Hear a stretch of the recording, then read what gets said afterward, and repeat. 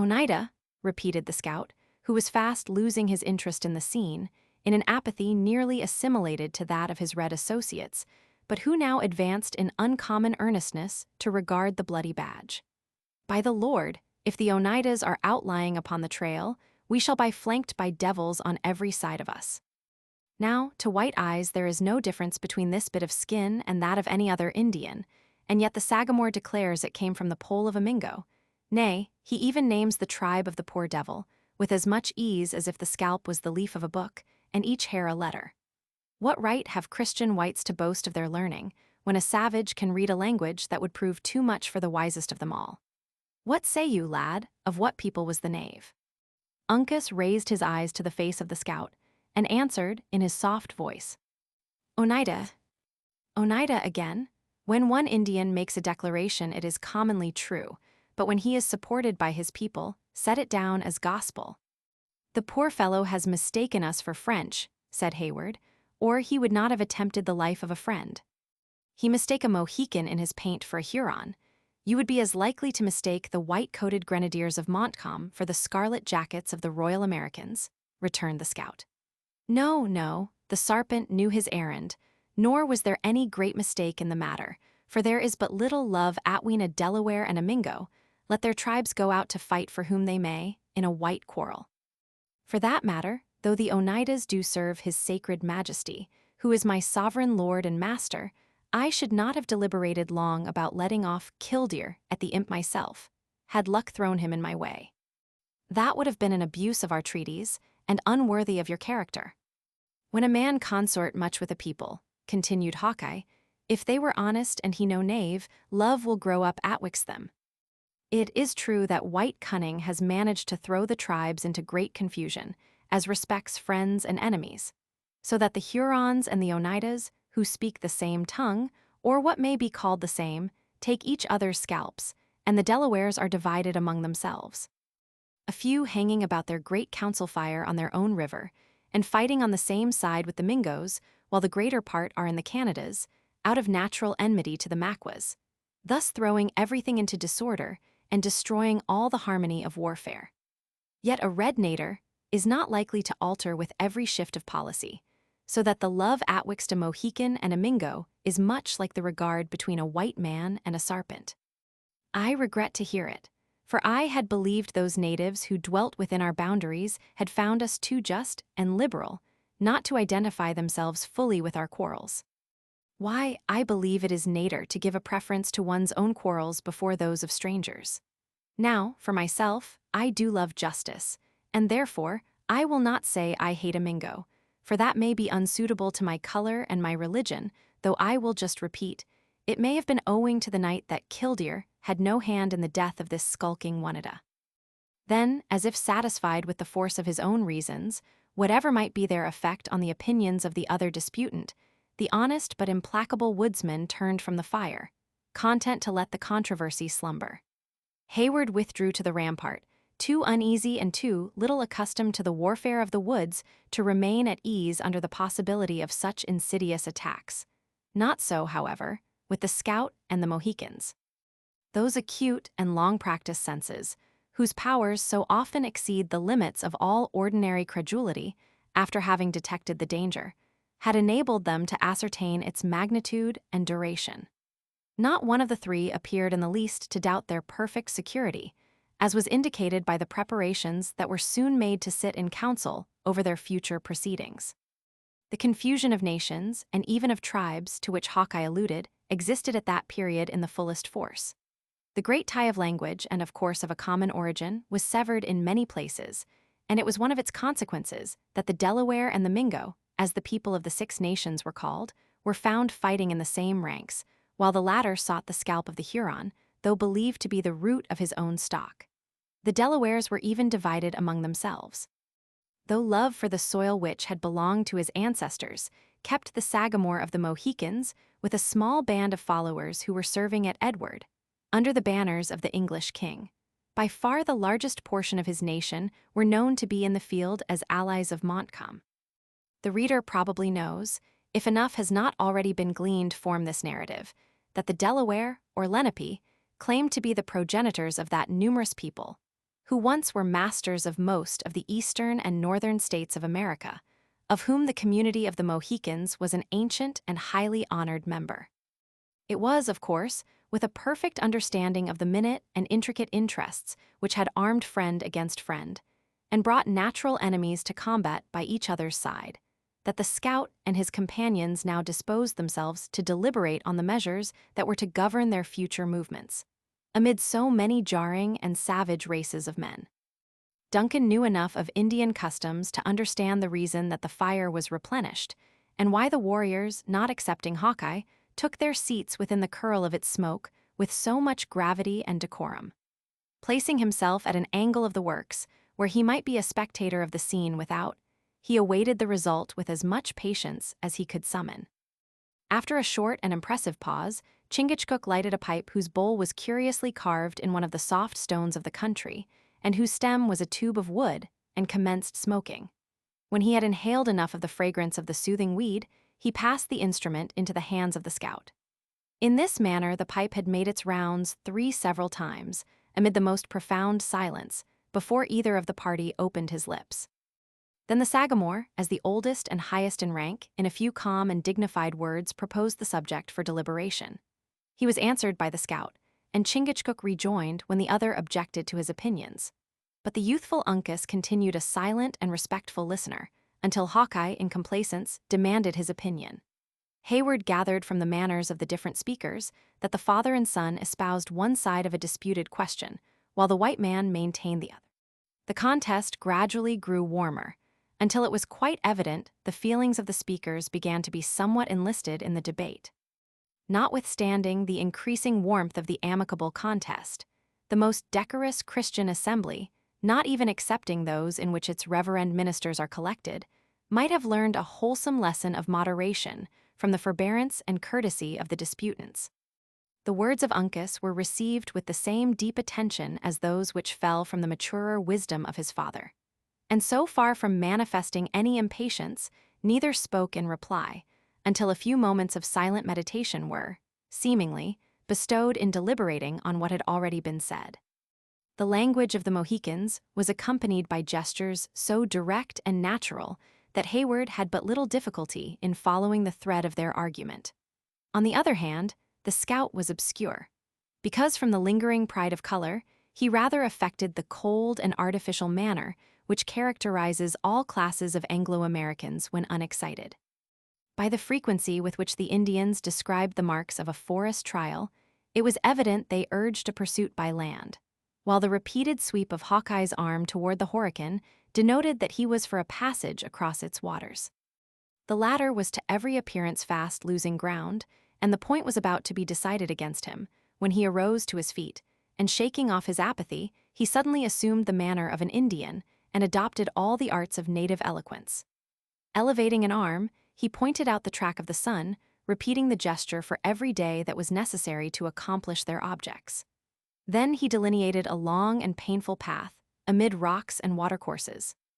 The age and weakness of the slumbering and unconscious Munro were indicated by signs too palpable to be mistaken. Duncan perceived that even his own powers were spoken lightly of, as the scout extended his palm, and mentioned him by the appellation of the open hand, a name his liberality had purchased of all the friendly tribes. Then came a representation of the light and graceful movements of a canoe, set in forcible contrast to the tottering steps of one enfeebled and tired. He concluded by pointing to the scalp of the Oneida and apparently urging the necessity of their departing speedily, and in a manner that should leave no trail. The Mohicans listened gravely, and with countenances that reflected the sentiments of the speaker. The Mohicans listened gravely, and with countenances that reflected the sentiments of the speaker. Conviction gradually wrought its influence, and toward the close of Hawkeye's speech, his sentences were accompanied by the customary exclamation of commendation. In short, Uncas and his father became converts to his way of thinking, abandoning their own previously expressed opinions with a liberality and candor that, had they been the representatives of some great and civilized people, would have infallibly worked their political ruin by destroying forever their reputation for consistency. The instant the matter in discussion was decided, the debate, and everything connected with it, except the result appeared to be forgotten. Hawkeye, without looking round to read his triumph in applauding eyes, very composedly stretched his tall frame before the dying embers and closed his own organs in sleep. Left now in a measure to themselves, the Mohicans, whose time had been so much devoted to the interests of others, seized the moment to devote some attention to themselves. Casting off at once the grave and austere demeanor of an Indian chief, Chingachgook commenced speaking to his son in the soft and playful tones of affection. Uncas gladly met the familiar air of his father, and before the hard breathing of the scout announced that he slept, a complete change was effected in the manner of his two associates. It is impossible to describe the music of their language, while thus engaged in laughter and endearments, in such a way as to render it intelligible to those whose ears have never listened to its melody. The compass of their voices, particularly that of the youth, was wonderful, extending from the deepest bass to tones that were even feminine in softness. The eyes of the father followed the plastic and ingenious movements of the son with open delight, and he never failed to smile in reply to the other's contagious but low laughter. While under the influence of these gentle and natural feelings, no trace of ferocity was to be seen in the softened features of the Sagamore. His figured panoply of death looked more like a disguise assumed in mockery than a fierce enunciation of a desire to carry destruction in his footsteps. After an hour had passed in the indulgence of their better feelings, Chingachgook abruptly announced his desire to sleep, by wrapping his head in his blanket and stretching his form on the naked earth. The merriment of Uncas instantly ceased, and carefully raking the coals in such a manner that they should impart their warmth to his father's feet, the youth sought his own pillow among the ruins of the place. Imbibing renewed confidence from the security of these experienced foresters, Hayward soon imitated their example, and long before the night had turned, they who lay in the bosom of the ruined work seemed to slumber as heavily as the unconscious multitude whose bones were already beginning to bleach on the surrounding plain. Chapter 20. Land of Albania, let me bend mine eyes on thee, thou rugged nurse of savage men, Child Harold. The heavens were still studded with stars when Hawkeye came to arouse the sleepers. Casting aside their cloaks, Munro and Hayward were on their feet while the woodsman was still making his low calls at the entrance of the rude shelter where they had passed the night. When they issued from beneath its concealment, they found the scout awaiting their appearance nigh by, and the only salutation between them was the significant gesture for silence made by their sagacious leader. "Think over your prayers," he whispered as they approached him, "for he to whom you make them knows all tongues, that of the heart as well as those of the mouth. But speak not a syllable. It is rare for a white voice to pitch itself properly in the woods, as we have seen by the example of that miserable devil, the singer. Come," he continued, turning toward a curtain of the works. "Let us get into the ditch on this side, and be regardful to step on the stones and fragments of wood as you go." His companions complied, though to two of them the reasons of this extraordinary precaution were yet a mystery. When they were in the low cavity that surrounded the earthen fort on three sides, they found that passage nearly choked by the ruins. With care and patience, however, they succeeded in clambering after the scout, until they reached the sandy shore of the Mohican.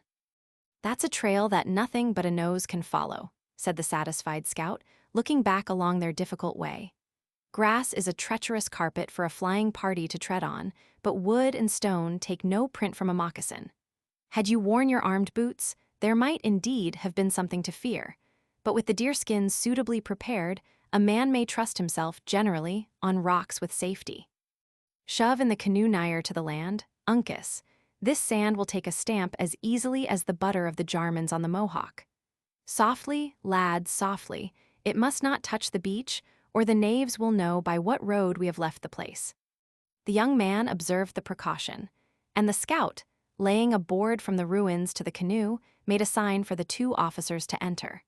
When this was done, everything was studiously restored to its former disorder, and then Hawkeye succeeded in reaching his little birchen vessel without leaving behind him any of those marks which he appeared so much to dread. Hayward was silent until the Indians had cautiously paddled the canoe some distance from the fort, and within the broad and dark shadows that fell from the eastern mountain on the glassy surface of the lake. Then he demanded, "What need have we for this stolen and hurried departure? If the blood of an Oneida could stain such a sheet of pure water as this we float on," returned the scout, Your two eyes would answer your own question. Have you forgotten the skulking reptile Uncas slew? By no means, but he was said to be alone, and dead men give no cause for fear. Aye, he was alone in his deviltry. But an Indian whose tribe counts so many warriors needs seldom fear his blood will run without the death shriek coming speedily from some of his enemies. But our presence, the authority of Colonel Munro, would prove sufficient protection against the anger of our allies, especially in a case where the wretch so well merited his fate. I trust in heaven you have not deviated a single foot from the direct line of our course with so slight a reason. Do you think the bullet of that varlet's rifle would have turned aside, though his sacred majesty the king had stood in its path? Returned the stubborn scout. Why did not the Grand Frencher, he who is Captain General of the Canadas, bury the tomahawks of the Hurons, if a word from a white can work so strongly on the nadir of an Indian? The reply of Hayward was interrupted by a groan from Munro. But after he had paused a moment, in deference to the sorrow of his aged friend, he resumed the subject.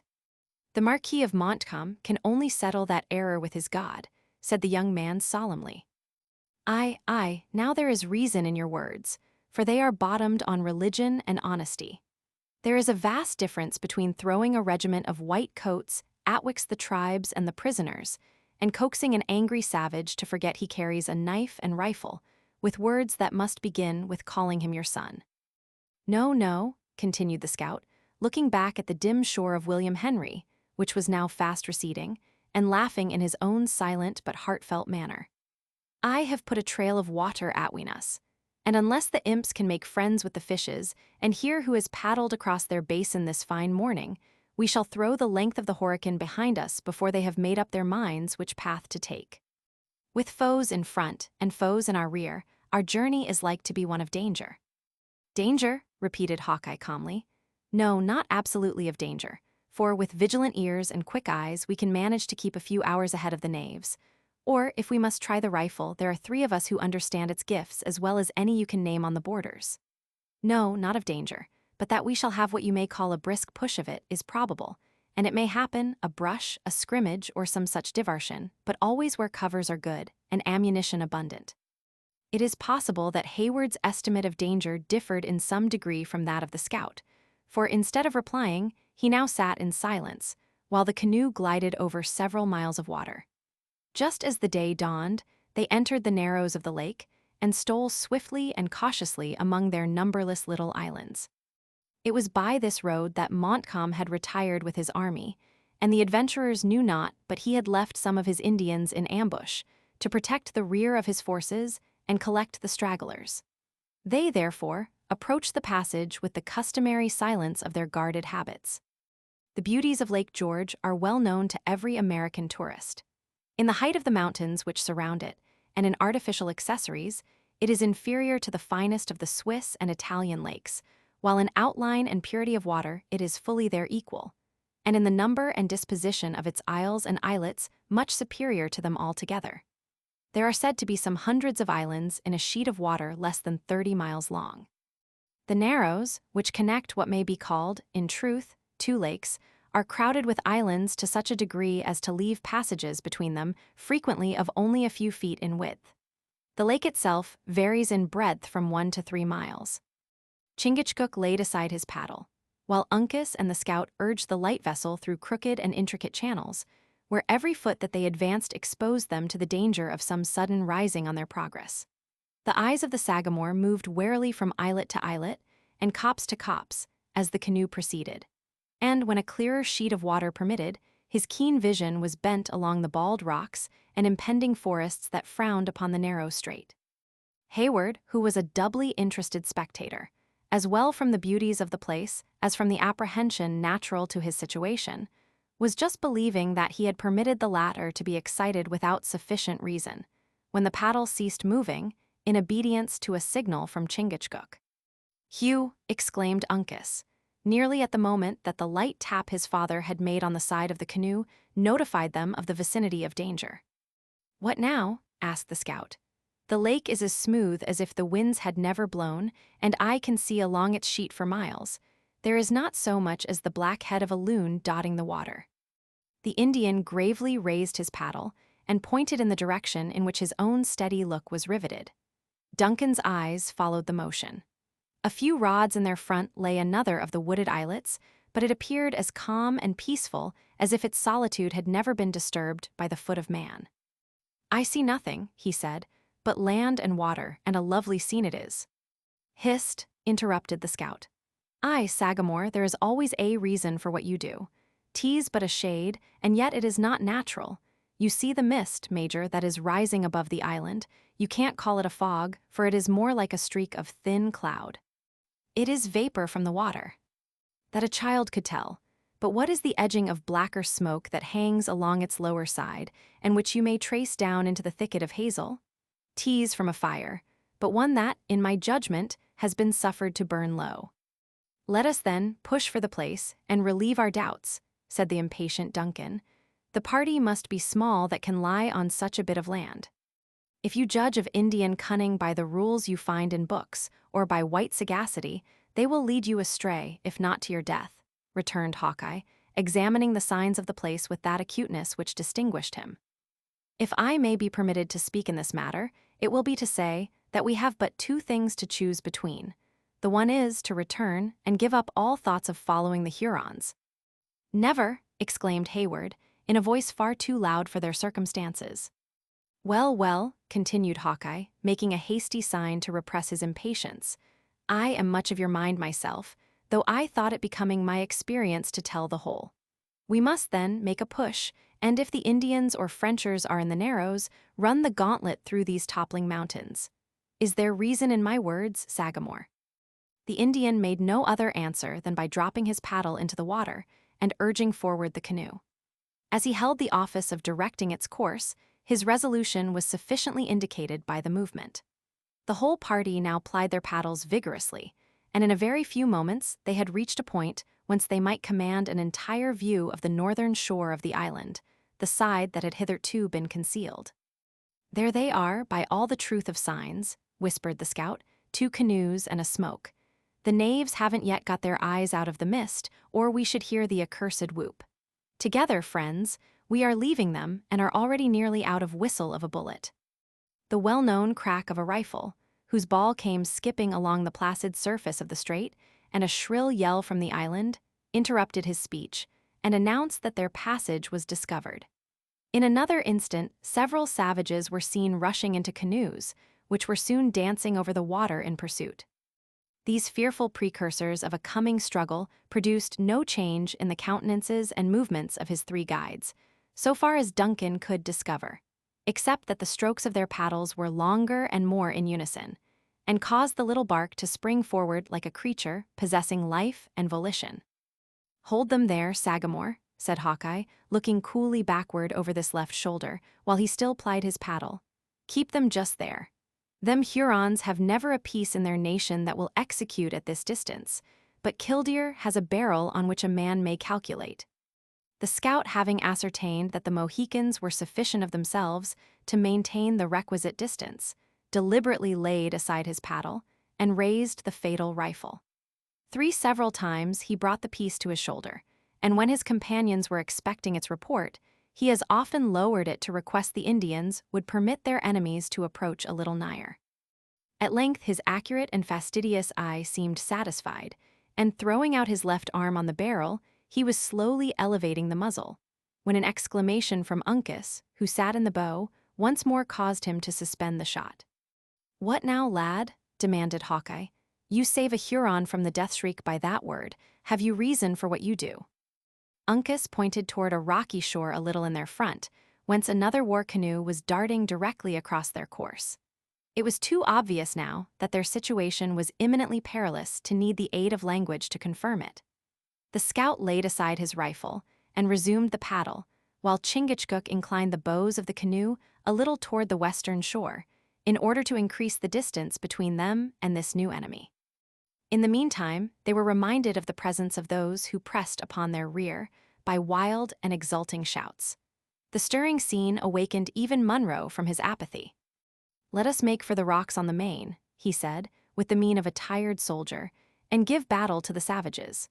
God forbid that I, or those attached to me and mine, should ever trust again to the faith of any servant of the Louis S. He who wishes to prosper in Indian warfare, returned the scout, must not be too proud to learn from the wit of a native. Lay her more along the land, Sagamore, we are doubling on the varlets, and perhaps they may try to strike our trail on the long calculation. Hawkeye was not mistaken, for when the Hurons found their course was likely to throw them behind their chase, they rendered it less direct, until, by gradually bearing more and more obliquely, the two canoes were, ere long, gliding on parallel lines within 200 yards of each other. It now became entirely a trial of speed. So rapid was the progress of the light vessels that the lake curled in their front in miniature waves, and their motion became undulating by its own velocity. It was, perhaps, owing to this circumstance, in addition to the necessity of keeping every hand employed at the paddles, that the Hurons had not immediate recourse to their firearms. The exertions of the fugitives were too severe to continue long, and the pursuers had the advantage of numbers. Duncan observed with uneasiness that the scout began to look anxiously about him, as if searching for some further means of assisting their flight. "Edge her a little more from the sun, Sagamore," said the stubborn woodsman. "I see the knaves are sparing a man to the rifle. A single broken bone might lose us our scalps. Edge more from the sun, and we will put the island between us." The expedient was not without its use. A long, low island lay at a little distance before them, and as they closed with it, the chasing canoe was compelled to take a side opposite to that on which the pursued passed. The scout and his companions did not neglect this advantage, but the instant they were hid from observation by the bushes, they redoubled efforts that before had seemed prodigious. The two canoes came round the last low point, like two coursers at the top of their speed, the fugitives taking the lead. This change had brought them nigher to each other, however, while it altered their relative positions. "You showed knowledge in the shaping of a birchen bark, Uncas, when you chose this from among the Huron canoes," said the scout, smiling, apparently more in satisfaction at their superiority in the race than from that prospect of final escape which now began to open a little upon them. "The imps have put all their strength again at the paddles, and we are to struggle for our scalps with bits of flattened wood instead of clouded barrels and true eyes. A long stroke, and together, friends." "They are preparing for a shot," said Hayward, "and as we are in a line with them, it can scarcely fail." "Get you, then, into the bottom of the canoe," returned the scout. "You and the colonel, it will be so much taken from the size of the mark." Hayward smiled as he answered, "It would be but an ill example for the highest in rank to dodge, while the warriors were under fire." "Lord, Lord, that is now a white man's courage," exclaimed the scout, "and like to many of his notions, not to be maintained by reason. Do you think the Sagamore, or Uncas, or even I, who am a man without a cross, would deliberate about finding a cover in the scrimmage when an open body would do no good? For what have the Frenchers reared up their Quebec if fighting is always to be done in the clearings?" "All that you say is very true, my friend," replied Hayward. "Still, our customs must prevent us from doing as you wish." A volley from the Hurons interrupted the discourse, and as the bullets whistled about them, Duncan saw the head of Uncas turned, looking back at himself and Munro. Notwithstanding the nearness of the enemy and his own great personal danger, the countenance of the young warrior expressed no other emotion, as the former was compelled to think, than amazement at finding men willing to encounter so useless an exposure. Chingachgook was probably better acquainted with the notions of white men, for he did not even cast a glance aside from the riveted look his eye maintained on the object by which he governed their course. A ball soon struck the light and polished paddle from the hands of the chief, and drove it through the air, far in the advance.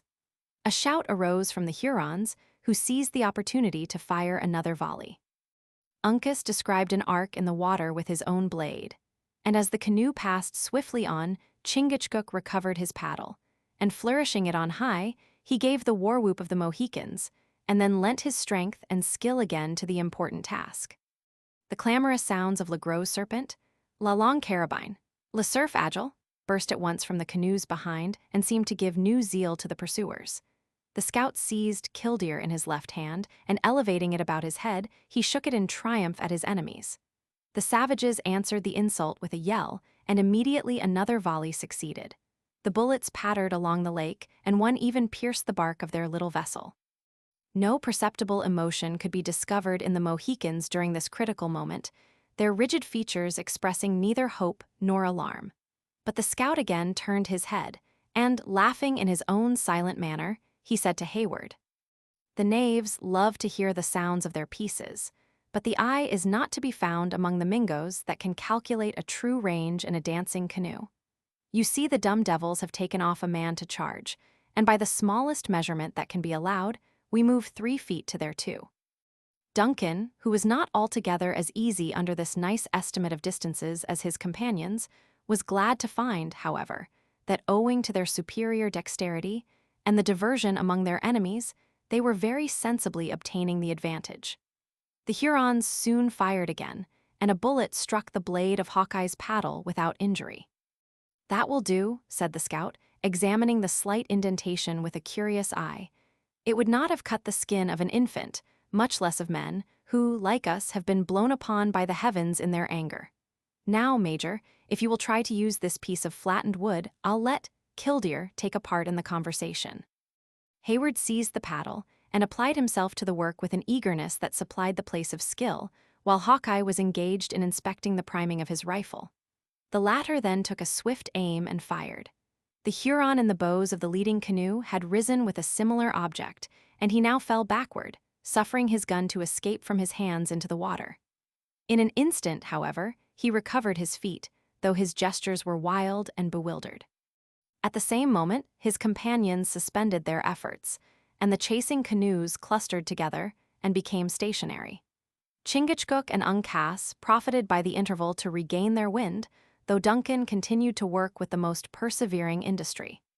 The father and son now cast calm but inquiring glances at each other, to learn if either had sustained any injury by the fire. For both well knew that no cry or exclamation would, in such a moment of necessity, have been permitted to betray the accident. A few large drops of blood were trickling down the shoulder of the Sagamore, who, when he perceived that the eyes of Uncas dwelt too long on the sight, raised some water in the hollow of his hand, and washing off the stain, was content to manifest, in this simple manner, the slightness of the injury. "Softly, softly, Major," said the scout, who by this time had reloaded his rifle. "We are a little too far already for a rifle to put forth its beauties, and you see yonder imps are holding a council. Let them come up within striking distance. My eye may well be trusted in such a matter, and I will trail the varlets the length of the Horican, guaranteeing that not a shot of theirs shall, at the worst, more than break the skin, while Killdeer shall touch the life twice in 3 times. "We forget our errand," returned the diligent Duncan. "For God's sake, let us profit by this advantage and increase our distance from the enemy." "Give me my children," said Munro hoarsely. "Trifle no longer with a father's agony, but restore me my babes." Long and habitual deference to the mandates of his superiors had taught the scout the virtue of obedience. Throwing a last and lingering glance at the distant canoes, he laid aside his rifle, and, relieving the wearied Duncan, resumed the paddle, which he wielded with sinews that never tired. His efforts were seconded by those of the Mohicans, and a very few minutes served to place such a sheet of water between them and their enemies, that Hayward once more breathed freely. The lake now began to expand, and their route lay along a wide reach that was lined, as before, by high and ragged mountains. But the islands were few and easily avoided. The strokes of the paddles grew more measured and regular, while they who plied them continued their labor, after the close and deadly chase from which they had just relieved themselves, with as much coolness as though their speed had been tried in sport, rather than under such pressing, nay, almost desperate, circumstances.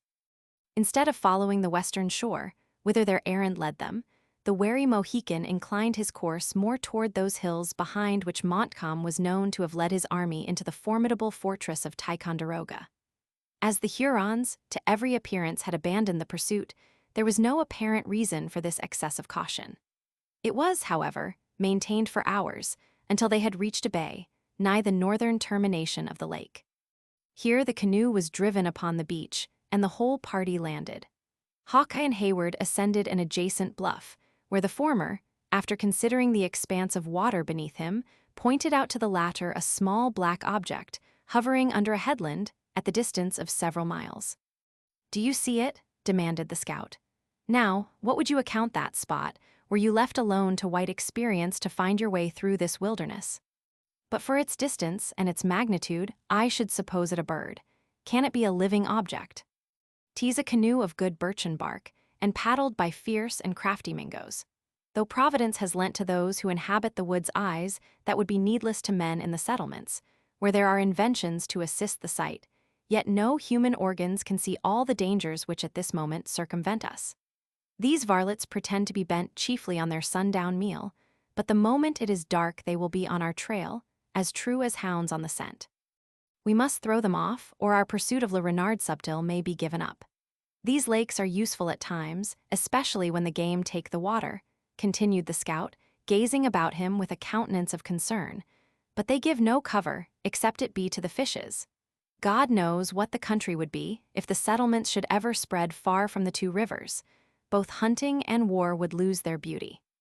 Let us not delay a moment, without some good and obvious cause.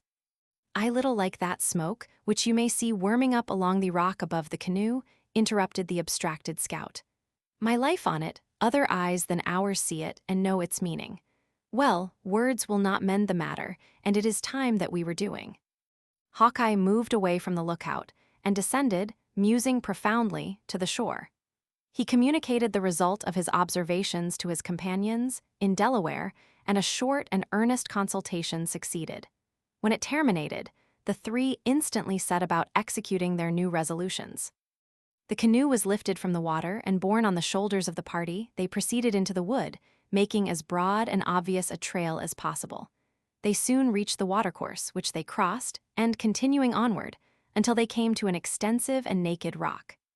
At this point, where their footsteps might be expected to be no longer visible, they retraced their route to the brook, walking backward with the utmost care. They now followed the bed of the little stream to the lake, into which they immediately launched their canoe again. A low point concealed them from the headland, and the margin of the lake was fringed for some distance with dense and overhanging bushes. Under the cover of these natural advantages, they toiled their way, with patient industry, until the scout pronounced that he believed it would be safe once more to land. The halt continued until evening rendered objects indistinct and uncertain to the eye. Then they resumed their route, and, favored by the darkness, pushed silently and vigorously toward the western shore. Although the rugged outline of mountain, to which they were steering, presented no distinctive marks to the eyes of Duncan, the Mohican entered the little haven he had selected with the confidence and accuracy of an experienced pilot. The boat was again lifted and borne into the woods, where it was carefully concealed under a pile of brush. The adventurers assumed their arms and packs, and the scout announced to Munro and Hayward that he and the Indians were at last in readiness to proceed. Chapter 21. If you find a man there, he shall die a flea's death. Merry Wives of Windsor. The party had landed on the border of a region that is, even to this day, less known to the inhabitants of the states than the deserts of Arabia or the steppes of Tartary. It was the sterile and rugged district which separates the tributaries of Champlain from those of the Hudson, the Mohawk, and the St. Lawrence. Since the period of our tale, the active spirit of the country has surrounded it with a belt of rich and thriving settlements, though none but the hunter or the savage is ever known even now to penetrate its wild recesses. As Hawkeye and the Mohicans had, however, often traversed the mountains and valleys of this vast wilderness, they did not hesitate to plunge into its depth, with the freedom of men accustomed to its privations and difficulties. For many hours the travelers toiled on their laborious way, guided by a star or following the direction of some watercourse, until the scout called a halt, and holding a short consultation with the Indians, they lighted their fire and made the usual preparations to pass the remainder of the night where they then were. Imitating the example and emulating the confidence of their more experienced associates, Munro and Duncan slept without fear, if not without uneasiness. The dews were suffered to exhale, and the sun had dispersed the mists, and was shedding a strong and clear light in the forest, when the travelers resumed their journey. After proceeding a few miles, the progress of Hawkeye, who led the advance, became more deliberate and watchful. He often stopped to examine the trees, nor did he cross a rivulet without attentively considering the quantity, the velocity, and the color of its waters. Distrusting his own judgment, his appeals to the opinion of Chingachgook were frequent and earnest. During one of these conferences, Hayward observed that Uncas stood a patient and silent, though, as he imagined, an interested listener. He was strongly tempted to address the young chief and demand his opinion of their progress. But the calm and dignified demeanor of the native induced him to believe that, like himself, the other was wholly dependent on the sagacity and intelligence of the seniors of the party. At last, the scout spoke in English, and at once explained the embarrassment of their situation. "When I found that the home path of the Hurons run north," he said, "it did not need the judgment of many long years to tell that they would follow the valleys and keep atween the waters of the Hudson and the Mohican until they might strike the springs of the Canada streams, which would lead them into the heart of the country of the Frenchers. Yet here are we, within a short range of the Skaroons, and not a sign of a trail have we crossed. Human nature is weak, and it is possible we may not have taken the proper scent." "Heaven protect us from such an error," exclaimed Duncan. "Let us retrace our steps, and examine as we go with keener eyes. Has Uncas no counsel to offer in such a strait?" The young Mohican cast a glance at his father, but maintaining his quiet and reserved mien, he continued silent. Chingachgook had caught the look, and motioning with his hand, he bade him speak.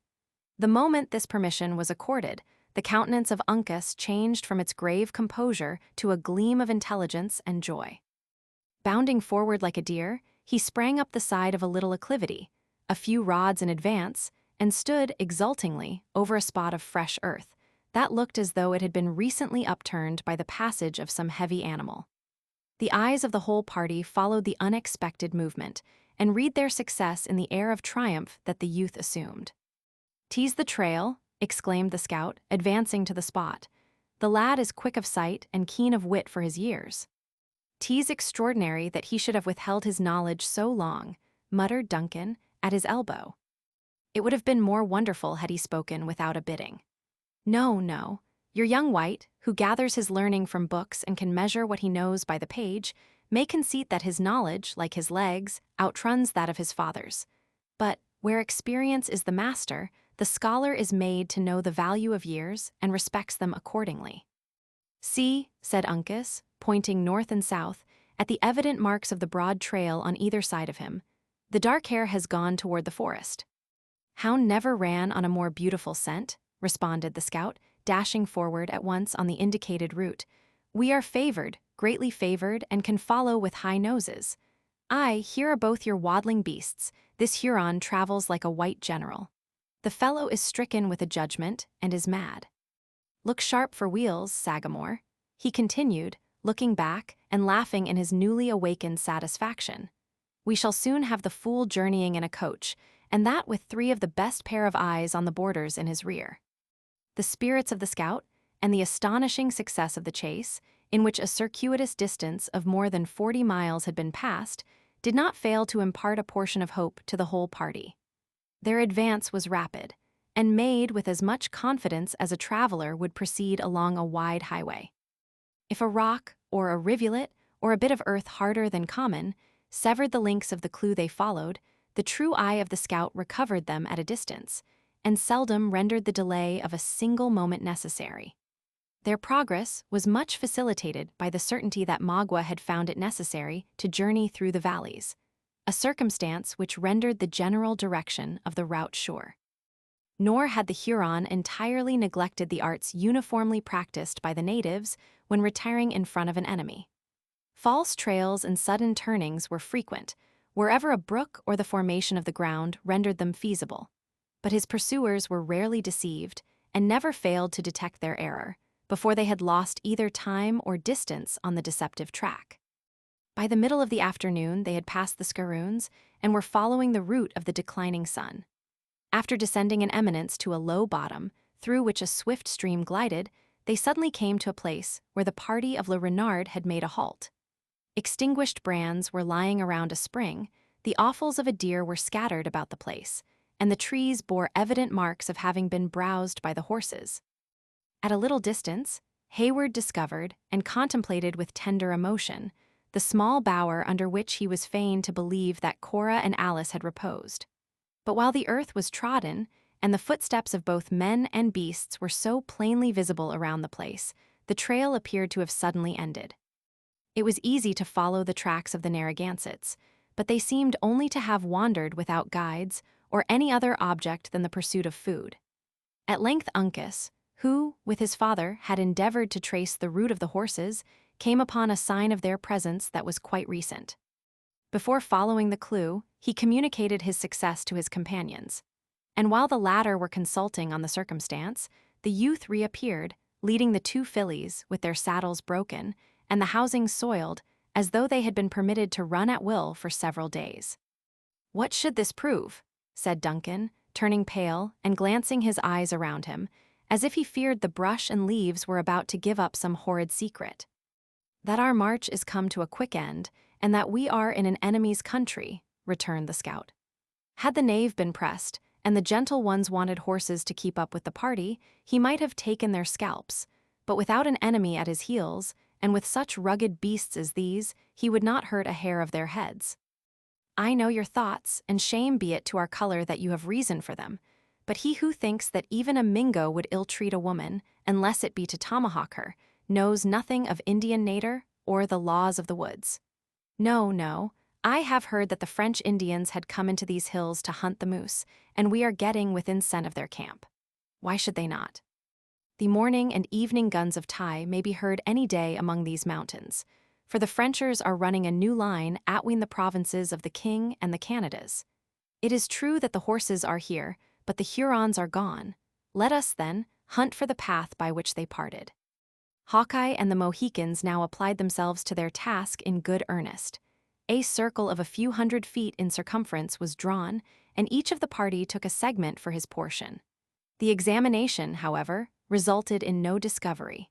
The impressions of footsteps were numerous, but they all appeared like those of men who had wandered about the spot without any design to quit it. Again the scout and his companions made the circuit of the halting place, each slowly following the other, until they assembled in the center once more, no wiser than when they started. "Such cunning is not without its deviltry," exclaimed Hawkeye, when he met the disappointed looks of his assistants. "We must get down to it, Sagamore, beginning at the spring and going over the ground by inches. The Huron shall never brag in his tribe that he has a foot which leaves no print." Setting the example himself, the scout engaged in the scrutiny with renewed zeal. Not a leaf was left unturned. The sticks were removed and the stones lifted, for Indian cunning was known frequently to adopt these objects as covers, laboring with the utmost patience and industry to conceal each footstep as they proceeded. Still no discovery was made. At length Uncas, whose activity had enabled him to achieve his portion of the task the soonest, raked the earth across the turbid little rill which ran from the spring and diverted its course into another channel. So soon as its narrow bed below the dam was dry, he stooped over it with keen and curious eyes. A cry of exultation immediately announced the success of the young warrior. The whole party crowded to the spot where Uncas pointed out the impression of a moccasin in the moist alluvion. "This lad will be an honor to his people," said Hawkeye, regarding the trail with as much admiration as a naturalist would expend on the tusk of a mammoth or the rib of a mastodon. "Aye, and a thorn in the sides of the Hurons. Yet that is not the footstep of an Indian. The weight is too much on the heel, and the toes are squared as though one of the French dancers had been in, pigeon-winging his tribe.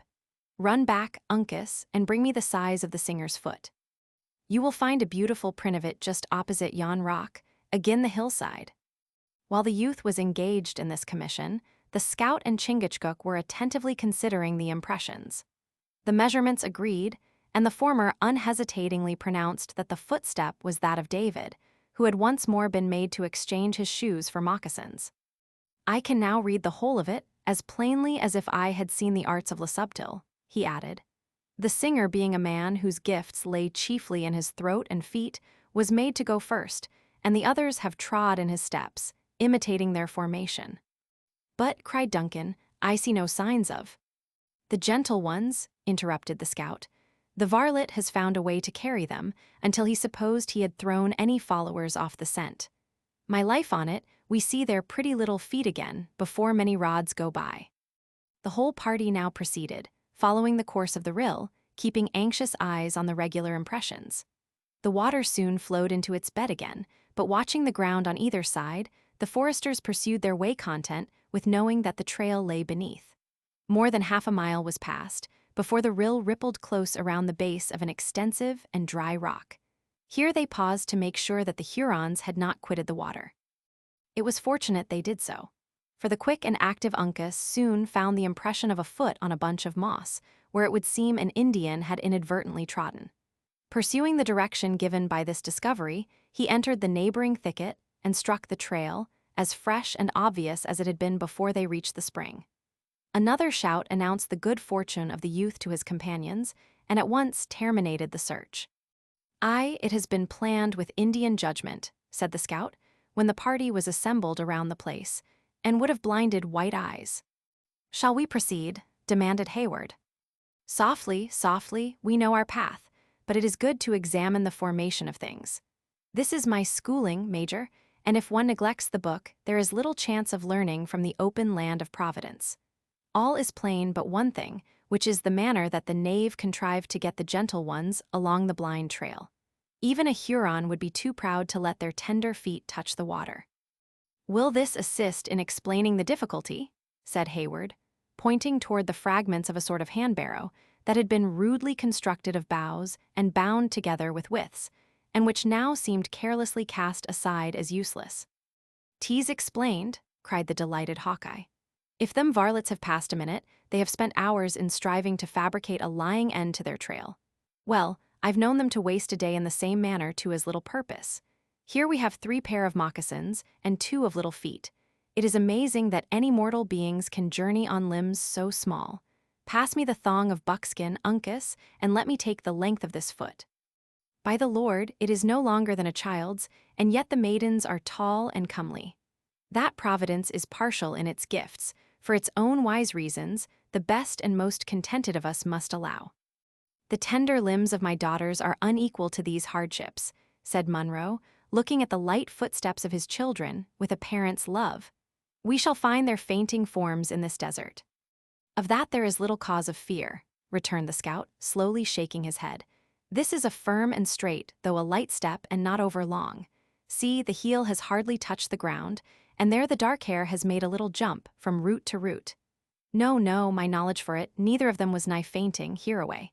Now the singer was beginning to be footsore and leg-weary, as is plain by his trail.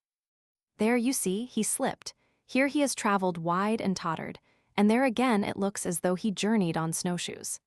A man who uses his throat altogether can hardly give his legs a proper training." From such undeniable testimony did the practiced woodsman arrive at the truth, with nearly as much certainty and precision as if he had been a witness of all those events which his ingenuity so easily elucidated. Cheered by these assurances, and satisfied by a reasoning that was so obvious, while it was so simple, the party resumed its course, after making a short halt, to take a hurried repast. When the meal was ended, the scout cast a glance upward at the setting sun, and pushed forward with a rapidity which compelled Hayward and the still vigorous Munro to exert all their muscles to equal. Their route now lay along the bottom, which has already been mentioned. As the Hurons had made no further efforts to conceal their footsteps, the progress of the pursuers was no longer delayed by uncertainty.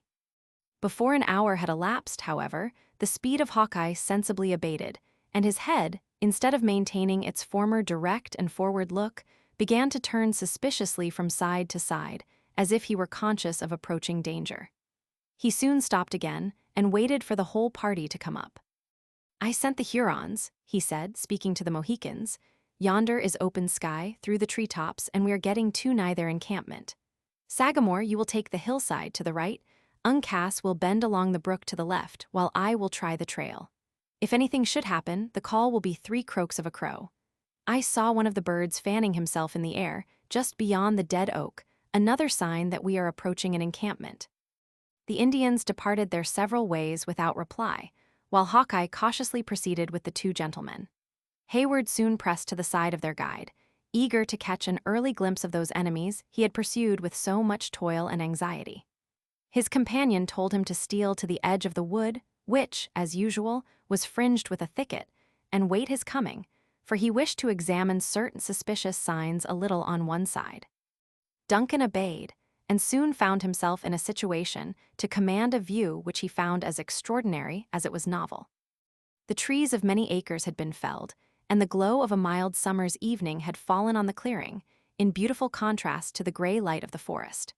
A short distance from the place where Duncan stood, the stream had seemingly expanded into a little lake, covering most of the lowland from mountain to mountain. The water fell out of this wide basin in a cataract so regular and gentle that it appeared rather to be the work of human hands than fashioned by nature. 100 earthen dwellings stood on the margin of the lake, and even in its waters, as though the latter had overflowed its usual banks. Their rounded roofs, admirably molded for defense against the weather, denoted more of industry and foresight than the natives were wont to bestow on their regular habitations, much less on those they occupied for the temporary purposes of hunting and war. In short, the whole village or town, whichever it might be termed, possessed more of method and neatness of execution than the white men had been accustomed to believe belonged, ordinarily, to the Indian habits. It appeared, however, to be deserted. At least, so thought Duncan for many minutes.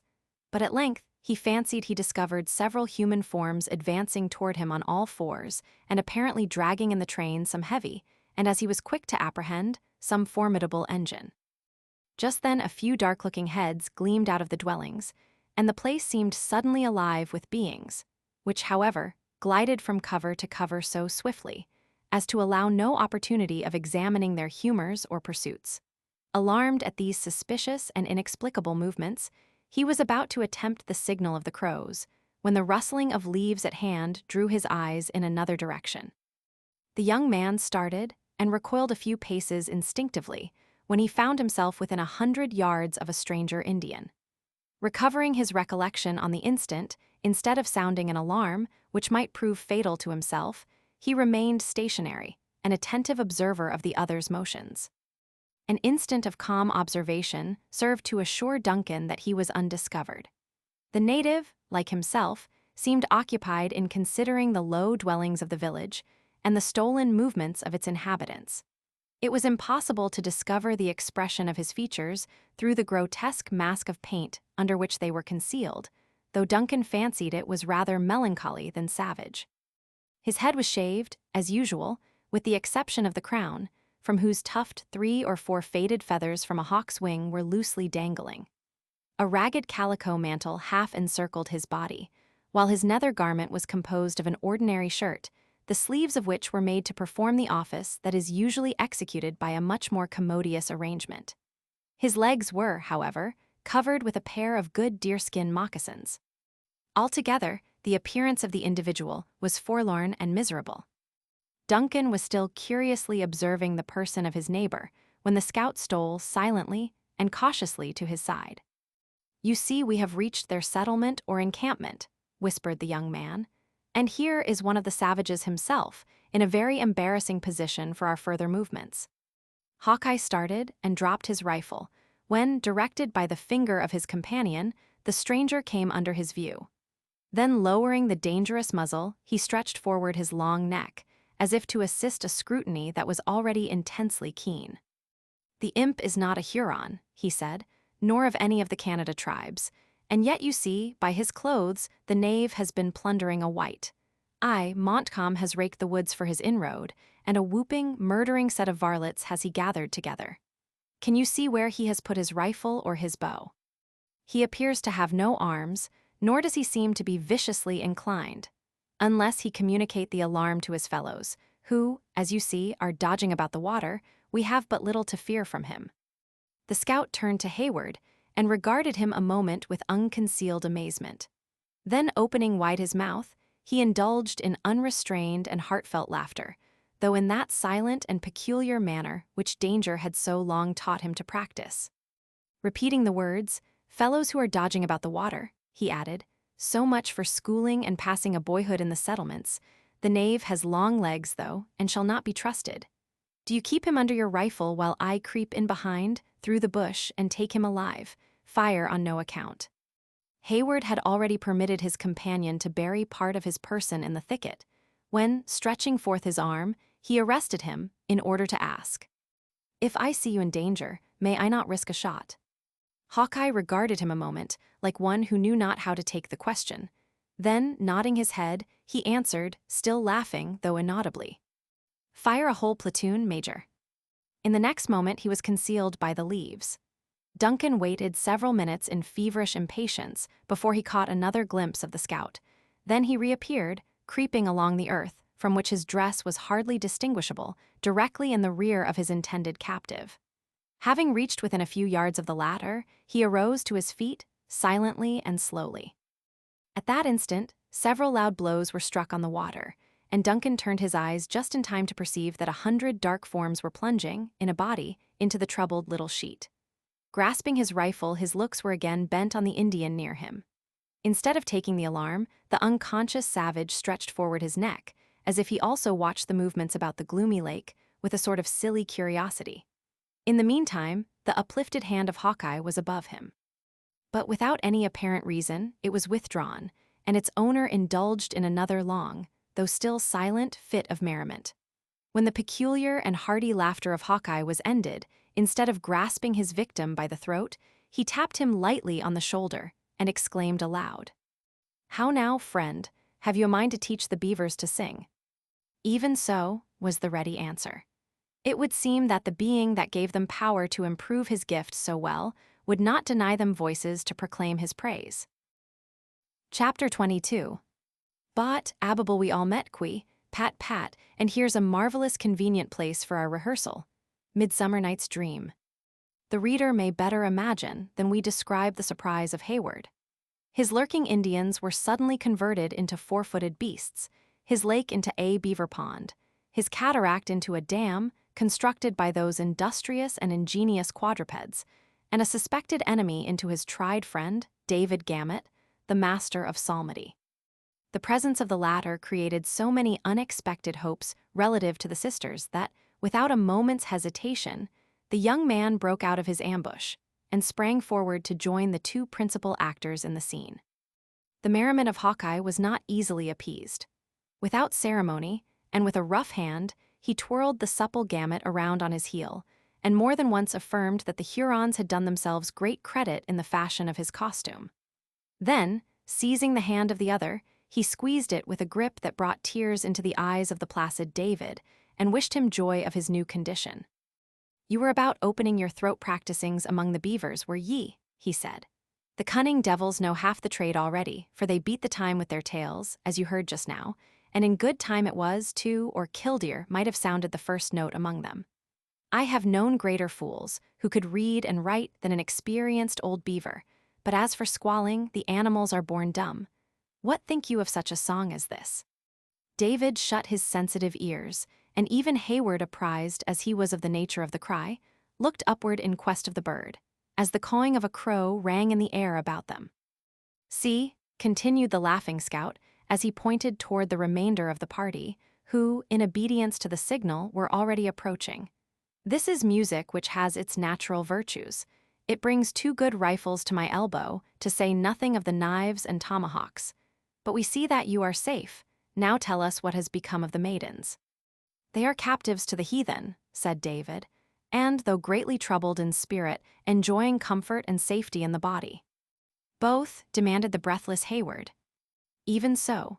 Though our wayfaring has been sore and our sustenance scanty, we have had little other cause for complaint, except the violence done our feelings, by being thus led in captivity into a far land." "Bless ye for these very words," exclaimed the trembling Munro. "I shall then receive my babes, spotless and angel-like, as I lost them." "I know not that their delivery is at hand," returned the doubting David. "The leader of these savages is possessed of an evil spirit that no power short of omnipotence can tame. I have tried him sleeping and waking, but neither sounds nor language seem to touch his soul." "Where is the knave?" bluntly interrupted the scout. "He hunts the moose today with his young men, and tomorrow, as I hear, they pass further into the forests and nigher to the borders of Canada. The elder maiden is conveyed to a neighboring people, whose lodges are situate beyond yonder black pinnacle of rock, while the younger is detained among the women of the Hurons, whose dwellings are but 2 short miles hence, on a tableland, where the fire had done the office of the axe and prepared the place for their reception." "Alice, my gentle Alice," murmured Hayward, she has lost the consolation of her sister's presence. Even so, but so far as praise and thanksgiving in psalmody can temper the spirit in affliction, she has not suffered. Has she then a heart for music? Of the graver and more solemn character, though it must be acknowledged that, in spite of all my endeavors, the maiden weeps oftener than she smiles.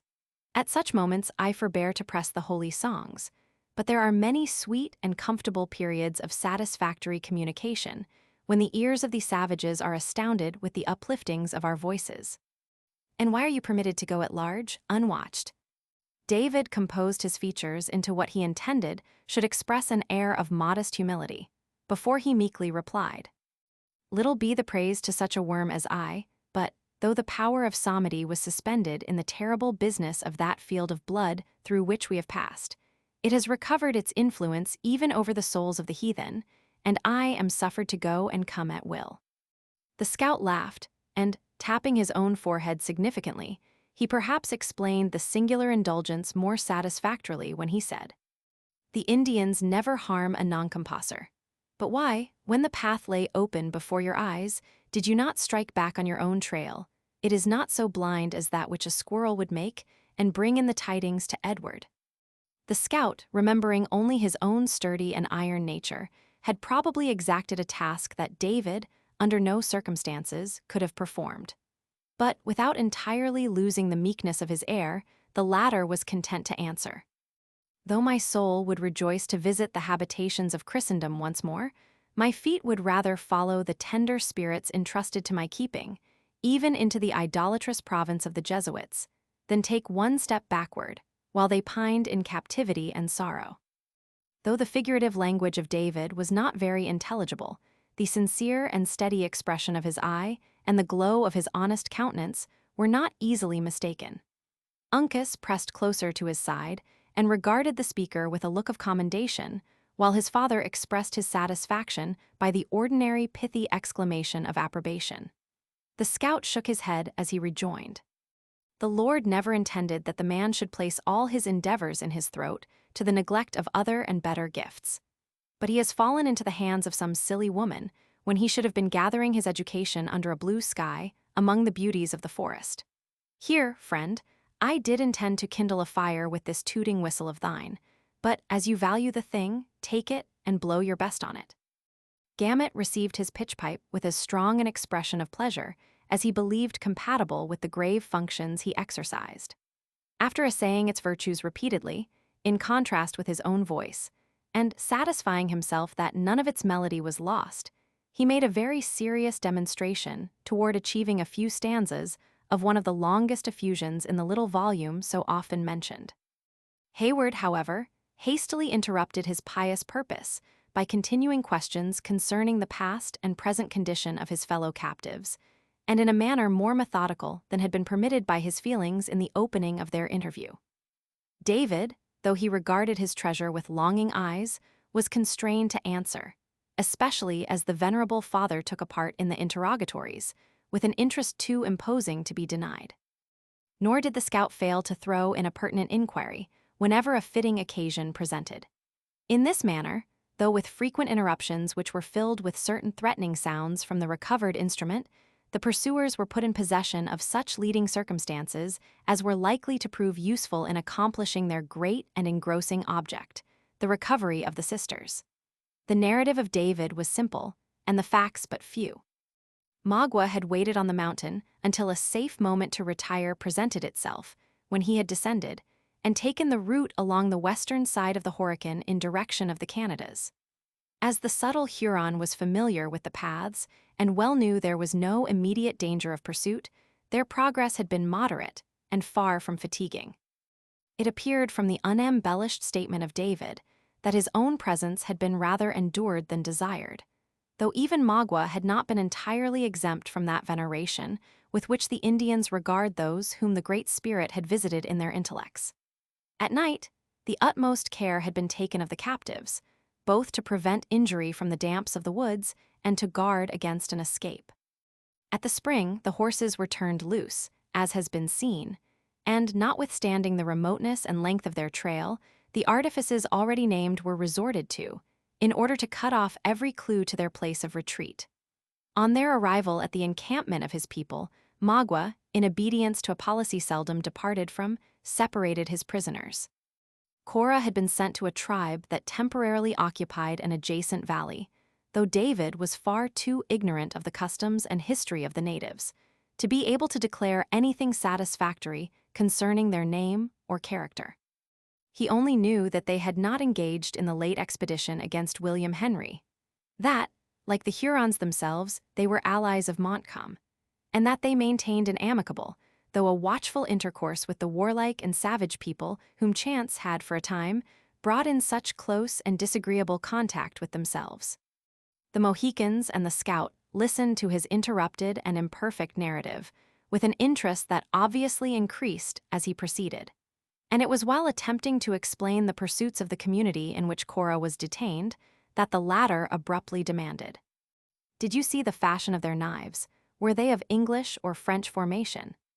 My thoughts were bent on no such vanities, but rather mingled in consolation with those of the maidens. The time may come when you will not consider the knife of a savage such a despicable vanity, returned the scout, with a strong expression of contempt for the other's dullness.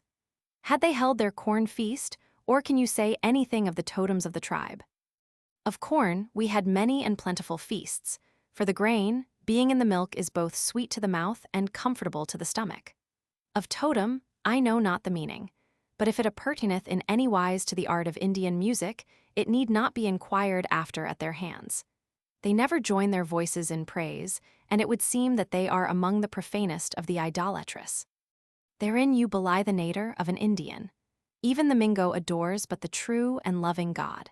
'Tis wicked fabrication of the whites, and I say it to the shame of my color that would make the warrior bow down before images of his own creation. It is true, they endeavor to make truces to the wicked one, as who would not with an enemy he cannot conquer. But they look up for favor and assistance to the great and good spirit only. It may be so, said David, but I have seen strange and fantastic images drawn in their paint, of which their admiration and care savored of spiritual pride. Especially one, and that, too, a foul and loathsome object. Was it a serpent? Quickly demanded the scout. Much the same. It was in the likeness of an abject and creeping tortoise. Hugh, exclaimed both the attentive Mohicans in a breath, while the scout shook his head with the air of one who had made an important, but by no means a pleasing discovery. Then the father spoke, in the language of the Delawares, and with a calmness and dignity that instantly arrested the attention even of those to whom his words were unintelligible. His gestures were impressive, and at times energetic. Once he lifted his arm on high, and as it descended, the action threw aside the folds of his light mantle, a finger resting on his breast, as if he would enforce his meaning by the attitude. Duncan's eyes followed the movement, and he perceived that the animal just mentioned was beautifully, though faintly, worked in blue tint on the swarthy breast of the chief. All that he had ever heard of the violent separation of the vast tribes of the Delawares rushed across his mind, and he awaited the proper moment to speak, with a suspense that was rendered nearly intolerable by his interest in the stake. His wish, however, was anticipated by the scout who turned from his red friend, saying, "We have found that which may be good or evil to us, as heaven disposes. The Sagamore is of the high blood of the Delawares, and is the great chief of their tortoises. That some of this stock are among the people of whom the singer tells us, is plain by his words, and, had he but spent half the breath in prudent questions that he has blown away in making a trumpet of his throat, we might have known how many warriors they numbered. It is, altogether, a dangerous path we move in, for a friend whose face is turned from you often bears a bloodier mind than the enemy who seeks your scalp." "Explain," said Duncan. "'Tis a long and melancholy tradition, and one I little like to think of, for it is not to be denied that the evil has been mainly done by men with white skins. But it has ended in turning the tomahawk of brother against brother, and brought the Mingo and the Delaware to travel in the same path. You, then, suspect it as a portion of that people among whom Cora resides." The scout nodded his head in assent, though he seemed anxious to waive the further discussion of a subject that appeared painful. The impatient Duncan now made several hasty and desperate propositions to attempt the release of the sisters. Munro seemed to shake off his apathy and listened to the wild schemes of the young man with a deference that his gray hairs and reverend years should have denied. But the scout, after suffering the ardor of the lover to expend itself, a little found means to convince him of the folly of precipitation, in a manner that would require their coolest judgment and utmost fortitude. It would be well, he added, to let this man go in again, as usual, and for him to tarry in the lodges, giving notice to the gentle ones of our approach, until we call him out by signal to consult. You know the cry of a crow, friend, from the whistle of the whippoorwill. "'Tis a pleasing bird," returned David, "and has a soft and melancholy note, though the time is rather quick and ill-measured." "He speaks of the wish-ton-wish," said the scout. "Well, since you like his whistle, it shall be your signal. Remember, then, when you hear the whippoorwill's call 3 times repeated, you are to come into the bushes where the bird might be supposed." "Stop," interrupted Hayward. "I will accompany him." "You," exclaimed the astonished Hawkeye, "are you tired of seeing the sun rise and set?" David is a living proof that the Hurons can be merciful. Aye, but David can use his throat, as no man in his senses would pervert the gift. I too can play the madman, the fool, the hero, in short, any or everything to rescue her I love. Name your objections no longer. I am resolved. Hawkeye regarded the young man a moment in speechless amazement. But Duncan, who, in deference to the other's skill and services, had hitherto submitted somewhat implicitly to his dictation, now assumed the superior, with a manner that was not easily resisted. He waved his hand, in sign of his dislike to all remonstrance, and then, in more tempered language, he continued. "You have the means of disguise, change me. Paint me too, if you will, in short, alter me to anything, a fool. It is not for one like me to say that he who is already formed by so powerful a hand as Providence stands in need of a change," muttered the discontented scout. "When you send your parties abroad in war, you find it prudent, at least, to arrange the marks and places of encampment, in order that they who fight on your side may know when and where to expect a friend." "Listen," interrupted Duncan. "You have heard from this faithful follower of the captives that the Indians are of 2 tribes, if not of different nations. With one, whom you think to be a branch of the Delawares, is she you call the Dark-Hair. The other, and younger of the ladies, is undeniably with our declared enemies, the Hurons. It becomes my youth and rank to attempt the latter adventure. While you, therefore, are negotiating with your friends for the release of one of the sisters, I will effect that of the other, or die." The awakened spirit of the young soldier gleamed in his eyes, and his form became imposing under its influence. Hawkeye, though too much accustomed to Indian artifices not to foresee the danger of the experiment, knew not well how to combat this sudden resolution. Perhaps there was something in the proposal that suited his own hardy nature, and that secret love of desperate adventure, which had increased with his experience, until hazard and danger had become, in some measure, necessary to the enjoyment of his existence. Instead of continuing to oppose the scheme of Duncan, his humor suddenly altered, and he lent himself to its execution. "Come," he said with a good-humored smile, "the buck that will take to the water must be headed and not followed. Chingachgook has as many different paints as the engineer officer's wife, who takes down nater on scraps of paper, making the mountains look like cocks of rusty hay and placing the blue sky in reach of your hand. The Sagamore can use them, too. Seat yourself on the log, and my life on it, he can soon make a natural fool of you, and that well to your liking." Duncan complied, and the Mohican, who had been an attentive listener to the discourse, readily undertook the office. Long practiced in all the subtle arts of his race, he drew, with great dexterity and quickness, the fantastic shadow that the natives were accustomed to consider as the evidence of a friendly and jocular disposition. Every line that could possibly be interpreted into a secret inclination for war was carefully avoided, while, on the other hand, he studied those conceits that might be construed into amity. In short, he entirely sacrificed every appearance of the warrior to the masquerade of a buffoon. Such exhibitions were not uncommon among the Indians, and as Duncan was already sufficiently disguised in his dress, there certainly did exist some reason for believing that, with his knowledge of French, he might pass for a juggler from Ticonderoga, straggling among the allied and friendly tribes.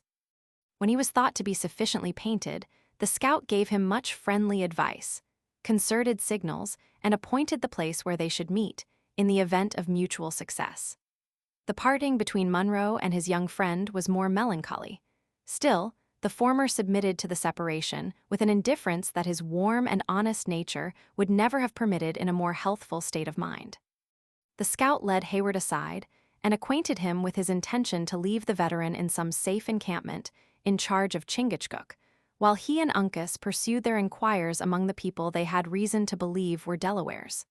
Then, renewing his cautions and advice, he concluded by saying, with a solemnity and warmth of feeling, with which Duncan was deeply touched, "And now, God bless you. You have shown a spirit that I like, for it is the gift of youth, more especially one of warm blood and a stout heart.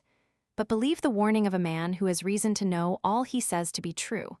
You will have occasion for your best manhood, and for a sharper wit than what is to be gathered in books, afore you outdo the cunning or get the better of the courage of a Mingo. God bless you. If the Hurons master your scalp, rely on the promise of one who has 2 stout warriors to back him. They shall pay for their victory, with a life for every hair it holds. I say, young gentlemen, may Providence bless your undertaking, which is altogether for good, and remember, that to outwit the knaves it is lawful to practice things that may not be naturally the gift of a white-skin." Duncan shook his worthy and reluctant associate warmly by the hand, once more recommended his aged friend to his care, and returning his good wishes, he motioned to David to proceed. Hawkeye gazed after the high-spirited and adventurous young man for several moments, in open admiration. Then, shaking his head doubtingly, he turned and led his own division of the party into the concealment of the forest. The route taken by Duncan and David lay directly across the clearing of the beavers, and along the margin of their pond.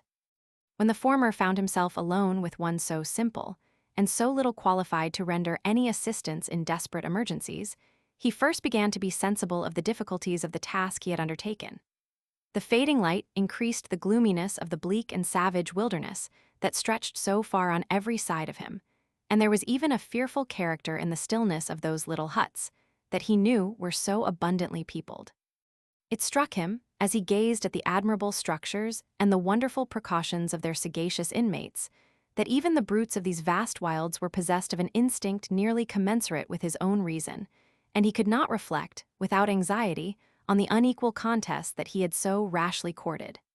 Then came the glowing image of Alice, her distress, her actual danger, and all the peril of his situation was forgotten. Cheering David, he moved on with the light and vigorous step of youth and enterprise.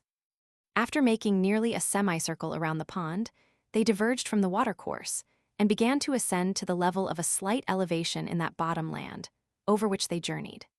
Within half an hour, they gained the margin of another opening that bore all the signs of having been also made by the beavers, and which those sagacious animals had probably been induced, by some accident, to abandon for the more eligible position they now occupied. A very natural sensation caused Duncan to hesitate a moment, unwilling to leave the cover of their bushy path, as a man pauses to collect his energies before he essays any hazardous experiment in which he is secretly conscious they will all be needed. He profited by the halt to gather such information as might be obtained from his short and hasty glances. On the opposite side of the clearing, and near the point where the brook tumbled over some rocks from a still higher level, some 50 or 60 lodges, rudely fabricated of logs, brush, and earth intermingled, were to be discovered.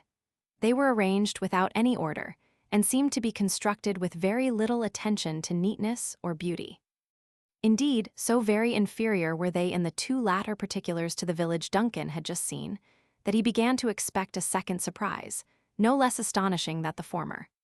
This expectation was in no degree diminished, when, by the doubtful twilight, he beheld 20 or 30 forms rising alternately from the cover of the tall, coarse grass in front of the lodges, and then sinking again from the sight, as it were to burrow in the earth. By the sudden and hasty glimpses that he caught of these figures, they seemed more like dark, glancing specters or some other unearthly beings than creatures fashioned with the ordinary and vulgar materials of flesh and blood. A gaunt, naked form was seen, for a single instant, tossing its arms wildly in the air, and then the spot it had filled was vacant. the figure appearing suddenly in some other and distant place, or being succeeded by another, possessing the same mysterious character. David, observing that his companion lingered, pursued the direction of his gaze, and in some measure recalled the recollection of Hayward, by speaking. "There is much fruitful soil uncultivated here," he said, "and I may add, without the sinful leaven of self-commendation, that, since my short sojourn in these heathenish abodes, much good seed has been scattered by the wayside. The tribes are fonder of the chase than of the arts of men of labor," returned the unconscious Duncan, still gazing at the objects of his wonder. "It is rather joy than labor to the spirit, to lift up the voice in praise, but sadly do these boys abuse their gifts. Rarely have I found any of their age, on whom nature has so freely bestowed the elements of psalmody, and surely, there are none who neglect them more. 3 nights have I now tarried here, and 3 several times have I assembled the urchins to join in sacred song, and as often have they responded to my efforts with whoopings and howlings that have chilled my soul." "Of whom speak you?"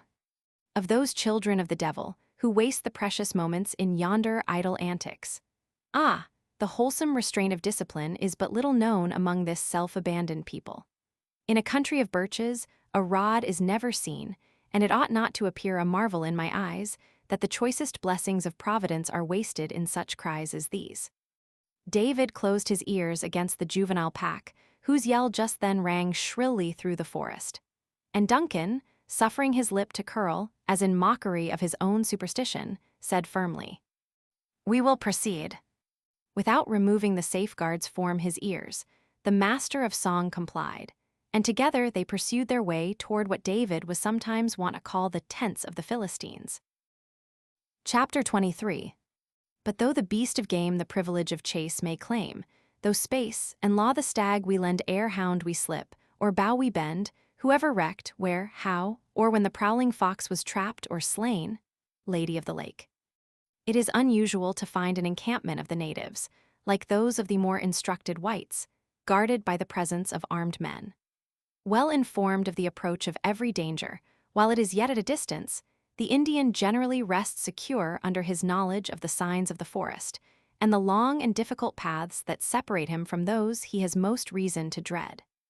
But the enemy who, by any lucky concurrence of accidents, has found means to elude the vigilance of the scouts, will seldom meet with sentinels nearer home to sound the alarm. In addition to this general usage, the tribes friendly to the French knew too well the weight of the blow that had just been struck, to apprehend any immediate danger from the hostile nations that were tributary to the crown of Britain.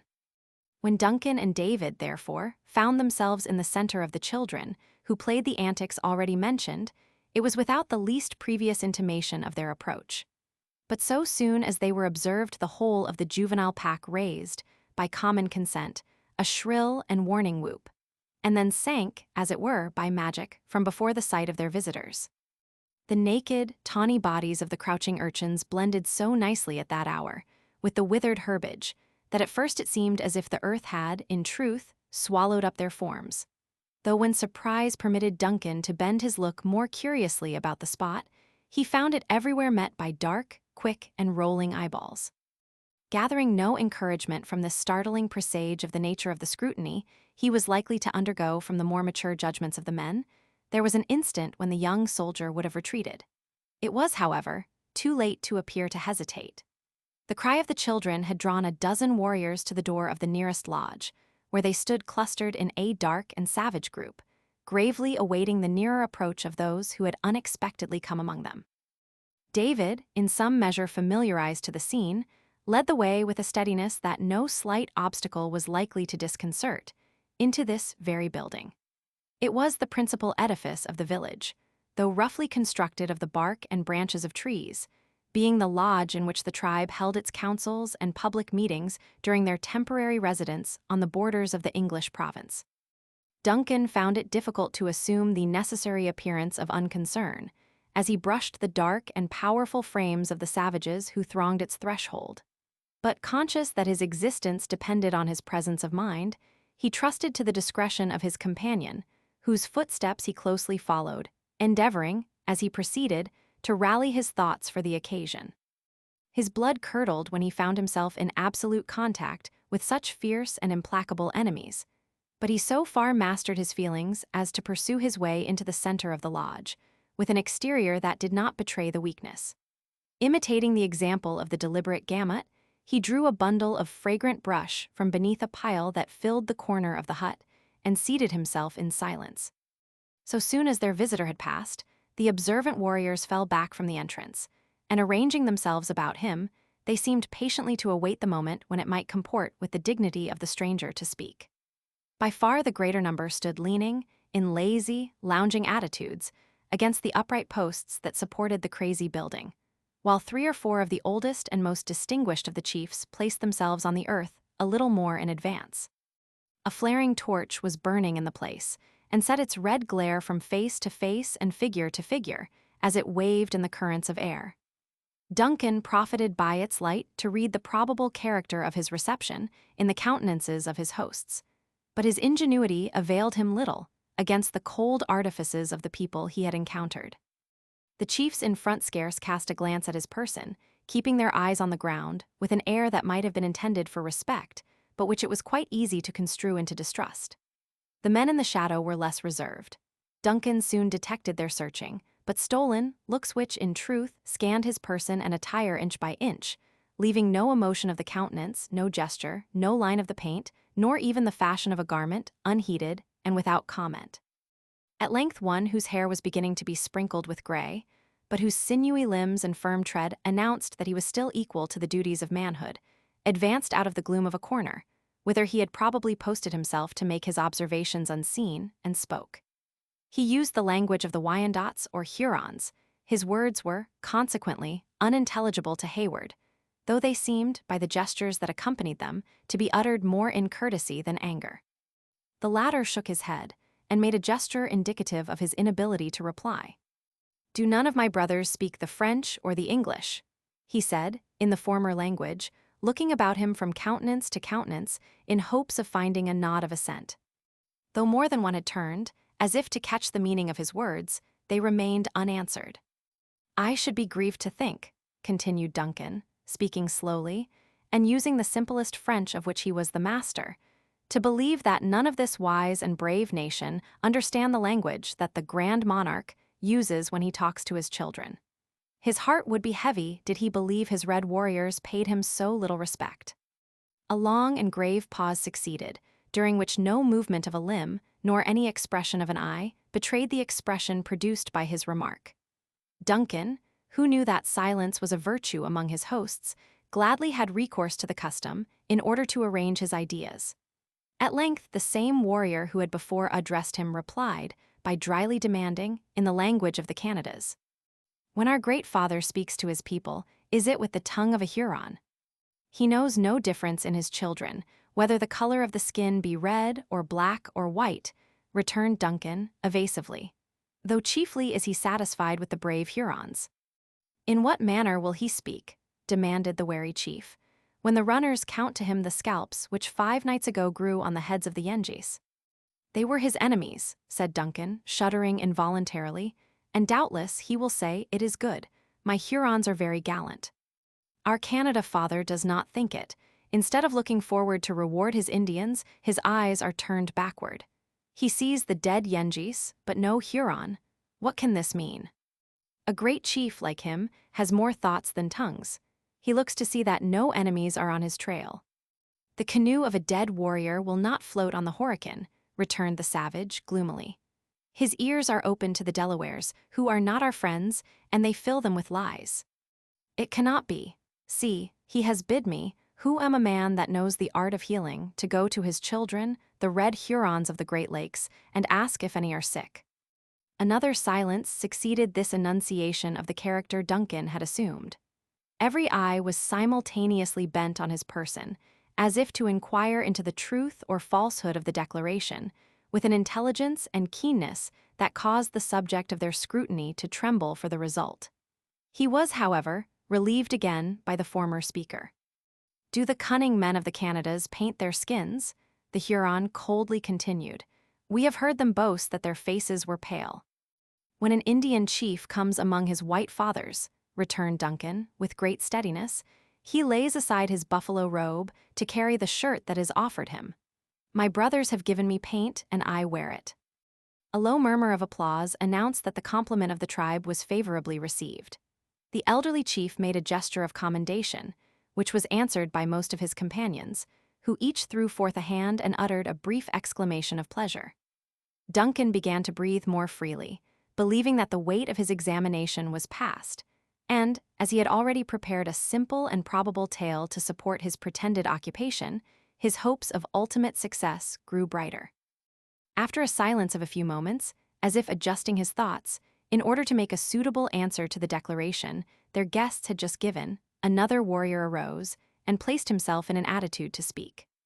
While his lips were yet in the act of parting, a low but fearful sound arose from the forest, and was immediately succeeded by a high, shrill yell that was drawn out, until it equaled the longest and most plaintive howl of the wolf. The sudden and terrible interruption caused Duncan to start from his seat, unconscious of everything but the effect produced by so frightful a cry. At the same moment, the warriors glided in a body from the lodge, and the outer air was filled with loud shouts that nearly drowned those awful sounds, which were still ringing beneath the arches of the woods. Unable to command himself any longer, the youth broke from the place and presently stood in the center of a disorderly throng that included nearly everything having life, within the limits of the encampment. Men, women, and children, the aged, the infirm, the active, and the strong, were alike abroad, some exclaiming aloud, others clapping their hands with a joy that seemed frantic, and all expressing their savage pleasure in some unexpected event. Though astounded, at first, by the uproar, Hayward was soon enabled to find its solution by the scene that followed. There yet lingered sufficient light in the heavens to exhibit those bright openings among the tree-tops, where different paths left the clearing to enter the depths of the wilderness. Beneath one of them, a line of warriors issued from the woods and advanced slowly toward the dwellings. One in front bore a short pole, on which, as it afterwards appeared, were suspended several human scalps. The startling sounds that Duncan had heard were what the whites have not inappropriately called the death hallow, and each repetition of the cry was intended to announce to the tribe the fate of an enemy. Thus far the knowledge of Hayward assisted him in the explanation, and as he now knew that the interruption was caused by the unlooked-for return of a successful war party, every disagreeable sensation was quieted in inward congratulation for the opportune relief and insignificance it conferred on himself. When at the distance of a few hundred feet from the lodges, the newly arrived warriors halted. Their plaintive and terrific cry, which was intended to represent equally the wailings of the dead and the triumph to the victors, had entirely ceased. One of their number now called aloud, in words that were far from appalling, though not more intelligible to those for whose ears they were intended than their expressive yells. It would be difficult to convey a suitable idea of the savage ecstasy with which the news thus imparted was received. The whole encampment, in a moment, became a scene of the most violent bustle and commotion. The warriors drew their knives, and flourishing them, they arranged themselves in two lines, forming a lane that extended from the war party to the lodges. The squaws seized clubs, axes, or whatever weapon of offense first offered itself to their hands, and rushed eagerly to act their part in the cruel game that was at hand. Even the children would not be excluded, but boys, little able to wield the instruments, tore the tomahawks from the belts of their fathers and stole into the ranks, apt imitators of the savage traits exhibited by their parents. Large piles of brush lay scattered about the clearing, and a wary and aged squaw was occupied in firing as many as might serve to light the coming exhibition. As the flame arose, its power exceeded that of the parting day, and assisted to render objects at the same time more distinct and more hideous. The whole scene formed a striking picture, whose frame was composed of the dark and tall border of pines. The warriors just arrived were the most distant figures. A little in advance stood two men who were apparently selected from the rest, as the principal actors in what was to follow. The light was not strong enough to render their features distinct, though it was quite evident that they were governed by very different emotions. While one stood erect and firm, prepared to meet his fate like a hero, the other bowed his head, as if palsied by terror or stricken with shame. The high-spirited Duncan felt a powerful impulse of admiration and pity toward the former, though no opportunity could offer to exhibit his generous emotions. He watched his slightest movement, however, with eager eyes. And, as he traced the fine outline of his admirably proportioned and active frame, he endeavored to persuade himself that, if the powers of man, seconded by such noble resolution, could bear one harmless through so severe a trial, the youthful captive before him might hope for success in the hazardous race he was about to run. Insensibly, the young man drew nigher to the swarthy lines of the Hurons and scarcely breathed, so intense became his interest in the spectacle. Just then the signal yell was given, and the momentary quiet which had preceded it was broken by a burst of cries that far exceeded any before heard. The more abject of the two victims continued motionless, but the other bounded from the place at the cry with the activity and swiftness of a deer. Instead of rushing through the hostile lines, as had been expected, he just entered the dangerous defile, and before time was given for a single blow, turned short, and leaping the heads of a row of children, he gained at once the exterior and safer side of the formidable array. The artifice was answered by 100 voices raised in imprecations, and the whole of the excited multitude broke from their order, and spread themselves about the place in wild confusion. A dozen blazing piles now shed their lurid brightness on the place, which resembled some unhallowed and supernatural arena, in which malicious demons had assembled to act their bloody and lawless rites. The forms in the background looked like unearthly beings, gliding before the eye, and cleaving the air with frantic and unmeaning gestures, while the savage passions of such as passed the flames were rendered fearfully distinct by the gleams that shot athwart their inflamed visages. It will easily be understood that, amid such a concourse of vindictive enemies, no breathing time was allowed the fugitive. There was a single moment when it seemed as if he would have reached the forest, but the whole body of his captors threw themselves before him and drove him back into the center of his relentless persecutors. Turning like a headed deer, he shot, with the swiftness of an arrow, through a pillar of forked flame, and passing the whole multitude harmless, he appeared on the opposite side of the clearing. Here, too, he was met and turned by a few of the older and more subtle of the Hurons. Once more he tried the throng, as if seeking safety in its blindness, and then several moments succeeded, during which Duncan believed the active and courageous young stranger was lost. Nothing could be distinguished but a dark mass of human forms tossed and involved in inexplicable confusion. Arms, gleaming knives, and formidable clubs appeared above them, but the blows were evidently given at random. The awful effect was heightened by the piercing shrieks of the women and the fierce yells of the warriors.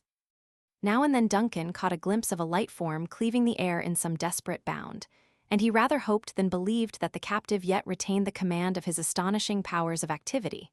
Suddenly, the multitude rolled backward and approached the spot where he himself stood. The heavy body in the rear pressed upon the women and children in front and bore them to the earth. The stranger reappeared in the confusion. Human power could not, however, much longer endure so severe a trial. Of this the captive seemed conscious. Profiting by the momentary opening, he darted from among the warriors and made a desperate, and what seemed to Duncan a final effort to gain the wood. As if aware that no danger was to be apprehended from the young soldier, the fugitive nearly brushed his person in his flight. A tall and powerful Huron, who had husbanded his forces, pressed close upon his heels, and with an uplifted arm menaced a fatal blow. Duncan thrust forth a foot, and the shock precipitated the eager savage headlong, many feet in advance of his intended victim. Thought itself is not quicker than was the motion with which the latter profited by the advantage.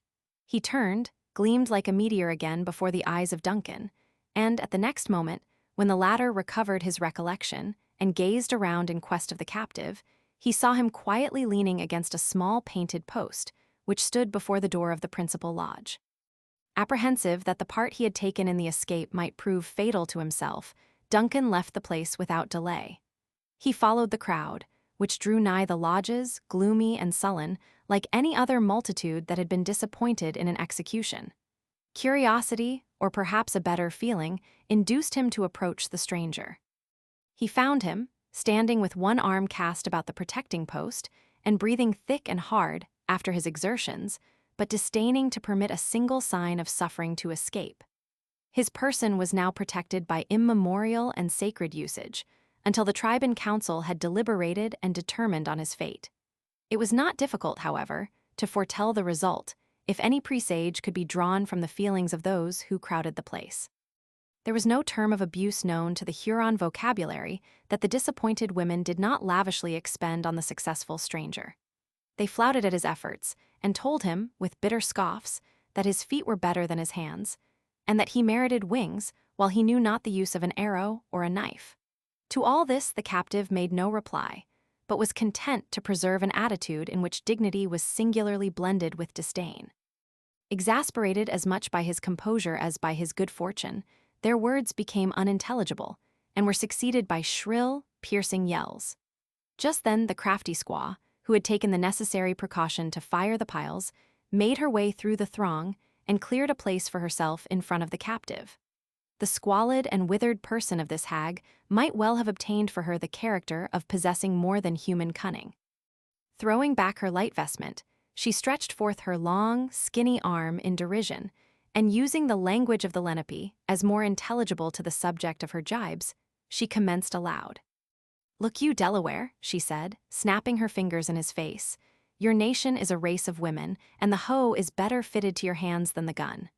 Your squaws are the mothers of deer, but if a bear or a wildcat or a serpent were born among you, ye would flee. The Huron girls shall make you petticoats, and we will find you a husband." A burst of savage laughter succeeded this attack, during which the soft and musical merriment of the younger females strangely chimed with the cracked voice of their older and more malignant companion. But the stranger was superior to all their efforts. His head was immovable, nor did he betray the slightest consciousness that any were present, except when his haughty eye rolled toward the dusky forms of the warriors, who stalked in the background silent and sullen observers of the scene.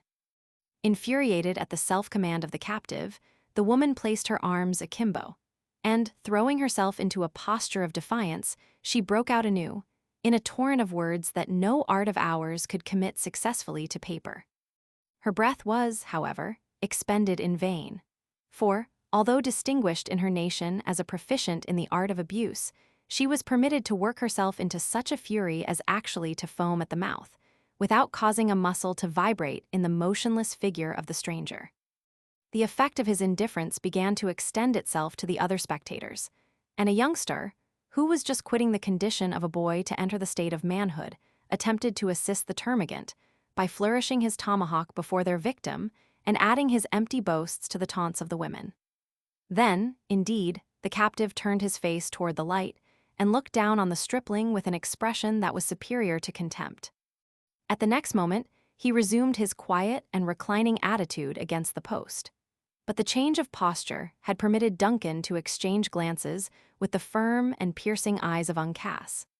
Breathless with amazement and heavily oppressed with the critical situation of his friend, Hayward recoiled before the look, trembling lest its meaning might, in some unknown manner, hasten the prisoner's fate. There was not, however, any instant cause for such an apprehension. Just then a warrior forced his way into the exasperated crowd. Motioning the women and children aside with a stern gesture, he took Uncas by the arm and led him toward the door of the council lodge. Thither all the chiefs, and most of the distinguished warriors, followed, among whom the anxious Hayward found means to enter without attracting any dangerous attention to himself. A few minutes were consumed in disposing of those present in a manner suitable to their rank and influence in the tribe. An order very similar to that adopted in the preceding interview was observed. The aged and superior chiefs occupying the area of the spacious apartment, within the powerful light of a glaring torch, while their juniors and inferiors were arranged in the background, presenting a dark outline of swarthy and marked visages.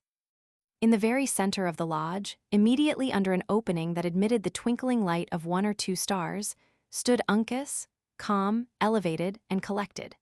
His high and haughty carriage was not lost on his captors, who often bent their looks on his person, with eyes which, while they lost none of their inflexibility of purpose, plainly betrayed their admiration of the stranger's daring.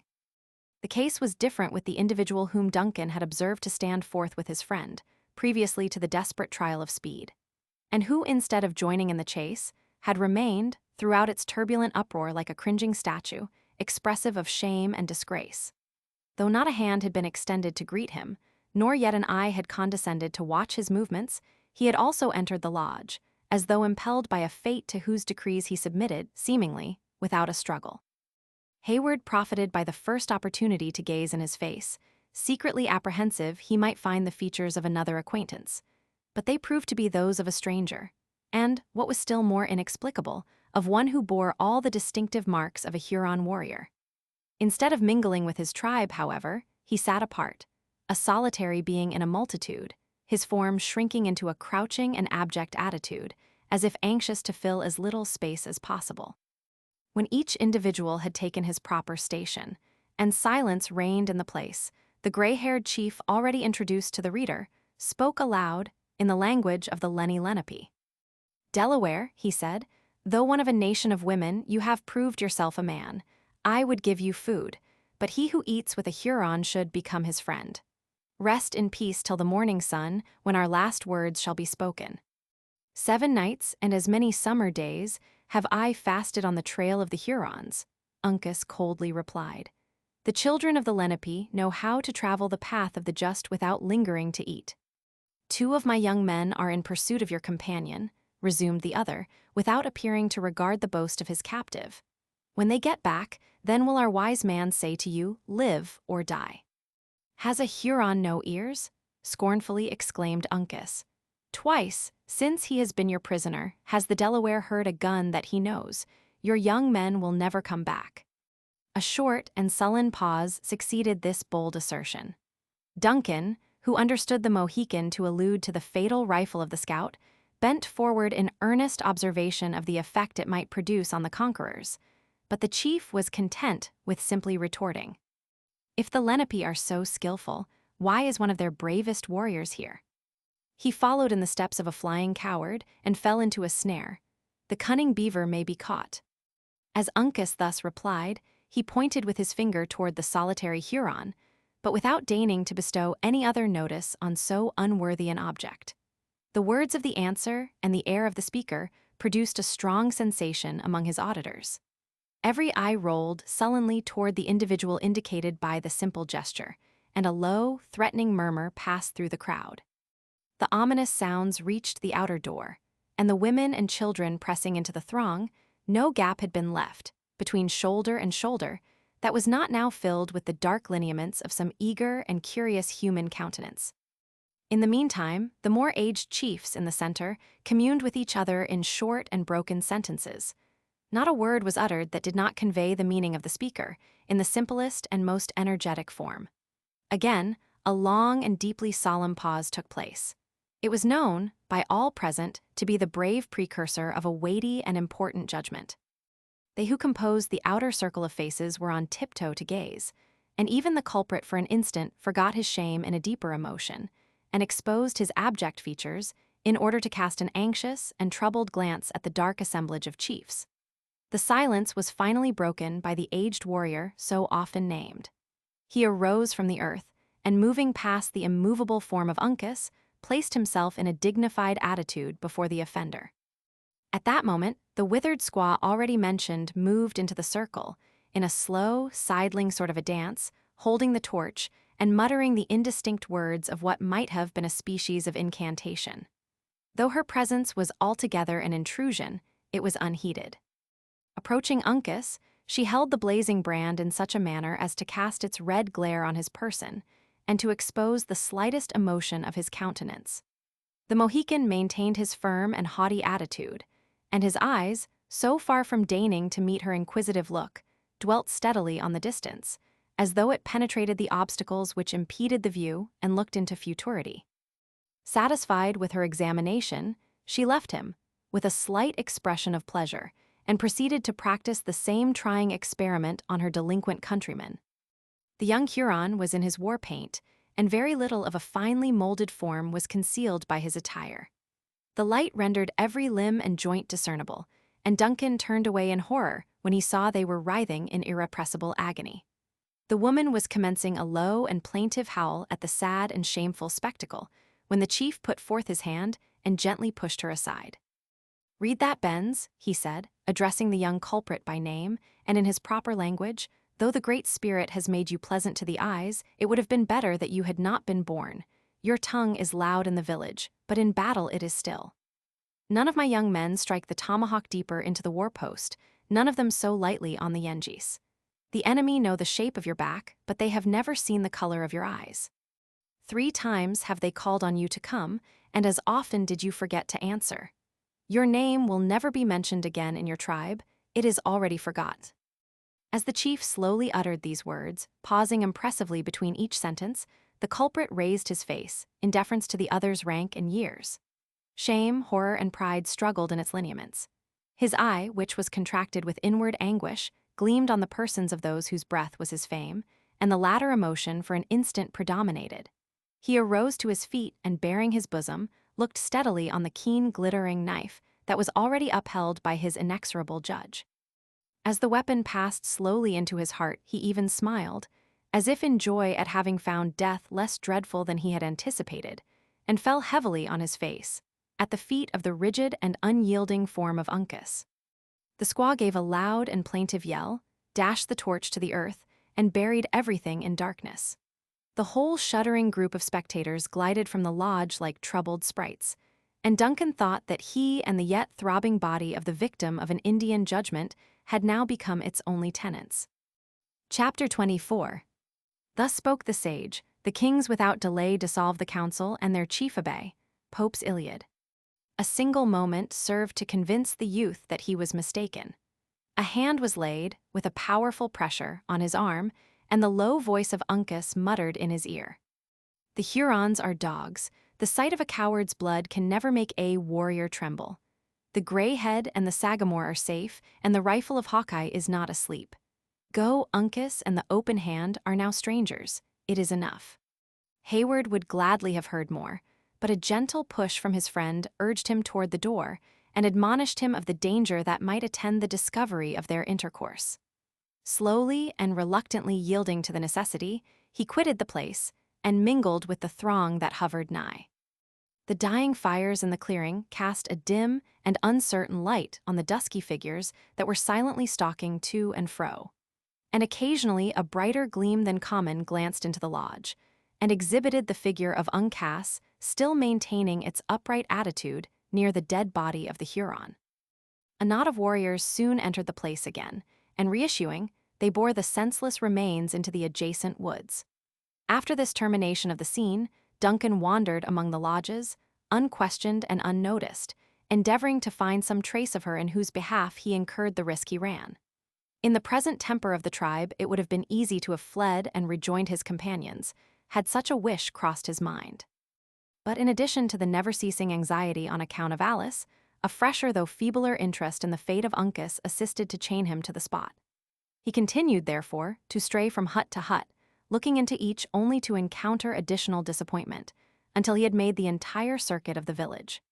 Abandoning a species of inquiry that proved so fruitless, he retraced his steps to the council lodge, resolved to seek and question David, in order to put an end to his doubts. On reaching the building, which had proved alike the seat of judgment and the place of execution, the young man found that the excitement had already subsided. The warriors had reassembled, and were now calmly smoking, while they conversed gravely on the chief incidents of their recent expedition to the head of the Mohican. Though the return of Duncan was likely to remind them of his character, and the suspicious circumstances of his visit, it produced no visible sensation. So far, the terrible scene that had just occurred proved favorable to his views, and he required no other prompter than his own feelings to convince him of the expediency of profiting by so unexpected an advantage. Without seeming to hesitate, he walked into the lodge, and took his seat with a gravity that accorded admirably with the deportment of his hosts. A hasty but searching glance sufficed to tell him that, though Uncas still remained where he had left him, David had not reappeared. No other restraint was imposed on the former than the watchful looks of a young Huron, who had placed himself at hand, though an armed warrior leaned against the post that formed one side of the narrow doorway. In every other respect, the captive seemed at liberty. Still, he was excluded from all participation in the discourse, and possessed much more of the air of some finely molded statue than a man having life and volition. Hayward had too recently witnessed a frightful instance of the prompt punishments of the people into whose hands he had fallen to hazard an exposure by any officious boldness. He would greatly have preferred silence and meditation to speech, when a discovery of his real condition might prove so instantly fatal. Unfortunately for this prudent resolution, his entertainers appeared otherwise disposed. He had not long occupied the seat wisely taken a little in the shade, when another of the elder warriors, who spoke the French language, addressed him. "My Canada father does not forget his children," said the chief. "I thank him. An evil spirit lives in the wife of one of my young men. Can the cunning stranger fright him away?" Hayward possessed some knowledge of the mummery practiced among the Indians in the cases of such supposed visitations. He saw, at a glance, that the circumstance might possibly be improved to further his own ends. It would, therefore, have been difficult just then to have uttered a proposal that would have given him more satisfaction.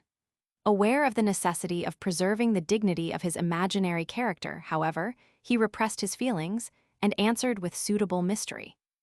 "Spirits differ. Some yield to the power of wisdom, while others are too strong." "My brother is a great medicine," said the cunning savage. "He will try." A gesture of assent was the answer. The Huron was content with the assurance, and resuming his pipe, he awaited the proper moment to move.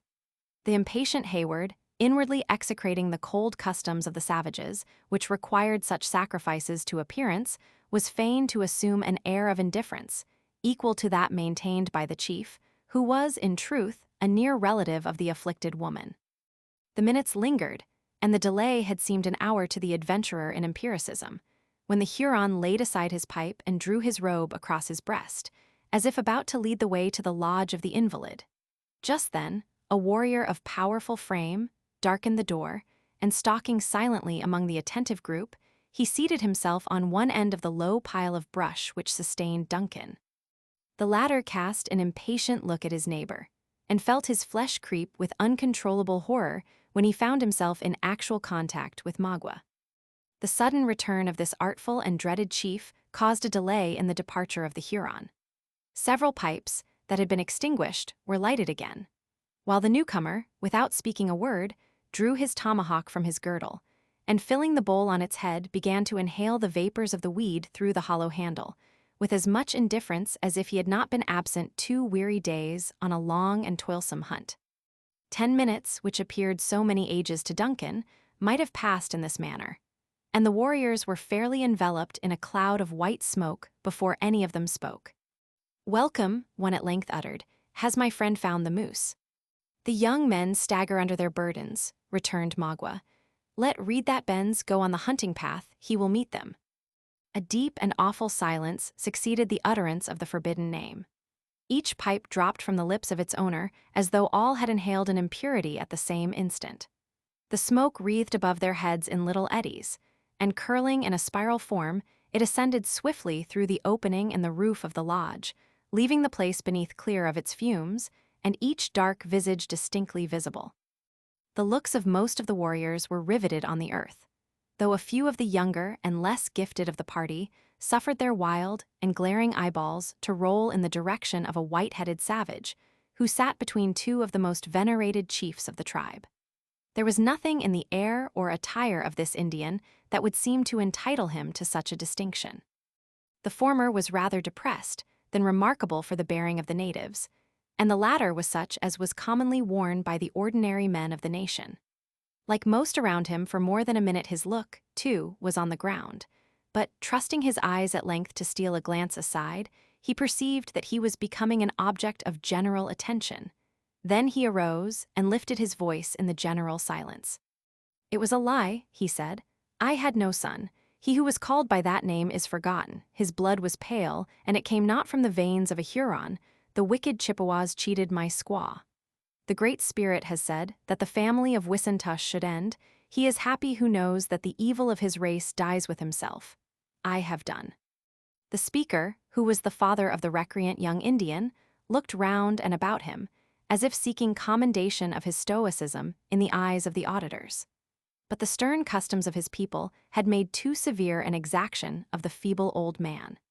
The expression of his eye contradicted his figurative and boastful language, while every muscle in his wrinkled visage was working with anguish.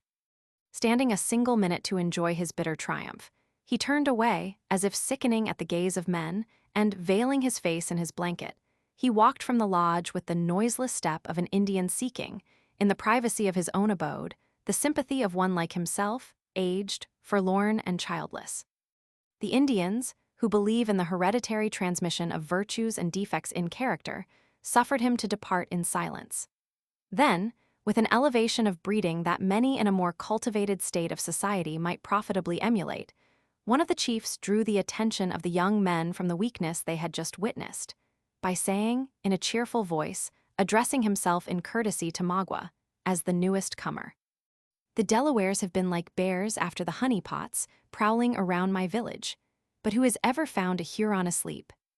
The darkness of the impending cloud, which precedes a burst of thunder, was not blacker than the brow of Magua as he exclaimed, "The Delawares of the lakes.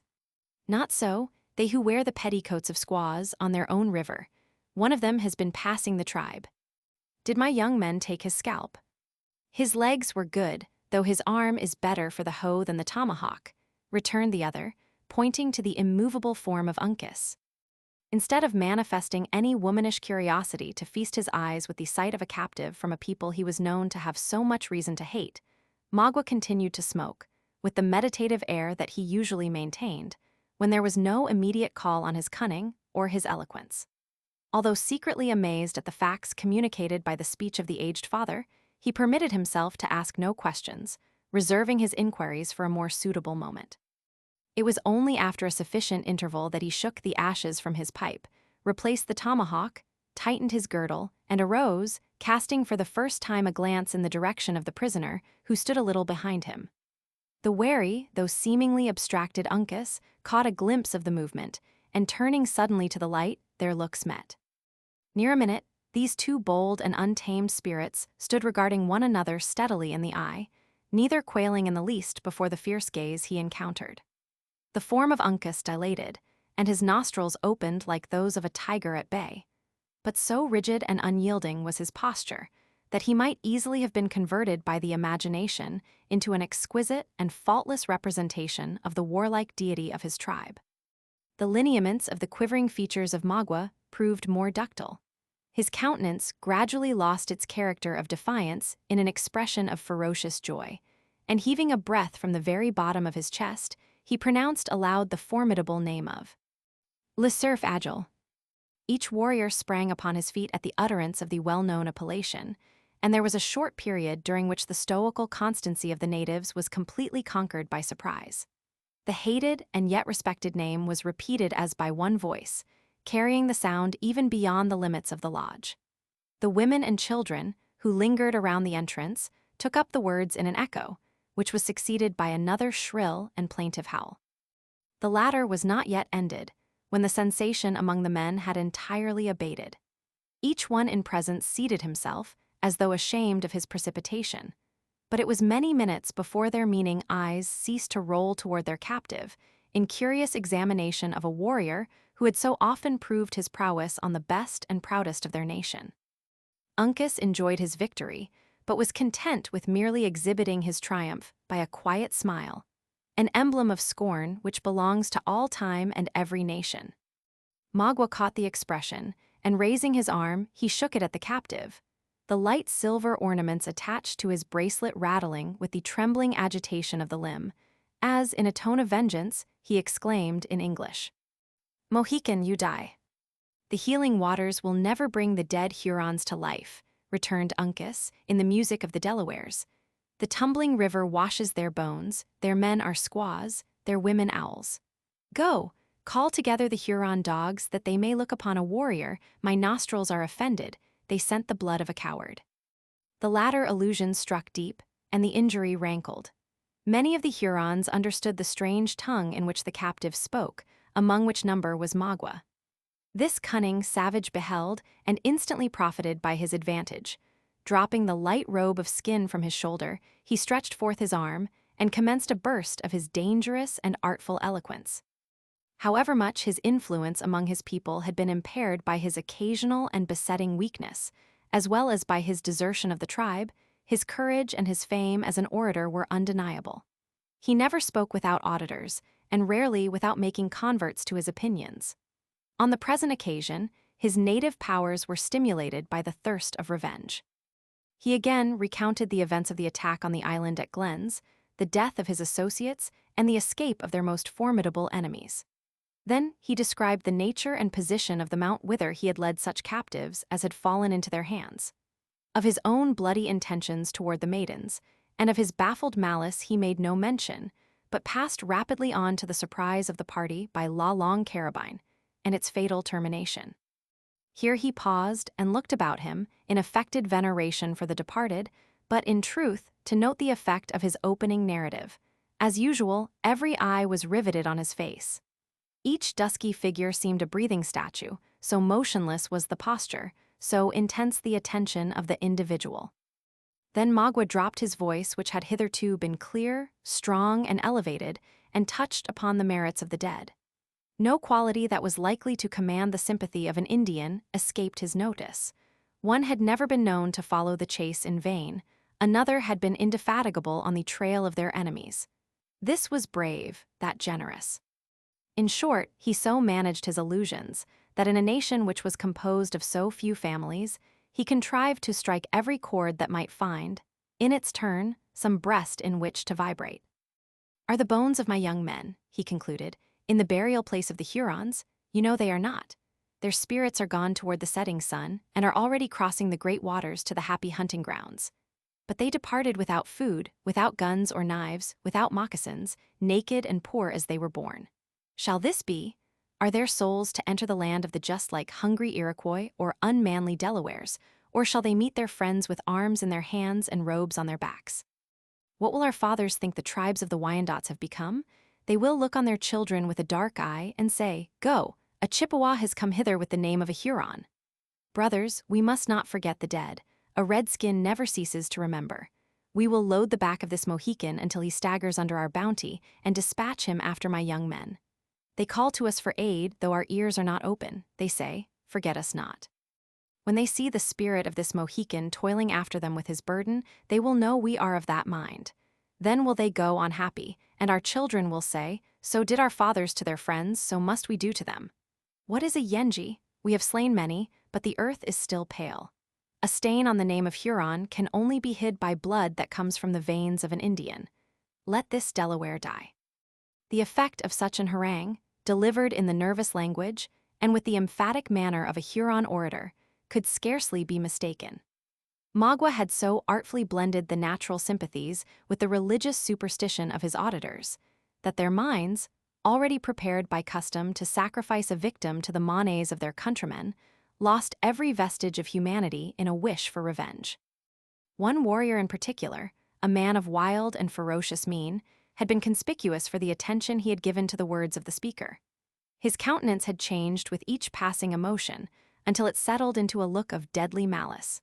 As Magua ended he arose, and, uttering the yell of a demon, his polished little axe was seen glancing in the torchlight as he whirled it above his head. The motion and the cry were too sudden for words to interrupt his bloody intention. It appeared as if a bright gleam shot from his hand, which was crossed at the same moment by a dark and powerful line. The former was the tomahawk in its passage, the latter the arm that Magua darted forward to divert its aim. The quick and ready motion of the chief was not entirely too late. The keen weapon cut the war plume from the scalping tuft of Uncas, and passed through the frail wall of the lodge as though it were hurled from some formidable engine. Duncan had seen the threatening action, and sprang upon his feet with a heart which, while it leaped into his throat, swelled with the most generous resolution in behalf of his friend. A glance told him that the blow had failed, and terror changed to admiration. Uncas stood still, looking his enemy in the eye with features that seemed superior to emotion. Marble could not be colder, calmer, or steadier than the countenance he put upon this sudden and vindictive attack. Then, as if pitying a want of skill which had proved so fortunate to himself, he smiled, and muttered a few words of contempt in his own tongue. "No," said Magua, after satisfying himself of the safety of the captive, "the sun must shine on his shame, the squaws must see his flesh tremble, or our revenge will be like the play of boys. Go, take him where there is silence. Let us see if a Delaware can sleep at night and in the morning die." The young men whose duty it was to guard the prisoner instantly passed their ligaments of bark across his arms, and led him from the lodge, amid a profound and ominous silence. It was only as the figure of Uncas stood in the opening of the door that his firm step hesitated. There he turned, and, in the sweeping and haughty glance that he threw around the circle of his enemies, Duncan caught a look which he was glad to construe into an expression that he was not entirely deserted by hope. Magua was content with his success, or too much occupied with his secret purposes to push his inquiries any further.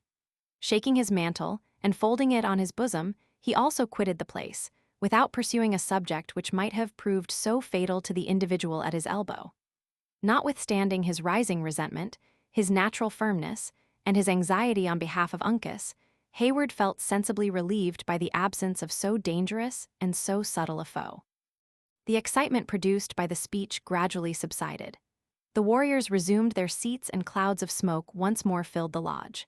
For near half an hour, not a syllable was uttered, or scarcely a look cast aside.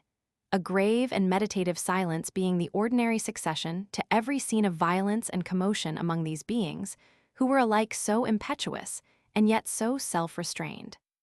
When the chief, who had solicited the aid of Duncan, finished his pipe, he made a final and successful movement toward departing. A motion of a finger was the intimation he gave the supposed physician to follow, and passing through the clouds of smoke, Duncan was glad, on more accounts than one, to be able at last to breathe the pure air of a cool and refreshing summer evening. Instead of pursuing his way among those lodges where Hayward had already made his unsuccessful search, his companion turned aside and proceeded directly toward the base of an adjacent mountain, which overhung the temporary village. A thicket of brush skirted its foot, and it became necessary to proceed through a crooked and narrow path. The boys had resumed their sports in the clearing and were enacting a mimic chase to the post among themselves. In order to render their games as like the reality as possible, one of the boldest of their number had conveyed a few brands into some piles of treetops that had hitherto escaped the burning. The blaze of one of these fires lighted the way of the chief and Duncan, and gave a character of additional wildness to the rude scenery. At a little distance from a bald rock, and directly in its front, they entered a grassy opening, which they prepared to cross. Just then fresh fuel was added to the fire, and a powerful light penetrated even to that distant spot. It fell upon the white surface of the mountain, and was reflected downward upon a dark and mysterious-looking being that arose, unexpectedly, in their path. The Indian paused, as if doubtful whether to proceed, and permitted his companion to approach his side. A large black ball, which at first seemed stationary, now began to move in a manner that to the latter was inexplicable. Again the fire brightened, and its glare fell more distinctly on the object. Then even Duncan knew it, by its restless and sidling attitudes, which kept the upper part of its form in constant motion, while the animal itself appeared seated, to be a bear. Though it growled loudly and fiercely, and there were instants when its glistening eyeballs might be seen, it gave no other indications of hostility.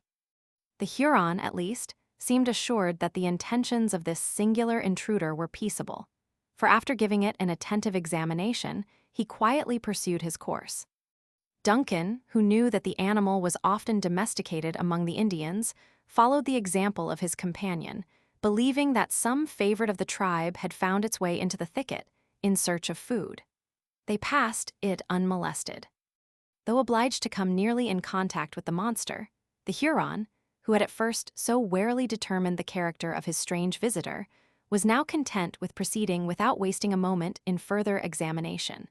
But Hayward was unable to prevent his eyes from looking backward, in salutary watchfulness against attacks in the rear. His uneasiness was in no degree diminished when he perceived the beast rolling along their path and following their footsteps. He would have spoken, but the Indian at that moment shoved aside a door of bark and entered a cavern in the bosom of the mountain. Profiting by so easy a method of retreat, Duncan stepped after him and was gladly closing the slight cover to the opening when he felt it drawn from his hand by the beast, whose shaggy form immediately darkened the passage. They were now in a straight and long gallery in a chasm of the rocks, where retreat without encountering the animal was impossible. Making the best of the circumstances, the young man pressed forward, keeping as close as possible to his conductor. The bear growled frequently at his heels, and once or twice its enormous paws were laid on his person, as if disposed to prevent his further passage into the den.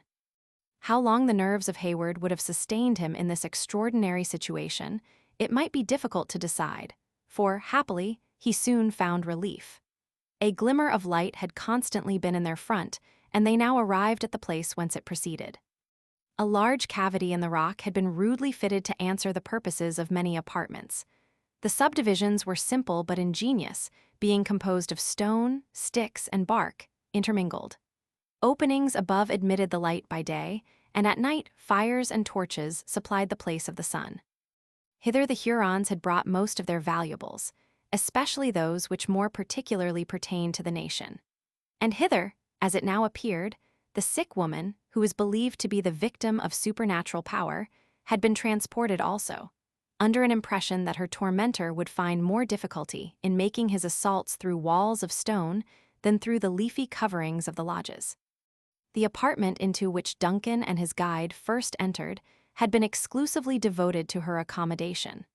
The latter approached her bedside, which was surrounded by females, in the center of whom Hayward was surprised to find his missing friend David. A single look was sufficient to apprise the pretended leech that the invalid was far beyond his powers of healing. She lay in a sort of paralysis, indifferent to the objects which crowded before her sight, and happily unconscious of suffering. Hayward was far from regretting that his mummeries were to be performed on one who was much too ill to take an interest in their failure or success. The slight qualm of conscience which had been excited by the intended deception was instantly appeased, and he began to collect his thoughts in order to enact his part with suitable spirit, when he found he was about to be anticipated in his skill by an attempt to prove the power of music. Gamut, who had stood prepared to pour forth his spirit in song when the visitors entered, after delaying a moment, drew a strain from his pipe, and commenced a hymn that might have worked a miracle had faith in its efficacy been of much avail. He was allowed to proceed to the close, the Indians respecting his imaginary infirmity, and Duncan too glad of the delay to hazard the slightest interruption. As the dying cadence of his strains was falling on the ears of the latter, he started aside at hearing them repeated behind him, in a voice half human and half sepulchral. Looking around, he beheld the shaggy monster seated on end in a shadow of the cavern, where, while his restless body swung in the uneasy manner of the animal, it repeated, in a sort of low growl, sounds, if not words, which bore some slight resemblance to the melody of the singer. The effect of so strange an echo on David may better be imagined than described. His eyes opened as if he doubted their truth, and his voice became instantly mute in excess of wonder. A deep-laid scheme of communicating some important intelligence to Hayward was driven from his recollection by an emotion which very nearly resembled fear, but which he was fain to believe was admiration. Under its influence, he exclaimed aloud, "She expects you, and is at hand," and precipitately left the cavern. Chapter 25. Snug, have you the lion's part written? Pray you, if it be, give it to me, for I am slow of study. Quince, you may do it extempore, for it is nothing but roaring. Midsummer Night's Dream. There was a strange blending of the ridiculous with that which was solemn in this scene. The beast still continued its rolling, and apparently untiring movements, though its ludicrous attempt to imitate the melody of David ceased the instant the latter abandoned the field. The words of Gamut were, as has been seen, in his native tongue, and to Duncan they seemed pregnant with some hidden meaning, though nothing present assisted him in discovering the object of their allusion. A speedy end was, however, put to every conjecture on the subject, by the manner of the chief, who advanced to the bedside of the invalid, and beckoned away the whole group of female attendants that had clustered there to witness the skill of the stranger. He was implicitly, though reluctantly, obeyed, and when the low echo which rang along the hollow, natural gallery from the distant closing door had ceased, pointing toward his insensible daughter, he said, "Now let my brother show his power." Thus unequivocally called on to exercise the functions of his assumed character, Hayward was apprehensive that the smallest delay might prove dangerous. Endeavoring, then, to collect his ideas, he prepared to perform that species of incantation, and those uncouth rites, under which the Indian conjurers are accustomed to conceal their ignorance and impotency. It is more than probable that, in the disordered state of his thoughts, he would soon have fallen into some suspicious, if not fatal, error had not his incipient attempts been interrupted by a fierce growl from the quadruped. Several times did he renew his efforts to proceed, and as often was he met by the same unaccountable opposition, each interruption seeming more savage and threatening than the preceding. "The cunning ones are jealous," said the Huron. "I go, brother, the woman is the wife of one of my bravest young men, deal justly by her. Peace," he added, beckoning to the discontented beast to be quiet. "I go." The chief was as good as his word, and Duncan now found himself alone in that wild and desolate abode with the helpless invalid and the fierce and dangerous brute. The latter listened to the movements of the Indian with that air of sagacity that a bear is known to possess, until another echo announced that he had also left the cavern, when it turned and came waddling up to Duncan, before whom it seated itself in its natural attitude, erect like a man. The youth looked anxiously about him for some weapon, with which he might make a resistance against the attack he now seriously expected. It seemed, however, as if the humor of the animal had suddenly changed. Instead of continuing its discontented growls or manifesting any further signs of anger, the whole of its shaggy body shook violently, as if agitated by some strange internal convulsion. The huge and unwieldy talons pawed stupidly about the grinning muzzle, and while Hayward kept his eyes riveted on its movements with jealous watchfulness, the grim head fell on one side, and in its place appeared the honest, sturdy countenance of the scout, who was indulging from the bottom of his soul in his own peculiar expression of merriment. "Hist," said the wary woodsman, interrupting Hayward's exclamation of surprise. "The varlets are about the place, and any sounds that are not natural to witchcraft would bring them back upon us in a body. Tell me the meaning of this masquerade, and why you have attempted so desperate an adventure." "Ah, reason and calculation are often outdone by accident," returned the scout. "But, as a story should always commence at the beginning, I will tell you the whole in order. After we parted, I placed the commandant and the sagamore in an old beaver lodge, where they are safer from the Hurons than they would be in the garrison of Edward. For your high Northwest Indians, not having as yet got the traders among them, continued to venerate the beaver. After which Uncas and I pushed for the other encampment as was agreed. Have you seen the lad? To my great grief, he is captive and condemned to die at the rising of the sun." "I had misgivings that such would be his fate," resumed the scout in a less confident and joyous tone. But soon regaining his naturally firm voice, he continued, "His bad fortune is the true reason of my being here, for it would never do to abandon such a boy to the Hurons. A rare time the knaves would have of it, could they tie the bounding elk and the long carabine, as they call me, to the same stake. Though why they have given me such a name I never knew, there being as little likeness between the gifts of killdeer and the performance of one of your real Canada carabines, as there is between the nadir of a pipestone and a flint." "Keep to your tale," said the impatient Hayward. "We know not at what moment the Hurons may return." "No fear of them. A conjurer must have his time, like a straggling priest in the settlements. We are as safe from interruption as a missionary would be at the beginning of a 2 hours' discourse. Well, Uncas and I fell in with a return party of the varlets. The lad was much too forward for a scout. Nay, for that matter, being of hot blood, he was not so much to blame. And after all, one of the Hurons proved a coward, and in fleeing led him into an ambushment. And dearly has he paid for the weakness." The scout significantly passed his hand across his own throat, and nodded as if he said, "I comprehend your meaning." After which he continued, in a more audible though scarcely more intelligible language. "After the loss of the boy I turned upon the Hurons, as you may judge, there have been scrimmages atween one or two of their outliers and myself, but that is neither here nor there. So, after I had shot the imps, I got in pretty nigh to the lodges without further commotion. Then what should luck do in my favor, but lead me to the very spot where one of the most famous conjurers of the tribe was dressing himself, as I well knew, for some great battle with Satan. Though why should I call that luck, which it now seems was an especial ordering of Providence?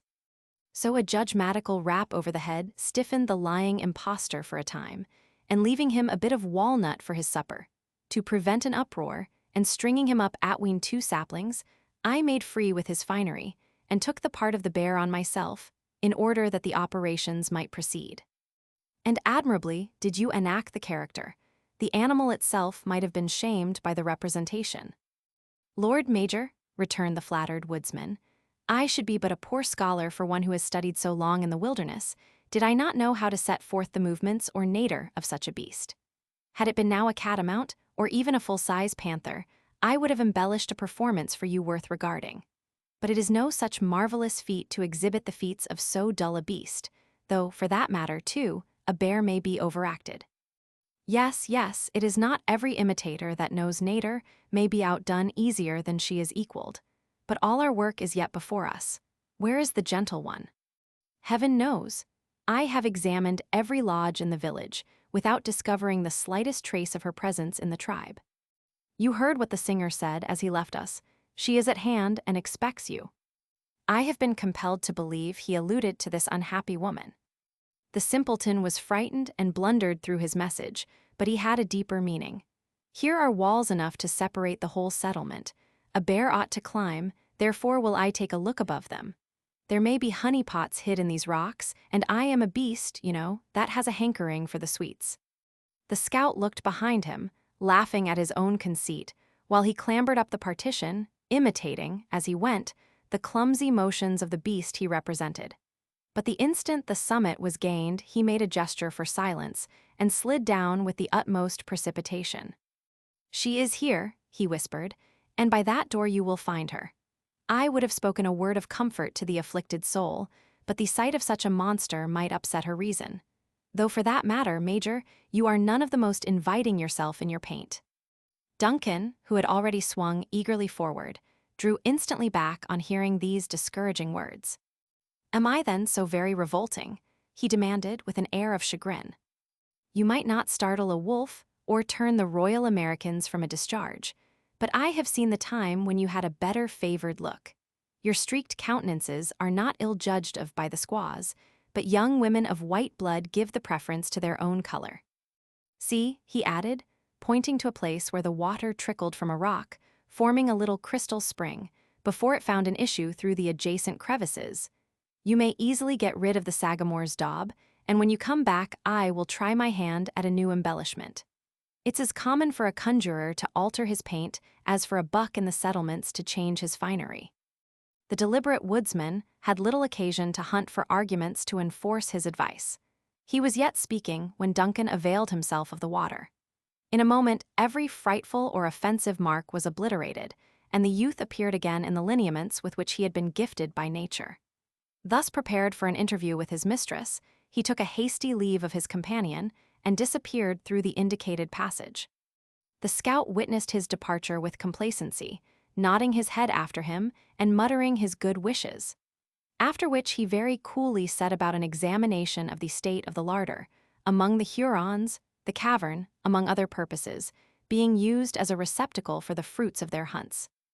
Duncan had no other guide than a distant glimmering light, which served, however, the office of a polar star to the lover.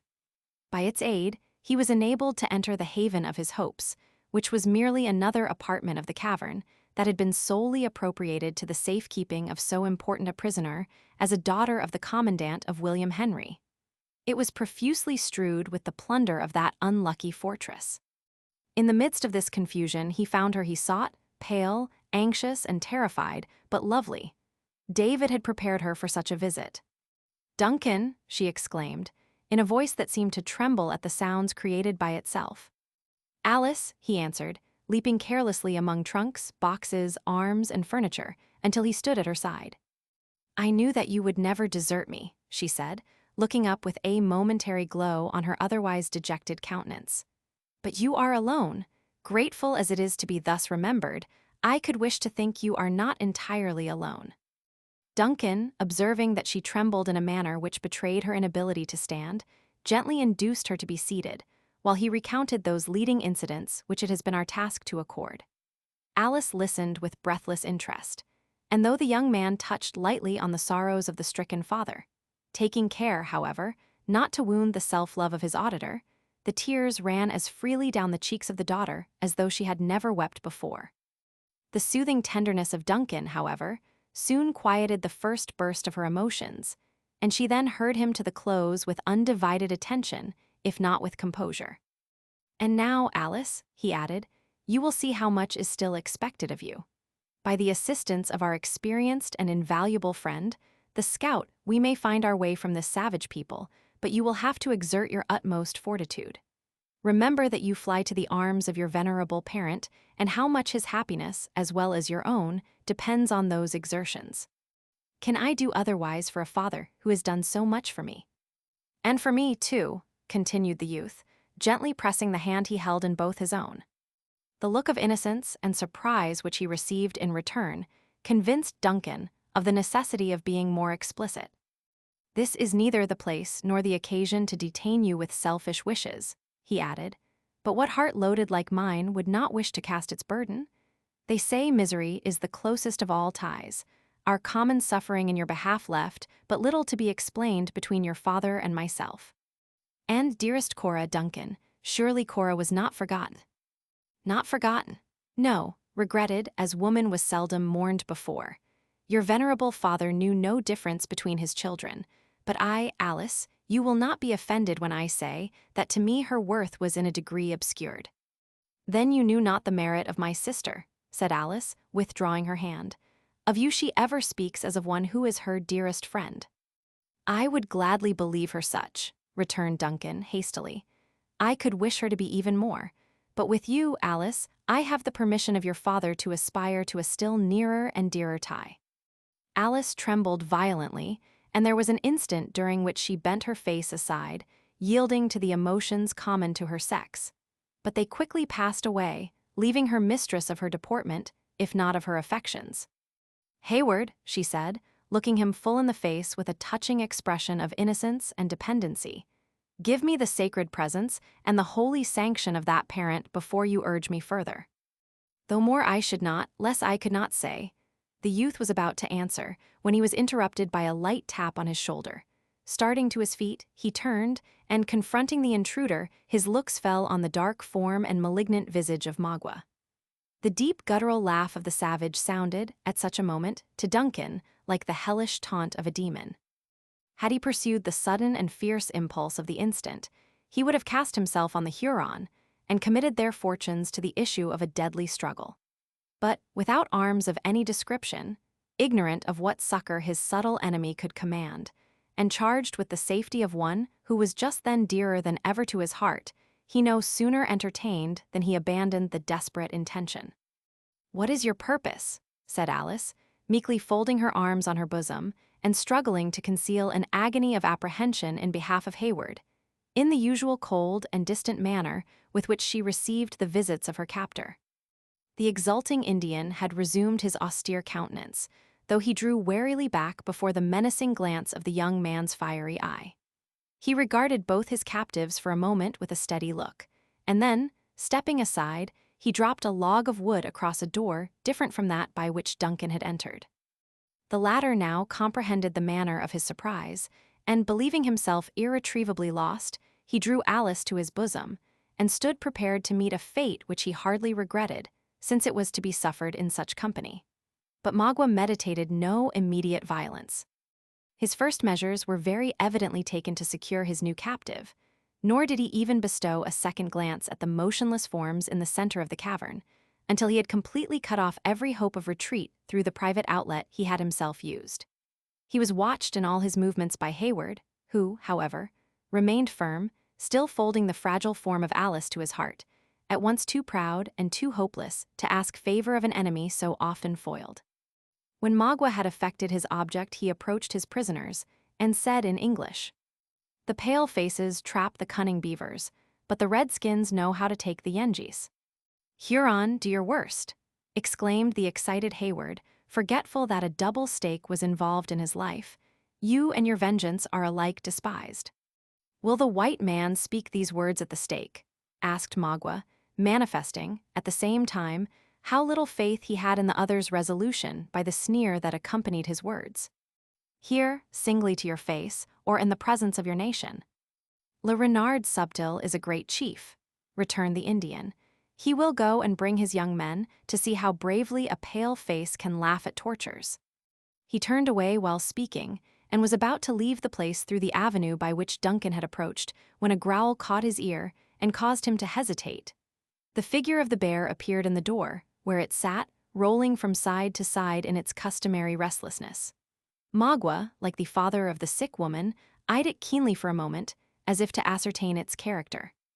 He was far above the more vulgar superstitions of his tribe, and so soon as he recognized the well-known attire of the conjurer, he prepared to pass it in cool contempt. But a louder and more threatening growl caused him again to pause. Then he seemed as if suddenly resolved to trifle no longer, and moved resolutely forward. The mimic animal, which had advanced a little, retired slowly in his front, until it arrived again at the pass, when, rearing on his hinder legs, it beat the air with its paws, in the manner practiced by its brutal prototype. "Fool," exclaimed the chief in Huron, "go play with the children and squaws, leave men to their wisdom." He once more endeavored to pass the supposed empiric, scorning even the parade of threatening to use the knife, or tomahawk, that was pendant from his belt. Suddenly, the beast extended its arms, or rather legs, and enclosed him in a grasp that might have vied with the far-famed power of the bear's hug itself. Hayward had watched the whole procedure, on the part of Hawkeye, with breathless interest. At first, he relinquished his hold of Alice. Then he caught up a thong of buckskin, which had been used around some bundle. And when he beheld his enemy with his 2 arms pinned to his side by the iron muscles of the scout, he rushed upon him and effectually secured them there. Arms, legs, and feet were encircled in 20 folds of the thong, in less time than we have taken to record the circumstance. When the formidable Huron was completely pinioned, the scout released his hold, and Duncan laid his enemy on his back, utterly helpless. Throughout the whole of this sudden and extraordinary operation, Magua, though he had struggled violently, until assured he was in the hands of one whose nerves were far better strung than his own, had not uttered the slightest exclamation. But when Hawkeye, by way of making a summary explanation of his conduct, removed the shaggy jaws of the beast, and exposed his own rugged and earnest countenance to the gaze of the Huron, the philosophy of the latter was so far mastered as to permit him to utter the never-failing. "Hugh, you've found your tongue," said his undisturbed conqueror. "Now, in order that you shall not use it to our ruin, I must make free to stop your mouth." As there was no time to be lost, the scout immediately set about effecting so necessary a precaution. And when he had gagged the Indian, his enemy might safely have been considered as hors de combat. "By what place did the imp enter?" asked the industrious scout when his work was ended. "Not a soul has passed my way since you left me." Duncan pointed out the door by which Magua had come, and which now presented too many obstacles to a quick retreat. "Bring on the gentle one, then," continued his friend. "We must make a push for the woods by the other outlet." "'Tis impossible," said Duncan. "Fear has overcome her, and she is helpless. Alice, my sweet, my own Alice, arouse yourself. Now is the moment to fly." "'Tis in vain. She hears, but is unable to follow. Go, noble and worthy friend, save yourself and leave me to my fate." "Every trail has its end, and every calamity brings its lesson," returned the scout. "There, wrap her in them Indian cloths, conceal all of her little form. Nay, that foot has no fellow in the wilderness, it will betray her. All, every part, now take her in your arms and follow. Leave the rest to me."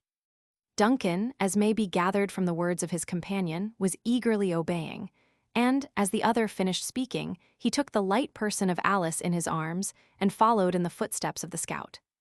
They found the sick woman as they had left her, still alone, and passed swiftly on by the natural gallery to the place of entrance.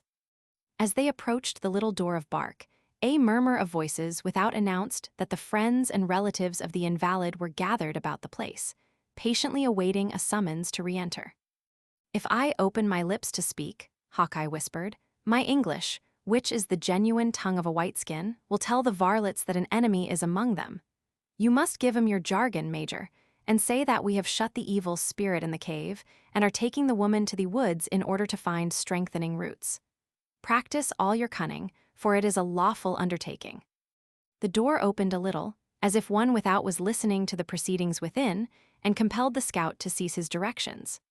A fierce growl repelled the eavesdropper, and then the scout boldly threw open the covering of bark and left the place, enacting the character of a bear as he proceeded. Duncan kept close at his heels, and soon found himself in the center of a cluster of 20 anxious relatives and friends. The crowd fell back a little, and permitted the father, and one who appeared to be the husband of the woman, to approach. "Has my brother driven away the evil spirit?" demanded the former. "What has he in his arms?"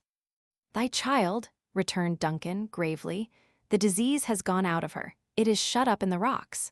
I take the woman to a distance, where I will strengthen her against any further attacks. She will be in the wigwam of the young man when the sun comes again." When the father had translated the meaning of the stranger's words into the Huron language, a suppressed murmur announced the satisfaction with which this intelligence was received. The chief himself waved his hand for Duncan to proceed, saying aloud, in a firm voice and with a lofty manner, "Go, I am a man, and I will enter the rock and fight the wicked one." Hayward had gladly obeyed and was already past the little group, when these startling words arrested him. "Is my brother mad?" he exclaimed. "Is he cruel? He will meet the disease and it will enter him, or he will drive out the disease and it will chase his daughter into the woods. No, let my children wait without, and if the spirit appears, beat him down with clubs. He is cunning and will bury himself in the mountain when he sees how many are ready to fight him." This singular warning had the desired effect. Instead of entering the cavern, the father and husband drew their tomahawks and posted themselves in readiness to deal their vengeance on the imaginary tormentor of their sick relative, while the women and children broke branches from the bushes or seized fragments of the rock, with a similar intention. At this favorable moment, the counterfeit conjurers disappeared. Hawkeye, at the same time that he had presumed so far on the nature of the Indian superstitions, was not ignorant that they were rather tolerated than relied on by the wisest of the chiefs. He well knew the value of time in the present emergency. Whatever might be the extent of the self-delusion of his enemies, and however it had tended to assist his schemes, the slightest cause of suspicion, acting on the subtle nature of an Indian, would be likely to prove fatal. Taking the path, therefore, that was most likely to avoid observation, he rather skirted than entered the village. The warriors were still to be seen in the distance, by the fading light of the fires, stalking from lodge to lodge. But the children had abandoned their sports for their beds of skins, and the quiet of night was already beginning to prevail over the turbulence and excitement of so busy and important an evening. Alice revived under the renovating influence of the open air, and, as her physical rather than her mental powers had been the subject of weakness, she stood in no need of any explanation of that which had occurred. "Now let me make an effort to walk," she said, when they had entered the forest, blushing, though unseen, that she had not been sooner able to quit the arms of Duncan. "I am indeed restored." "Nay, Alice, you are yet too weak." The maiden struggled gently to release herself, and Hayward was compelled to part with his precious burden. The representative of the bear had certainly been an entire stranger to the delicious emotions of the lover, while his arms encircled his mistress. And he was, perhaps, a stranger also to the nature of that feeling of ingenuous shame that oppressed the trembling Alice. But when he found himself at a suitable distance from the lodges, he made a halt, and spoke on a subject of which he was thoroughly the master. "This path will lead you to the brook," he said. "Follow its northern bank until you come to a fall, mount the hill on your right, and you will see the fires of the other people. There you must go and demand protection. If they are true Delawares, you will be safe. A distant flight with that gentle one, just now, is impossible. The Hurons would follow up our trail and master our scalps before we had got a dozen miles. Go, and Providence be with you." "And you?" demanded Hayward in surprise. "Surely we part not here." "The Hurons hold the pride of the Delawares. The last of the high blood of the Mohicans is in their power," returned the scout. "I go to see what can be done in his favor. Had they mastered your scalp, Major, a knave should have fallen for every hair it held, as I promised. But if the young Sagamore is to be led to the stake, the Indians shall see also how a man without a cross can die." Not in the least offended with the decided preference that the sturdy woodsman gave to one who might, in some degree, be called the child of his adoption, Duncan still continued to urge such reasons against so desperate an effort as presented themselves. He was aided by Alice, who mingled her entreaties with those of Hayward that he would abandon a resolution that promised so much danger, with so little hope of success. Their eloquence and ingenuity were expended in vain. The scout heard them attentively, but impatiently, and finally closed the discussion by answering, in a tone that instantly silenced Alice, while it told Hayward how fruitless any further remonstrances would be. "I have heard," he said, "that there is a feeling in youth which binds man to woman closer than the father is tied to the son. It may be so. I have seldom been where women of my color dwell, but such may be the gifts of nature in the settlements. You have risked life, and all that is dear to you, to bring off this gentle one, and I suppose that some such disposition is at the bottom of it all. As for me, I taught the lad the real character of a rifle, and well has he paid me for it. I have fought at his side in many a bloody scrimmage, and so long as I could hear the crack of his piece in one ear, and that of the sagamore in the other, I knew no enemy was on my back. Winters and summer, nights and days, have we roved the wilderness in company, eating of the same dish, one sleeping while the other watched. And afore it shall be said that Uncas was taken to the torment, and I at hand, there is but a single ruler of us all, whatever may the color of the skin, and him I call to witness, that before the Mohican boy shall perish for the want of a friend, good faith shall depart the earth, and killdeer become as harmless as the tooting weapon of the singer." Duncan released his hold on the arm of the scout, who turned and steadily retraced his steps toward the lodges. After pausing a moment to gaze at his retiring form, the successful and yet sorrowful Hayward and Alice took their way together toward the distant village of the Delawares.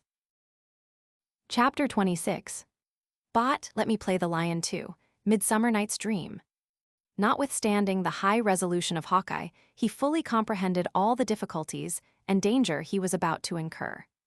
In his return to the camp, his acute and practiced intellects were intently engaged in devising means to counteract a watchfulness and suspicion on the part of his enemies, that he knew were, in no degree, inferior to his own. Nothing but the color of his skin had saved the lives of Magua and the conjurer, who would have been the first victims sacrificed to his own security, had not the scout believed such an act, however congenial it might be to the nature of an Indian, utterly unworthy of one who boasted a descent from men that knew no cross of blood. Accordingly, he trusted to the withes and ligaments with which he had bound his captives, and pursued his way directly toward the center of the lodges. As he approached the buildings, his steps became more deliberate, and his vigilant eye suffered no sign, whether friendly or hostile, to escape him. A neglected hut was a little in advance of the others, and appeared as if it had been deserted when half completed, most probably on account of failing in some of the more important requisites, such as wood or water. A faint light glimmered through its cracks, however, and announced that, notwithstanding its imperfect structure, it was not without a tenant.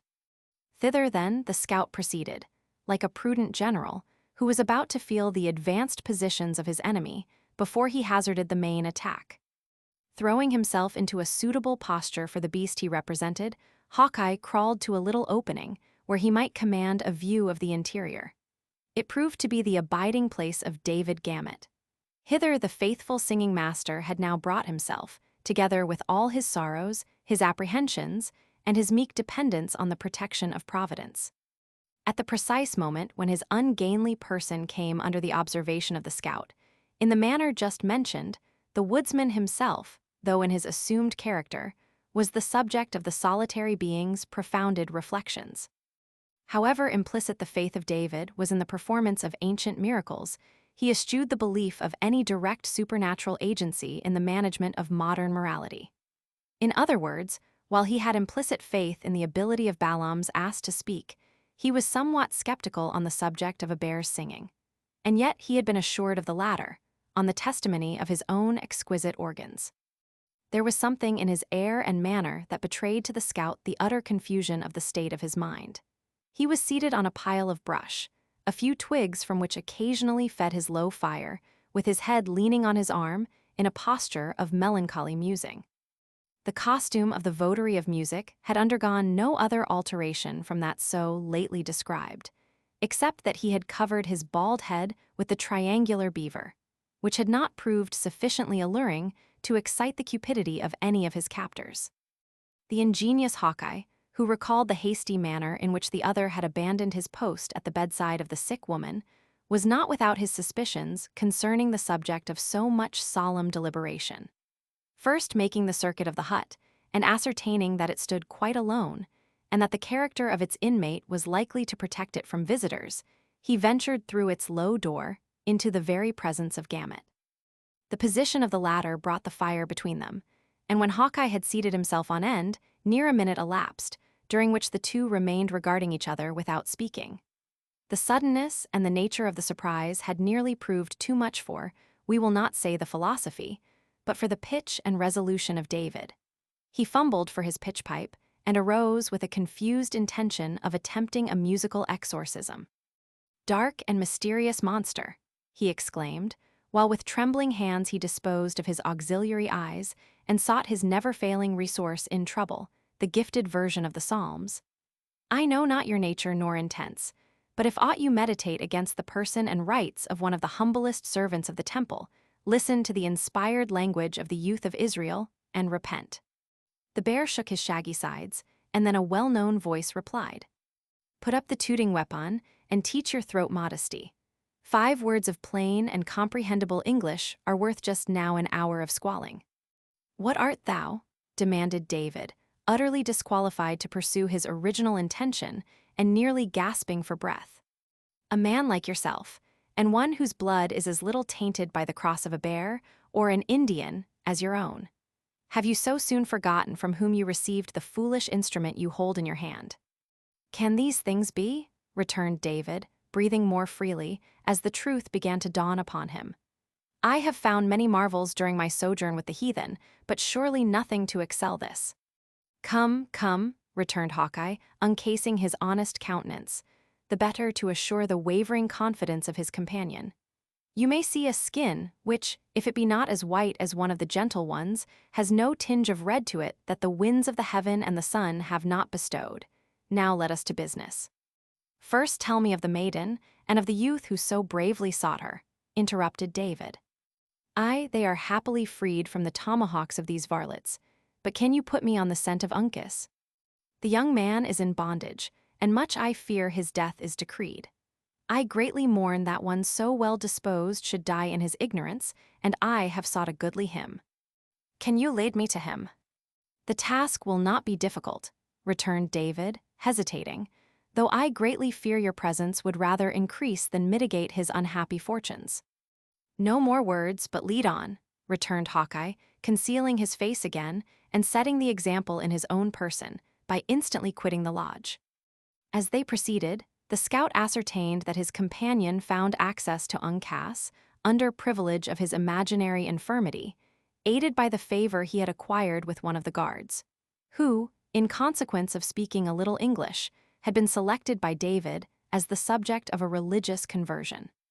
How far the Huron comprehended the intentions of his new friend may well be doubted, but as exclusive attention is as flattering to a savage as to a more civilized individual, it had produced the effect we have mentioned. It is unnecessary to repeat the shrewd manner with which the scout extracted these particulars from the simple David.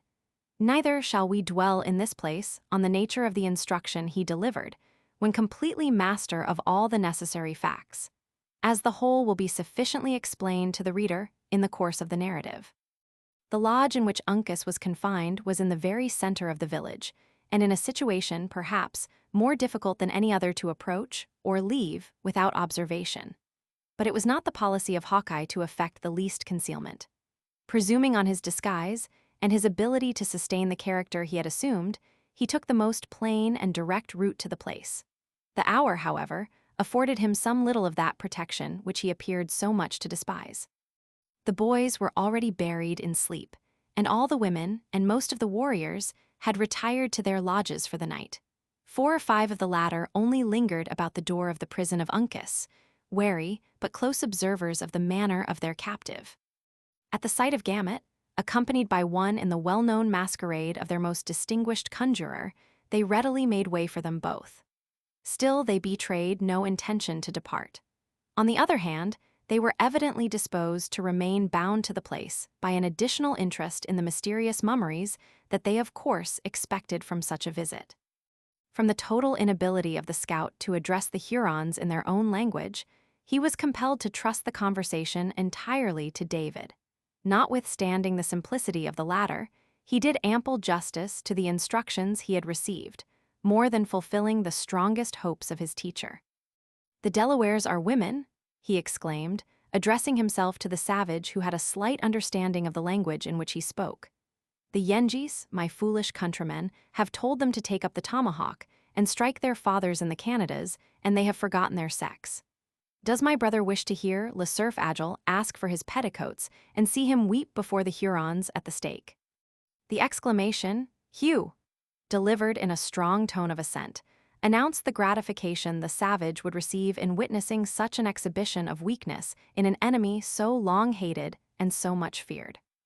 "Then let him step aside, and the cunning man will blow upon the dog. Tell it to my brothers." The Huron explained the meaning of David to his fellows, who, in their turn, listened to the project with that sort of satisfaction that their untamed spirits might be expected to find in such a refinement in cruelty. They drew back a little from the entrance and motioned to the supposed conjurer to enter. But the bear, instead of obeying, maintained the seat it had taken and growled. "The cunning man is afraid that his breath will blow upon his brothers, and take away their courage too," continued David, improving the hint he received. "They must stand further off." The Hurons, who would have deemed such a misfortune the heaviest calamity that could befall them, fell back in a body, taking a position where they were out of earshot, though at the same time they could command a view of the entrance to the lodge. Then, as if satisfied of their safety, the scout left his position and slowly entered the place. It was silent and gloomy, being tenanted solely by the captive, and lighted by the dying embers of a fire, which had been used for the purpose of cookery. Uncas occupied a distant corner, in a reclining attitude, being rigidly bound, both hands and feet, by strong and painful withes. When the frightful object first presented itself to the young Mohican, he did not deign to bestow a single glance on the animal. The scout, who had left David at the door to ascertain they were not observed, thought it prudent to preserve his disguise until assured of their privacy. Instead of speaking, therefore, he exerted himself to enact one of the antics of the animal he represented. The young Mohican, who at first believed his enemies had sent in a real beast to torment him and try his nerves, detected in those performances that to Hayward had appeared so accurate certain blemishes that at once betrayed the counterfeit. Had Hawkeye been aware of the low estimation in which the skillful Uncas held his representations, he would probably have prolonged the entertainment a little in pique. But the scornful expression of the young man's eye admitted of so many constructions that the worthy scout was spared the mortification of such a discovery.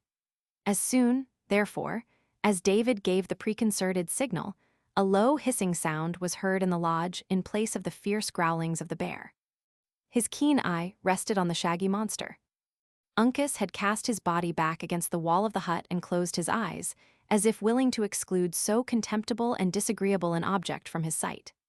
But the moment the noise of the serpent was heard, he arose and cast his looks on each side of him, bending his head low and turning it inquiringly in every direction, until his keen eye rested on the shaggy monster, where it remained riveted, as though fixed by the power of a charm. Again the same sounds were repeated, evidently proceeding from the mouth of the beast. Once more the eyes of the youth roamed over the interior of the lodge, and returning to the former resting place, he uttered, in a deep, suppressed voice, "Hawkeye." "Cut his bands," said Hawkeye to David, who just then approached them. The singer did as he was ordered, and Uncas found his limbs released. At the same moment the dried skin of the animal rattled, and presently the scout arose to his feet in proper person. The Mohican appeared to comprehend the nature of the attempt his friend had made, intuitively, neither tongue nor feature betraying another symptom of surprise. When Hawkeye had cast his shaggy vestment, which was done by simply loosing certain thongs of skin, he drew a long, glittering knife and put it in the hands of Uncas. "The red Hurons are without," he said. "Let us be ready." At the same time, he laid his finger significantly on another similar weapon, both being the fruits of his prowess among their enemies during the evening. "We will go," said Uncas. "Whither?" "To the tortoises. They are the children of my grandfathers." "Aye, lad," said the scout in English, a language he was apt to use when a little abstracted in mind. "The same blood runs in your veins, I believe, but time and distance has a little changed its color. What shall we do with the Mingoes at the door? They count 6, and this singer is as good as nothing." "The Hurons are boasters," said Uncas scornfully. "Their totem is a moose, and they run like snails. The Delawares are children of the tortoise, and they outstrip the deer. Ay, lad, there is truth in what you say, and I doubt not on a rush you would pass the whole nation, and in a straight race of 2 miles would be in, and get your breath again, afore a knave of them all was within hearing of the other village. But the gift of a white man lies more in his arms than in his legs. As for myself, I can brain a Huron as well as a better man, but when it comes to a race the knaves would prove too much for me. Uncas, who had already approached the door, in readiness to lead the way, now recoiled, and placed himself, once more, in the bottom of the lodge. But Hawkeye, who was too much occupied with his own thoughts to note the movement, continued speaking more to himself than to his companion. After all, he said, it is unreasonable to keep one man in bondage to the gifts of another. So, Uncas, you had better take the lead, while I will put on the skin again and trust to cunning for want of speed. The young Mohican made no reply, but quietly folded his arms and leaned his body against one of the upright posts that supported the wall of the hut. Well, said the scout looking up at him, why do you tarry? There will be time enough for me, as the knaves will give chase to you at first. Uncas will stay, was the calm reply. For what? To fight with his father's brother, and die with the friend of the Delawares. Ay, lad, returned Hawkeye, squeezing the hand of Uncas between his own iron fingers. 'Twould have been more like a Mingo than a Mohican had you left me. But I thought I would make the offer, seeing that youth commonly loves life. Well, what can't be done by main courage in war must be done by circumvention. Put on the skin, I doubt not you can play the bear nearly as well as myself. Whatever might have been the private opinion of Uncas of their respective abilities in this particular, his grave countenance manifested no opinion of his superiority.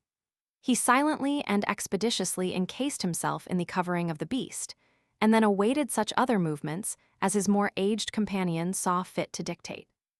Now, friend, said Hawkeye, addressing David, an exchange of garments will be a great convenience to you, inasmuch as you are but little accustomed to the makeshifts of the wilderness.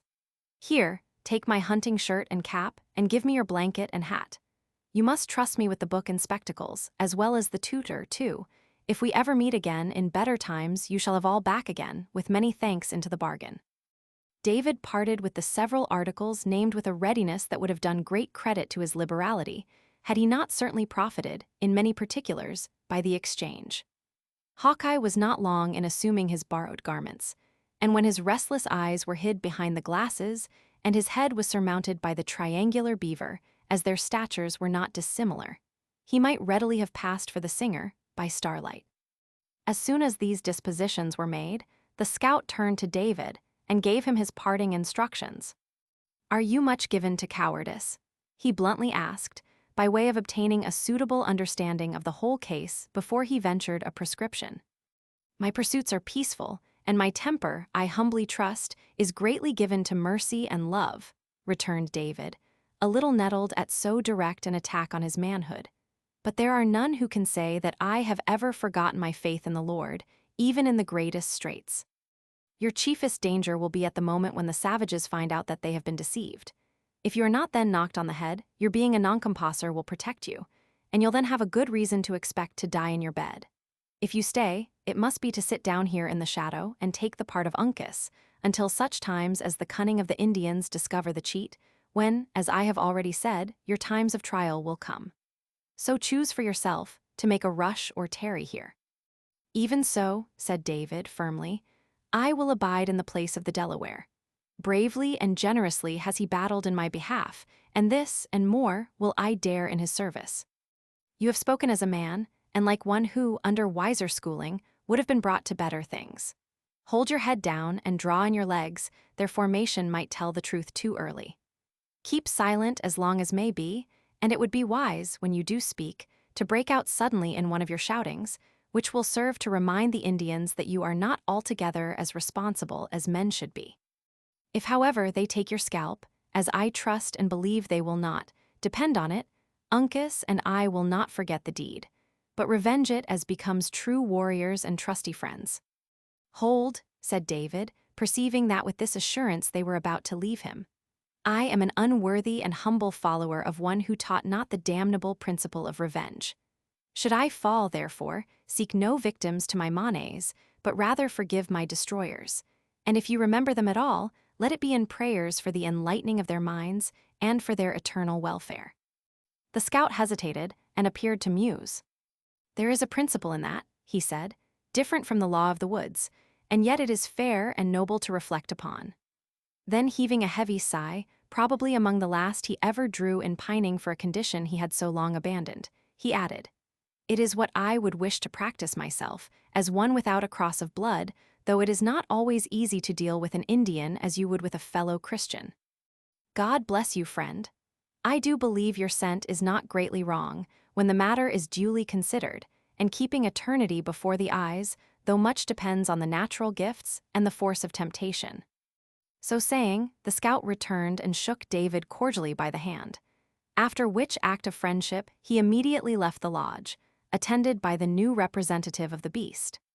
The instant Hawkeye found himself under the observation of the Hurons, he drew up his tall form in the rigid manner of David, threw out his arm in the act of keeping time, and commenced what he intended for an imitation of his psalmody. Happily for the success of this delicate adventure, he had to deal with ears but little practiced in the concord of sweet sounds, or the miserable effort would infallibly have been detected. It was necessary to pass within a dangerous proximity of the dark group of the savages, and the voice of the scout grew louder as they drew nigher. When at the nearest point, the Huron who spoke the English thrust out an arm and stopped the supposed singing master. "The Delaware dog," he said, leaning forward and peering through the dim light to catch the expression of the other's features. "Is he afraid? Will the Hurons hear his groans?" A growl, so exceedingly fierce and natural, proceeded from the beast, that the young Indian released his hold and started aside, as if to assure himself that it was not a veritable bear, and no counterfeit, that was rolling before him. Hawkeye, who feared his voice would betray him to his subtle enemies, gladly profited by the interruption, to break out anew in such a burst of musical expression as would, probably, in a more refined state of society have been termed a grand crash. Among his actual auditors, however, it merely gave him an additional claim to that respect which they never withhold from such as are believed to be the subjects of mental alienation. The little knot of Indians drew back in a body, and suffered, as they thought, the conjurer and his inspired assistant to proceed.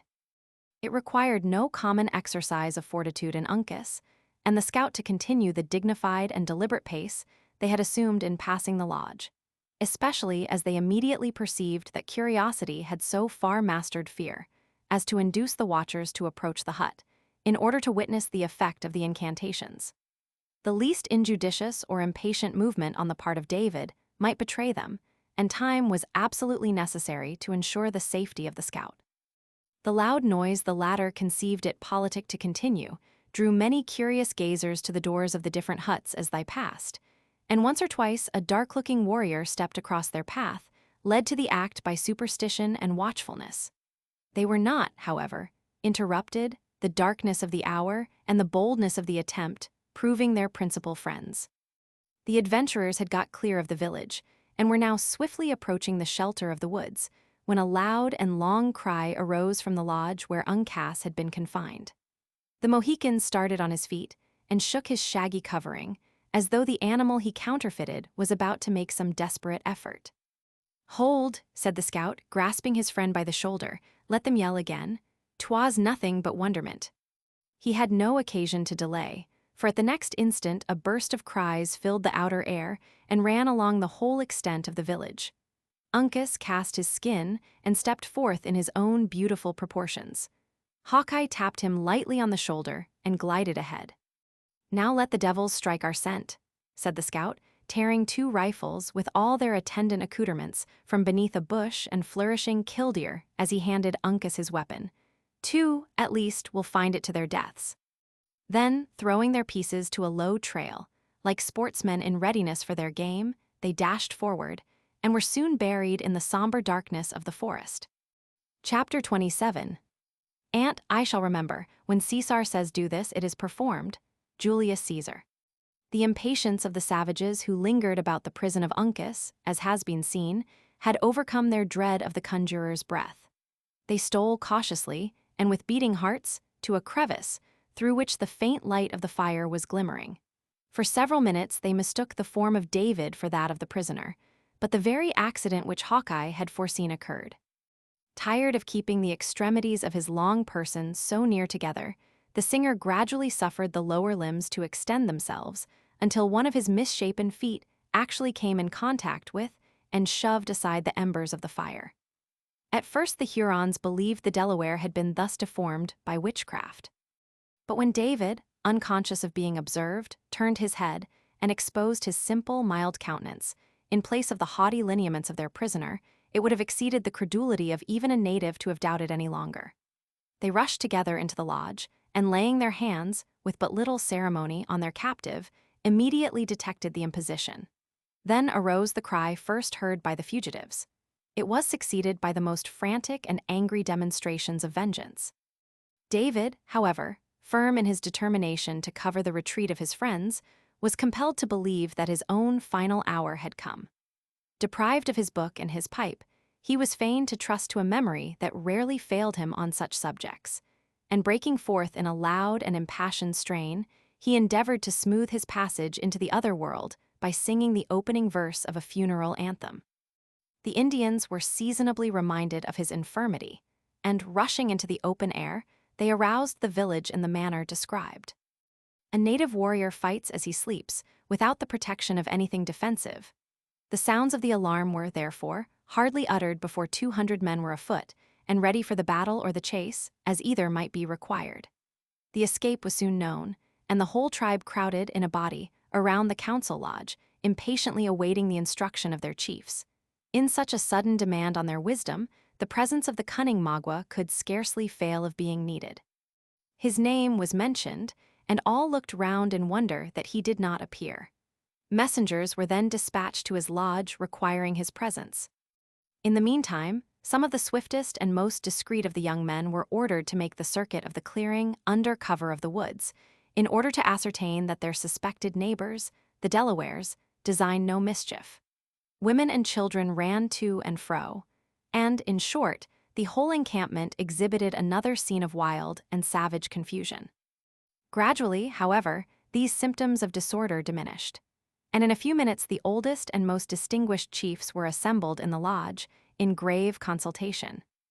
The clamor of many voices soon announced that a party approached who might be expected to communicate some intelligence that would explain the mystery of the novel surprise. The crowd without gave way, and several warriors entered the place, bringing with them the hapless conjurer who had been left so long by the scout in duress. Notwithstanding this man was held in very unequal estimation among the Hurons, some believing implicitly in his power, and others deeming him an impostor, he was now listened to by all with the deepest attention. When his brief story was ended, the father of the sick woman stepped forth, and, in a few pithy expression, related, in his turn, what he knew. These two narratives gave a proper direction to the subsequent inquiries, which were now made with the characteristic cunning of savages. Instead of rushing in a confused and disorderly throng to the cavern, 10 of the wisest and firmest among the chiefs were selected to prosecute the investigation. As no time was to be lost, the instant the choice was made the individuals appointed rose in a body and left the place without speaking.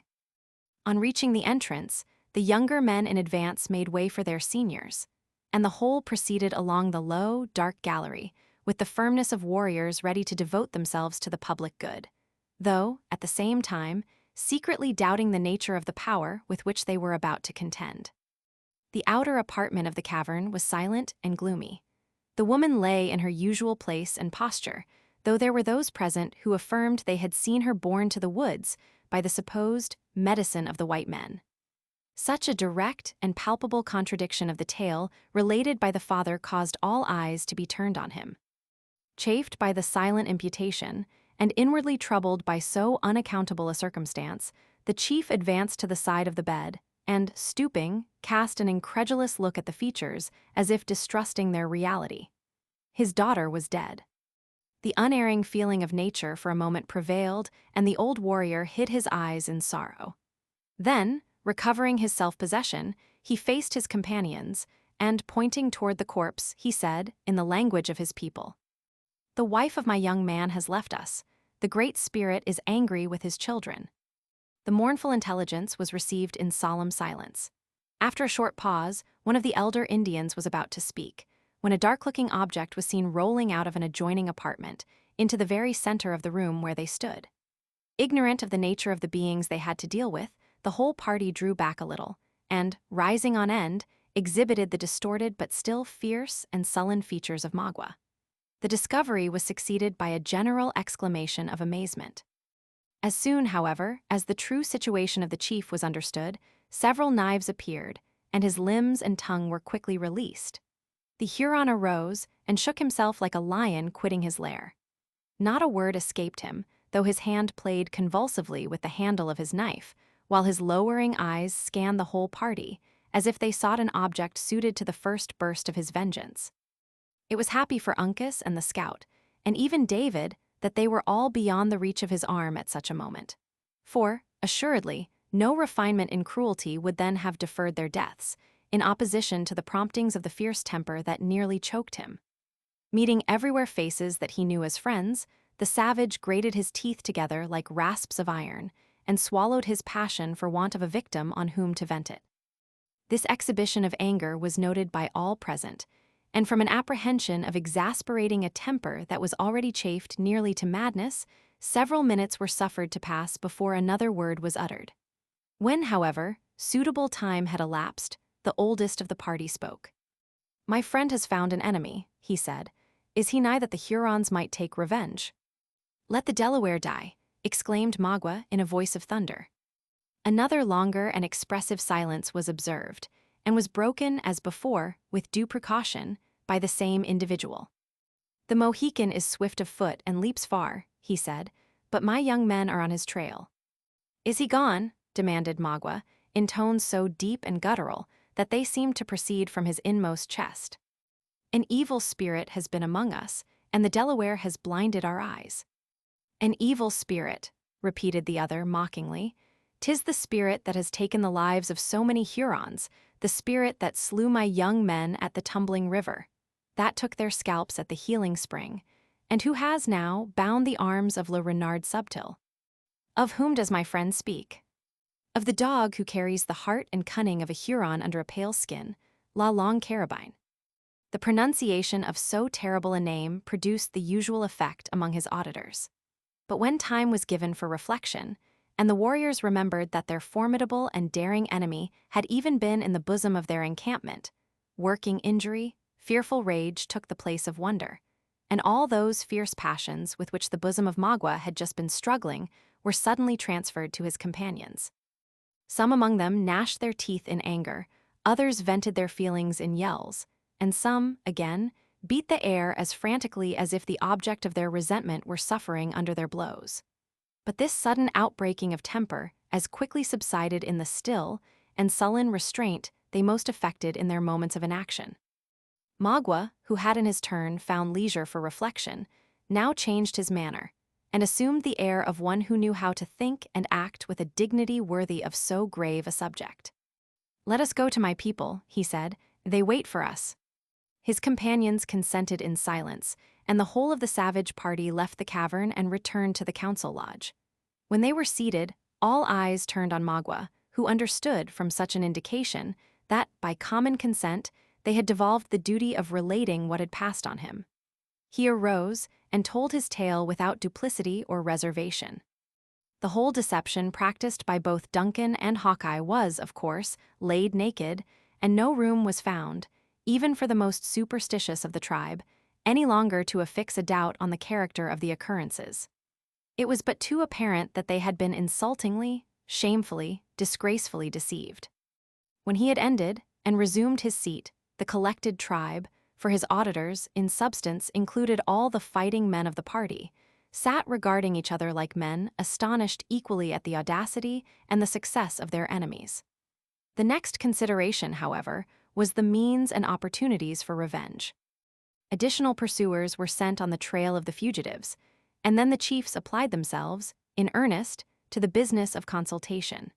Many different expedients were proposed by the elder warriors, in succession, to all of which Magua was a silent and respectful listener. That subtle savage had recovered his artifice and self-command, and now proceeded toward his object with his customary caution and skill. It was only when each one disposed to speak had uttered his sentiments that he prepared to advance his own opinions. They were given with additional weight from the circumstance that some of the runners had already returned, and reported that their enemies had been traced so far as to leave no doubt of their having sought safety in the neighboring camp of their suspected allies, the Delawares. With the advantage of possessing this important intelligence, the chief warily laid his plans before his fellows, and, as might have been anticipated from his eloquence and cunning, they were adopted without a dissenting voice. They were, briefly, as follows, both in opinions and in motives. It has been already stated that, in obedience to a policy rarely departed from, the sisters were separated so soon as they reached the Huron village. Magua had early discovered that in retaining the person of Alice, he possessed the most effectual check on Cora. When they parted, therefore, he kept the former within reach of his hand, consigning the one he most valued to the keeping of their allies. The arrangement was understood to be merely temporary, and was made as much with a view to flatter his neighbors as in obedience to the invariable rule of Indian policy. While goaded incessantly by these revengeful impulses that in a savage seldom slumber, the chief was still attentive to his more permanent personal interests. The follies and disloyalty committed in his youth were to be expiated by a long and painful penance, ere he could be restored to the full enjoyment of the confidence of his ancient people. And without confidence, there could be no authority in an Indian tribe. In this delicate and arduous situation, the crafty native had neglected no means of increasing his influence, and one of the happiest of his expedients had been the success with which he had cultivated the favor of their powerful and dangerous neighbors. The result of his experiment had answered all the expectations of his policy, for the Hurons were in no degree exempt from that governing principle of nature, which induces man to value his gifts precisely in the degree that they are appreciated by others. But while he was making this ostensible sacrifice to general considerations, Magua never lost sight of his individual motives. The latter had been frustrated by the unlooked-for events which had placed all his prisoners beyond his control, and he now found himself reduced to the necessity of suing for favors to those whom it had so lately been his policy to oblige. Several of the chiefs had proposed deep and treacherous schemes to surprise the Delawares, and by gaining possession of their camp, to recover their prisoners by the same blow. For all agreed that their honor, their interests, and the peace and happiness of their dead countrymen imperiously required them speedily to immolate some victims to their revenge. But plans so dangerous to attempt, and of such doubtful issue, Magua found little difficulty in defeating. He exposed their risk and fallacy with his usual skill, and it was only after he had removed every impediment in the shape of opposing advice that he ventured to propose his own projects. He commenced by flattering the self-love of his auditors, a never-failing method of commanding attention. When he had enumerated the many different occasions on which the Hurons had exhibited their courage and prowess in the punishment of insults, he digressed in a high encomium on the virtue of wisdom. He painted the quality as forming the great point of difference between the beaver and other brutes, between the brutes and men, and, finally, between the Hurons, in particular, and the rest of the human race. After he had sufficiently extolled the property of discretion, he undertook to exhibit in what manner its use was applicable to the present situation of their tribe. On the one hand, he said, was their great pale father, the governor of the Canadas, who had looked upon his children with a hard eye since their tomahawks had been so red. On the other, a people as numerous as themselves, who spoke a different language, possessed different interests, and loved them not, and who would be glad of any pretense to bring them in disgrace with the great white chief. Then he spoke of their necessities, of the gifts they had a right to expect for their past services, of their distance from their proper hunting grounds and native villages, and of the necessity of consulting prudence more, and inclination less, in so critical circumstances. When he perceived that, while the old men applauded his moderation, many of the fiercest and most distinguished of the warriors listened to these politic plans with lowering looks, he cunningly led them back to the subject which they most loved. He spoke openly of the fruits of their wisdom, which he boldly pronounced would be a complete and final triumph over their enemies. He even darkly hinted that their success might be extended, with proper caution, in such a manner as to include the destruction of all whom they had reason to hate. In short, he so blended the warlike with the artful, the obvious with the obscure, as to flatter the propensities of both parties, and to leave to each subject of hope, while neither could say it clearly comprehended his intentions. The orator, or the politician, who can produce such a state of things, is commonly popular with his contemporaries, however he may be treated by posterity. All perceived that more was meant than was uttered, and each one believed that the hidden meaning was precisely such as his own faculties enabled him to understand, or his own wishes led him to anticipate. In this happy state of things, it is not surprising that the management of Magua prevailed. The tribe consented to act with deliberation, and with one voice they committed the direction of the whole affair to the government of the chief, who had suggested such wise and intelligible expedients. Magua had now attained one great object of all his cunning and enterprise. The ground he had lost in the favor of his people was completely regained, and he found himself even placed at the head of affairs. He was, in truth, their ruler, and, so long as he could maintain his popularity, no monarch could be more despotic, especially while the tribe continued in a hostile country. Throwing off, therefore, the appearance of consultation, he assumed the grave air of authority necessary to support the dignity of his office. Runners were dispatched for intelligence in different directions. Spies were ordered to approach and feel the encampment of the Delawares. The warriors were dismissed to their lodges, with an intimation that their services would soon be needed, and the women and children were ordered to retire, with a warning that it was their province to be silent. When these several arrangements were made, Magua passed through the village, stopping here and there to pay a visit where he thought his presence might be flattering to the individual. He confirmed his friends in their confidence, fixed the wavering, and gratified all. Then he sought his own lodge. The wife the Huron chief had abandoned when he was chased from among his people was dead. Children he had none, and he now occupied a hut without companion of any sort. It was, in fact, the dilapidated and solitary structure in which David had been discovered, and whom he had tolerated in his presence, on those few occasions when they met, with the contemptuous indifference of a haughty superiority. Hither, then, Magua retired, when his labors of policy were ended. While others slept, however, he neither knew or sought repose. Had there been one sufficiently curious to have watched the movements of the newly elected chief, he would have seen him seated in a corner of his lodge, musing on the subject of his future plans, from the hour of his retirement to the time he had appointed for the warriors to assemble again. Occasionally, the air breathed through the crevices of the hut, and the low flame that fluttered about the embers of the fire threw their wavering light on the person of the sullen recluse. At such moments, it would not have been difficult to have fancied the dusky, savage the prince of darkness brooding on his own fancied wrongs and plotting evil. Long before the day dawned, however, warrior after warrior entered the solitary hut of Magua until they had collected to the number of 20. Each bore his rifle and all the other accoutrements of war, though the paint was uniformly peaceful. The entrance of these fierce-looking beings was unnoticed, some seating themselves in the shadows of the place, and others standing like motionless statues, until the whole of the designated band was collected. Then Magua arose and gave the signal to proceed, marching himself in advance. They followed their leader singly, and in that well-known order which has obtained the distinguishing appellation of Indian file. Unlike other men engaged in the spirit-stirring business of war, they stole from their camp unostentatiously and unobserved, resembling a band of gliding specters, more than warriors seeking the bubble reputation by deeds of desperate daring.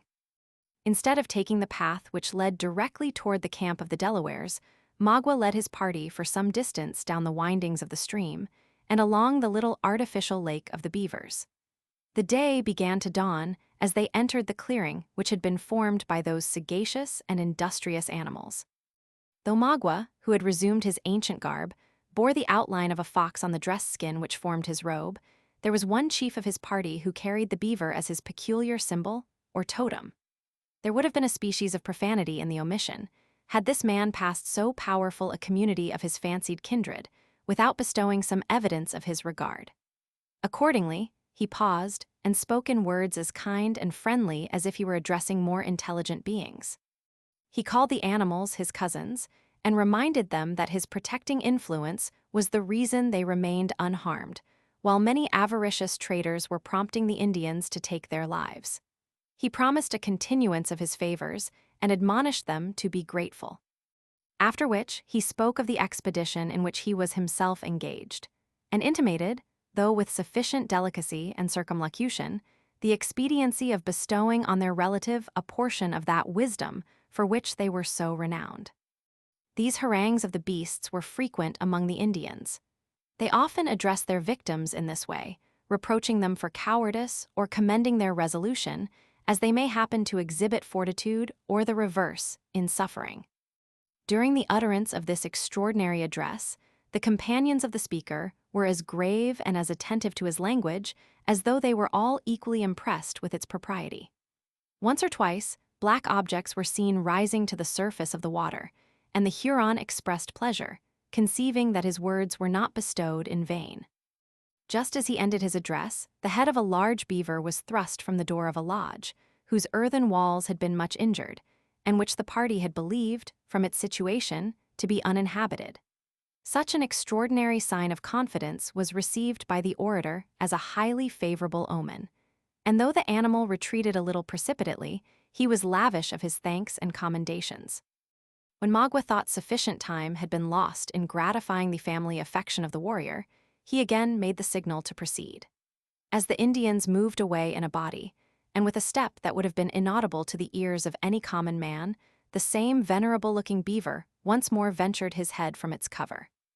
Had any of the Hurons turned to look behind them, they would have seen the animal watching their movements with an interest and sagacity that might easily have been mistaken for reason.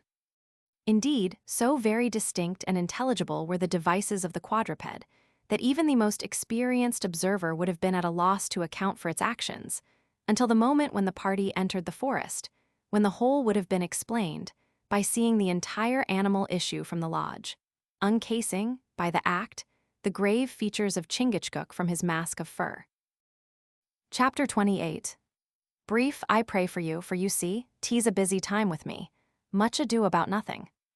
The tribe, or rather half-tribe, of Delawares, which has been so often mentioned, and whose present place of encampment was so nigh the temporary village of the Hurons, could assemble about an equal number of warriors with the latter people. Like their neighbors, they had followed Montcalm into the territories of the English crown, and were making heavy and serious inroads on the hunting grounds of the Mohawks, though they had seen fit, with the mysterious reserve so common among the natives, to withhold their assistance at the moment when it was most required. The French had accounted for this unexpected defection on the part of their ally in various ways. It was the prevalent opinion, however, that they had been influenced by veneration for the ancient treaty that had once made them dependent on the Six Nations for military protection, and now rendered them reluctant to encounter their former masters. As for the tribe itself, it had been content to announce to Montcalm, through his emissaries with Indian brevity, that their hatchets were dull, and time was necessary to sharpen them. The politic captain of the Canadas had deemed it wiser to submit to entertain a passive friend, than by any acts of ill-judged severity to convert him into an open enemy. On that morning, when Magua led his silent party from the settlement of the Beavers into the forests, in the manner described, the sun rose upon the Delaware encampment as if it had suddenly burst upon a busy people, actively employed in all the customary avocations of high noon. The women ran from lodge to lodge, some engaged in preparing their morning's meal, a few earnestly bent on seeking the comforts necessary to their habits, but more pausing to exchange hasty and whispered sentences with their friends. The warriors were lounging in groups, musing more than they conversed, and when a few words were uttered, speaking like men who deeply weighed their opinions. The instruments of the chase were to be seen in abundance among the lodges, but none departed. Here and there, a warrior was examining his arms, with an attention that is rarely bestowed on the implements, when no other enemy than the beasts of the forest is expected to be encountered. And occasionally, the eyes of a whole group were turned simultaneously toward a large and silent lodge in the center of the village, as if it contained the subject of their common thoughts. During the existence of this scene, a man suddenly appeared at the furthest extremity of a platform of rock which formed the level of the village. He was without arms, and his paint tended rather to soften than increase the natural sternness of his austere countenance. When in full view of the Delawares he stopped and made a gesture of amity, by throwing his arm upward toward heaven, and then letting it fall impressively on his breast. The inhabitants of the village answered his salute by a low murmur of welcome, and encouraged him to advance by similar indications of friendship. Fortified by these assurances, the dark figure left the brow of the natural rocky terrace, where it had stood a moment, drawn in a strong outline against the blushing morning sky, and moved with dignity into the very center of the huts. As he approached, nothing was audible but the rattling of the light silver ornaments that loaded his arms and neck, and the tinkling of the little bells that fringed his deerskin moccasins. He made, as he advanced, many courteous signs of greeting to the men he passed, neglecting to notice the women, however, like one who deemed their favor, in the present enterprise, of no importance. When he had reached the group in which it was evident, by the haughtiness of their common mien, that the principal chiefs were collected, the stranger paused, and then the Delawares saw that the active and erect form that stood before them was that of the well-known Huron chief, Le Renard Subtil. His reception was grave, silent, and wary. The warriors in front stepped aside, opening the way to their most approved orator by the action, one who spoke all those languages that were cultivated among the northern aborigines. "The wise Huron is welcome," said the Delaware, in the language of the Maquas. "He is come to eat his succotash with his brothers of the lakes." A dish composed of cracked corn and beans, it is much used also by the whites. By corn is meant maize. "He is come," repeated Magua, bending his head with the dignity of an Eastern prince. The chief extended his arm, and taking the other by the wrist, they once more exchanged friendly salutations. Then the Delaware invited his guest to enter his own lodge and share his morning meal. The invitation was accepted, and the two warriors, attended by 3 or 4 of the old men, walked calmly away, leaving the rest of the tribe devoured by a desire to understand the reasons of so unusual a visit, and yet not betraying the least impatience by sign or word. During the short and frugal repast that followed, the conversation was extremely circumspect, and related entirely to the events of the hunt, in which Magua had so lately been engaged. It would have been impossible for the most finished breeding to wear more of the appearance of considering the visit as a thing of course than did his hosts, notwithstanding every individual present was perfectly aware that it must be connected with some secret object, and that probably of importance to themselves. When the appetites of the whole were appeased, the squaws removed the trenchers and gourds, and the two parties began to prepare themselves for a subtle trial of their wits. "Is the face of my great Canada father turned again toward his Huron children?" demanded the orator of the Delawares. "When was it ever otherwise?" returned Magua. "He calls my people most beloved." The Delaware gravely bowed his acquiescence to what he knew to be false, and continued, "The tomahawks of your young men have been very red." "It is so, but they are now bright and dull, for the Yengeese are dead, and the Delawares are our neighbors." The other acknowledged the pacific compliment by a gesture of the hand, and remained silent. Then Magua, as if recalled to such a recollection, by the allusion to the massacre, demanded, "Does my prisoner give trouble to my brothers?" "She is welcome. The path between the Hurons and the Delawares is short, and it is open. Let her be sent to my squaws, if she gives trouble to my brother." "She is welcome," returned the chief of the latter nation, still more emphatically. The baffled Magua continued silent several minutes, apparently indifferent, however, to the repulse he had received in this, his opening effort to regain possession of Cora. "Do my young men leave the Delawares' room on the mountains for their hunts?" he at length continued. "The Lenape are rulers of their own hills," returned the other a little haughtily. "It is well. Justice is the master of a redskin. Why should they brighten their tomahawks and sharpen their knives against each other? Are not the pale faces thicker than the swallows in the season of flowers?" "Good," exclaimed 2 or 3 of his auditors at the same time. Magua waited a little, to permit his words to soften the feelings of the Delawares, before he added, "Have there not been strange moccasins in the woods? Have not my brothers scented the feet of white men?" "Let my Canada father come," returned the other evasively. "His children are ready to see him. When the great chief comes, it is to smoke with the Indians in their wigwams. The Hurons say, too, he is welcome, but the Yengeese have long arms and legs that never tire. My young men dreamed they had seen the trail of the Yengeese nigh the village of the Delawares. They will not find the Lenape asleep. It is well. The warrior whose eye is open can see his enemy, said Magua, once more shifting his ground, when he found himself unable to penetrate the caution of his companion. I have brought gifts to my brother. His nation would not go on the warpath because they did not think it well, but their friends have remembered where they lived. When he had thus announced his liberal intention, the crafty chief arose and gravely spread his presents before the dazzled eyes of his hosts. They consisted principally of trinkets of little value, plundered from the slaughtered females of William Henry. In the division of the baubles, the cunning Huron discovered no less art than in their selection. While he bestowed those of greater value on the two most distinguished warriors, one of whom was his host, he seasoned his offerings to their inferiors with such well-timed and apposite compliments, as left them no ground of complaint. In short, the whole ceremony contained such a happy blending of the profitable with the flattering, that it was not difficult for the donor immediately to read the effect of a generosity so aptly mingled with praise in the eyes of those he addressed. This well-judged and politic stroke on the part of Magua was not without instantaneous results. The Delawares lost their gravity in a much more cordial expression, and the host, in particular, after contemplating his own liberal share of the spoil for some moments with peculiar gratification, repeated with strong emphasis the words, "My brother is a wise chief. He is welcome."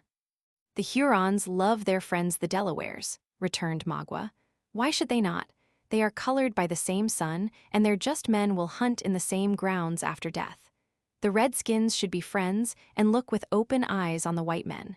Has not my brother scented spies in the woods?" The Delaware, whose name in English signified hard heart, an appellation that the French had translated into le coeur dur, forgot that obduracy of purpose, which had probably obtained him so significant a title. His countenance grew very sensibly less stern, and he now deigned to answer more directly. "There have been strange moccasins about my camp.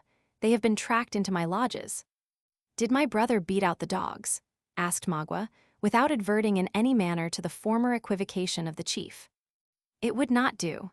The stranger is always welcome to the children of the Lenape." "The stranger, but not the spy." "Would the Yengeese send their women as spies? Did not the Huron chief say he took women in the battle?" "He told no lie. The Yengeese have sent out their scouts. They have been in my wigwams, but they found there no one to say welcome. Then they fled to the Delawares, for, say they, the Delawares are our friends, their minds are turned from their Canada father." This insinuation was a home thrust, and one that in a more advanced state of society would have entitled Magua to the reputation of a skillful diplomatist. The recent defection of the tribe had, as they well knew themselves, subjected the Delawares to much reproach among their French allies, and they were now made to feel that their future actions were to be regarded with jealousy and distrust. There was no deep insight into causes and effects necessary to foresee that such a situation of things was likely to prove highly prejudicial to their future movements. Their distant villages, their hunting grounds, and hundreds of their women and children, together with a material part of their physical force, were actually within the limits of the French territory. Accordingly, this alarming annunciation was received, as Magua intended, with manifest disapprobation, if not with alarm. "Let my father look in my face," said le coeur dur. "He will see no change. It is true, my young men did not go out on the warpath, they had dreams for not doing so. But they love and venerate the great white chief. Will he think so when he hears that his greatest enemy is fed in the camp of his children, when he is told a bloody Yengeese smokes at your fire, that the pale face who has slain so many of his friends goes in and out among the Delawares? Go! My great Canada father is not a fool." "Where is the Yenge that the Delawares fear?" returned the other. "Who has slain my young men? Who is the mortal enemy of my great father?" "La Longue Carabine." The Delaware warriors started at the well-known name, betraying by their amazement that they now learned, for the first time, one so famous among the Indian allies of France was within their power. "What does my brother mean?" demanded le coeur dur in a tone that, by its wonder, far exceeded the usual apathy of his race. "A Huron never lies. returned Magua, coldly, leaning his head against the side of the lodge and drawing his slight robe across his tawny breast. "Let the Delawares count their prisoners. They will find one whose skin is neither red nor pale." A long and musing pause succeeded. The chief consulted apart with his companions, and messengers dispatched to collect certain others of the most distinguished men of the tribe. As warrior after warrior dropped in, they were each made acquainted, in turn, with the important intelligence that Magua had just communicated. The air of surprise and the usual low, deep, guttural exclamation were common to them all. The news spread from mouth to mouth until the whole encampment became powerfully agitated. The women suspended their labors to catch such syllables as unguardedly fell from the lips of the consulting warriors. The boys deserted their sports, and walking fearlessly among their fathers, looked up in curious admiration, as they heard the brief exclamations of wonder they so freely expressed the temerity of their hated foe. In short, every occupation was abandoned for the time, and all other pursuits seemed discarded in order that the tribe might freely indulge, after their own peculiar manner, in an open expression of feeling. When the excitement had a little abated, the old men disposed themselves seriously to consider that which it became the honor and safety of their tribe to perform, under circumstances of so much delicacy and embarrassment. During all these movements, and in the midst of the general commotion, Magua had not only maintained his seat, but the very attitude he had originally taken against the side of the lodge, where he continued as immovable, and apparently as unconcerned as if he had no interest in the result. Not a single indication of the future intentions of his hosts, however, escaped his vigilant eyes. With his consummate knowledge of the nature of the people with whom he had to deal, he anticipated every measure on which they decided, and it might almost be said that, in many instances, he knew their intentions, even before they became known to themselves. The council of the Delawares was short. When it was ended, a general bustle announced that it was to be immediately succeeded by a solemn and formal assemblage of the nation. As such meetings were rare and only called on occasions of the last importance, the subtle Huron, who still sat apart, a wily and dark observer of the proceedings, now knew that all his projects must be brought to their final issue. He, therefore, left the lodge and walked silently forth to the place, in front of the encampment, whither the warriors were already beginning to collect. It might have been half an hour before each individual, including even the women and children, was in his place. The delay had been created by the grave preparations that were deemed necessary to so solemn and unusual a conference. But when the sun was seen climbing above the tops of that mountain, against whose bosom the Delawares had constructed their encampment, most were seated, and as his bright rays darted from behind the outline of trees that fringed the eminence, they fell upon as grave, as attentive, and as deeply interested a multitude as was probably ever before lighted by his morning beams. Its number somewhat exceeded 1,000 souls. In a collection of so serious savages, there is never to be found any impatient aspirant after premature distinction, standing ready to move his auditors to some hasty, and, perhaps, injudicious discussion, in order that his own reputation may be the gainer. An act of so much precipitancy and presumption would seal the downfall of precocious intellect forever. It rested solely with the oldest and most experienced of the men to lay the subject of the conference before the people. Until such a one chose to make some movement, no deeds in arms, no natural gifts, nor any renown as an orator would have justified the slightest interruption. On the present occasion, the aged warrior whose privilege it was to speak was silent, seemingly oppressed with the magnitude of his subject. The delay had already continued long beyond the usual deliberative pause that always preceded a conference, but no sign of impatience or surprise escaped even the youngest boy. Occasionally an eye was raised from the earth, where the looks of most were riveted, and strayed toward a particular lodge, that was, however, in no manner distinguished from those around it, except in the peculiar care that had been taken to protect it against the assaults of the weather. At length, one of those low murmurs that are so apt to disturb a multitude was heard, and the whole nation arose to their feet by a common impulse. At that instant, the door of the lodge in question opened, and 3 men, issuing from it, slowly approached the place of consultation. They were all aged, even beyond that period to which the oldest present had reached, but one in the center, who leaned on his companions for support, had numbered an amount of years to which the human race is seldom permitted to attain. His frame, which had once been tall and erect, like the cedar, was now bending under the pressure of more than a century. The elastic, light step of an Indian was gone, and in its place he was compelled to toil his tardy way over the ground, inch by inch. His dark, wrinkled countenance was in singular and wild contrast with the long white locks which floated on his shoulders, in such thickness as to announce that generations had probably passed away since they had last been shorn. The dress of this patriarch, for such, considering his vast age, in conjunction with his affinity and influence with his people, he might very properly be termed, was rich and imposing, though strictly after the simple fashions of the tribe. His robe was of the finest skins, which had been deprived of their fur in order to admit of a hieroglyphical representation of various deeds in arms done in former ages. His bosom was loaded with medals, some in massive silver, and one or two even in gold, the gifts of various Christian potentates during the long period of his life. He also wore armlets and cinctures above the ankles, of the latter precious metal. His head, on the whole of which the hair had been permitted to grow, the pursuits of war having so long been abandoned, was encircled by a sort of plated diadem, which, in its turn, bore lesser and more glittering ornaments that sparkled amid the glossy hues of 3 drooping ostrich feathers, dyed a deep black, in touching contrast to the color of his snow-white locks. His tomahawk was nearly hid in silver, and the handle of his knife shone like a horn of solid gold. So soon as the first hum of emotion and pleasure, which the sudden appearance of this venerated individual created, had a little subsided, the name of Tamenund was whispered from mouth to mouth.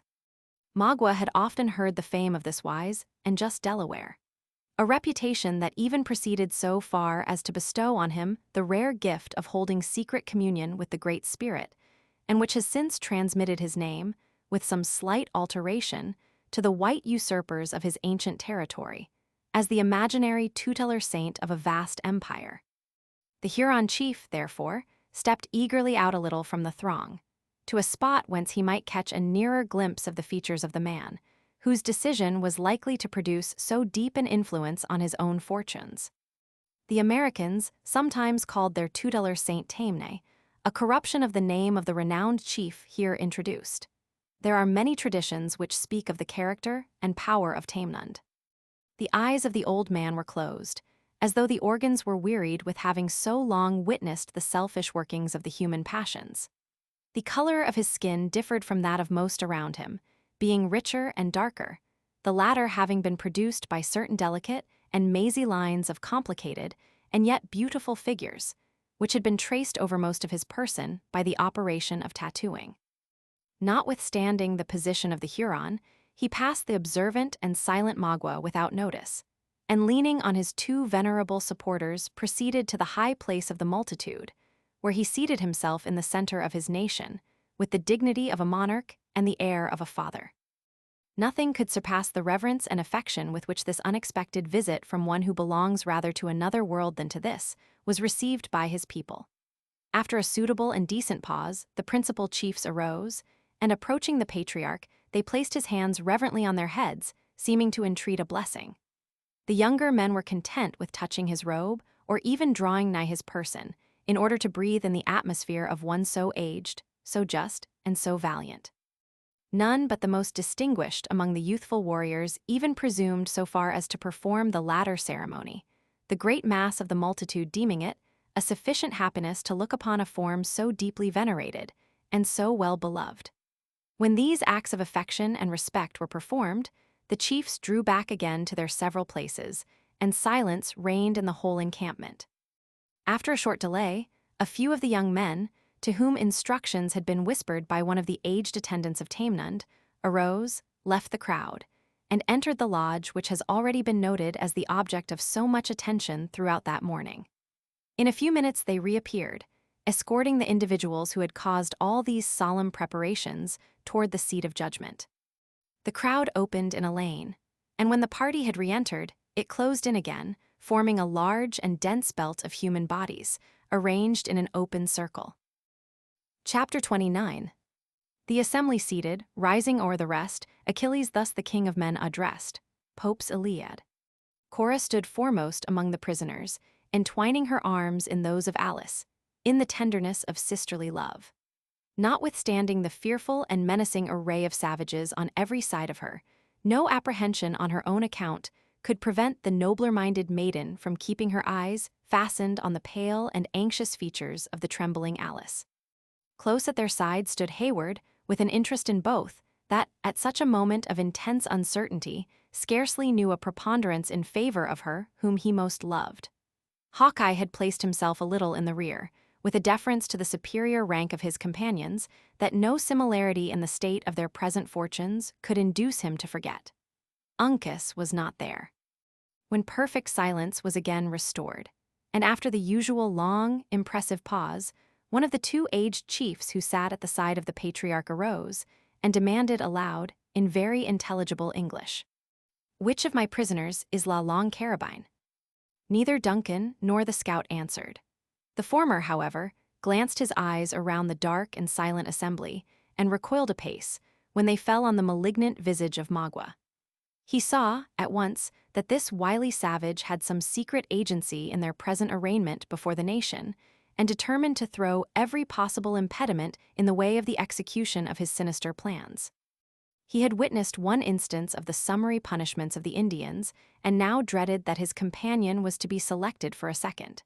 In this dilemma, with little or no time for reflection, he suddenly determined to cloak his invaluable friend at any or every hazard to himself.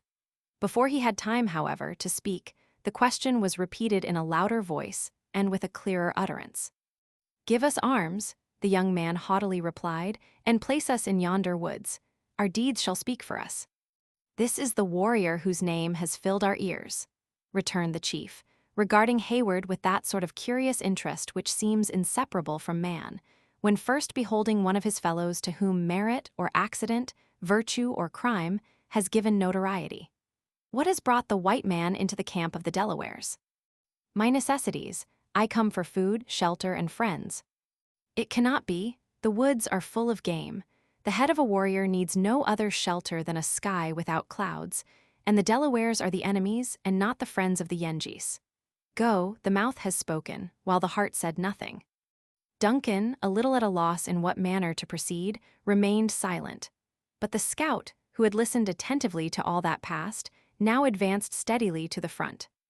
"That I did not answer to the call for La Longue Carabine was not owing either to shame or fear," he said, "for neither one nor the other is the gift of an honest man. But I do not admit the right of the Mingoes to bestow a name on one whose friends have been mindful of his gifts, in this particular, especially as their title is a lie, killdeer being a grooved barrel and no carabine.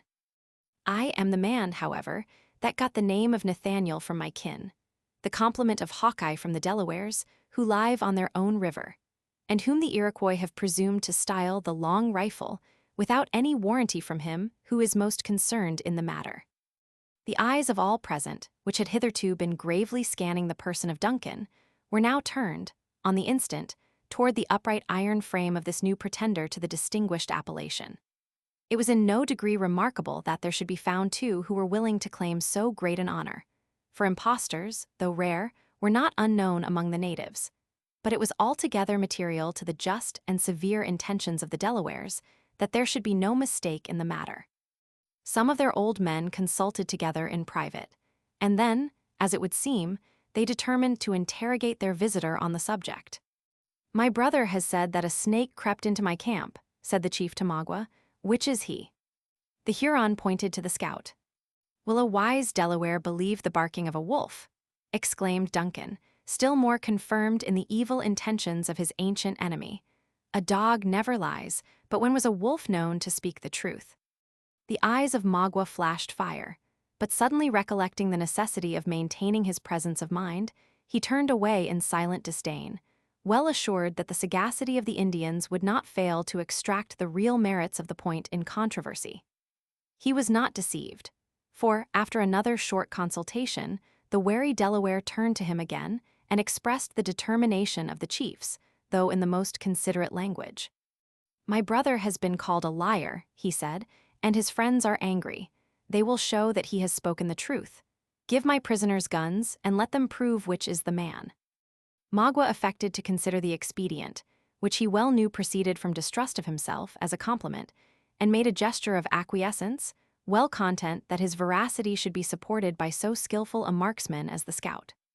The weapons were instantly placed in the hands of the friendly opponents, and they were bid to fire, over the heads of the seated multitude, at an earthen vessel, which lay, by accident, on a stump, some 50 yards from the place where they stood. Hayward smiled to himself at the idea of a competition with the scout, though he determined to persevere in the deception, until apprised of the real designs of Magua. Raising his rifle with the utmost care, and renewing his aim 3 several times, he fired.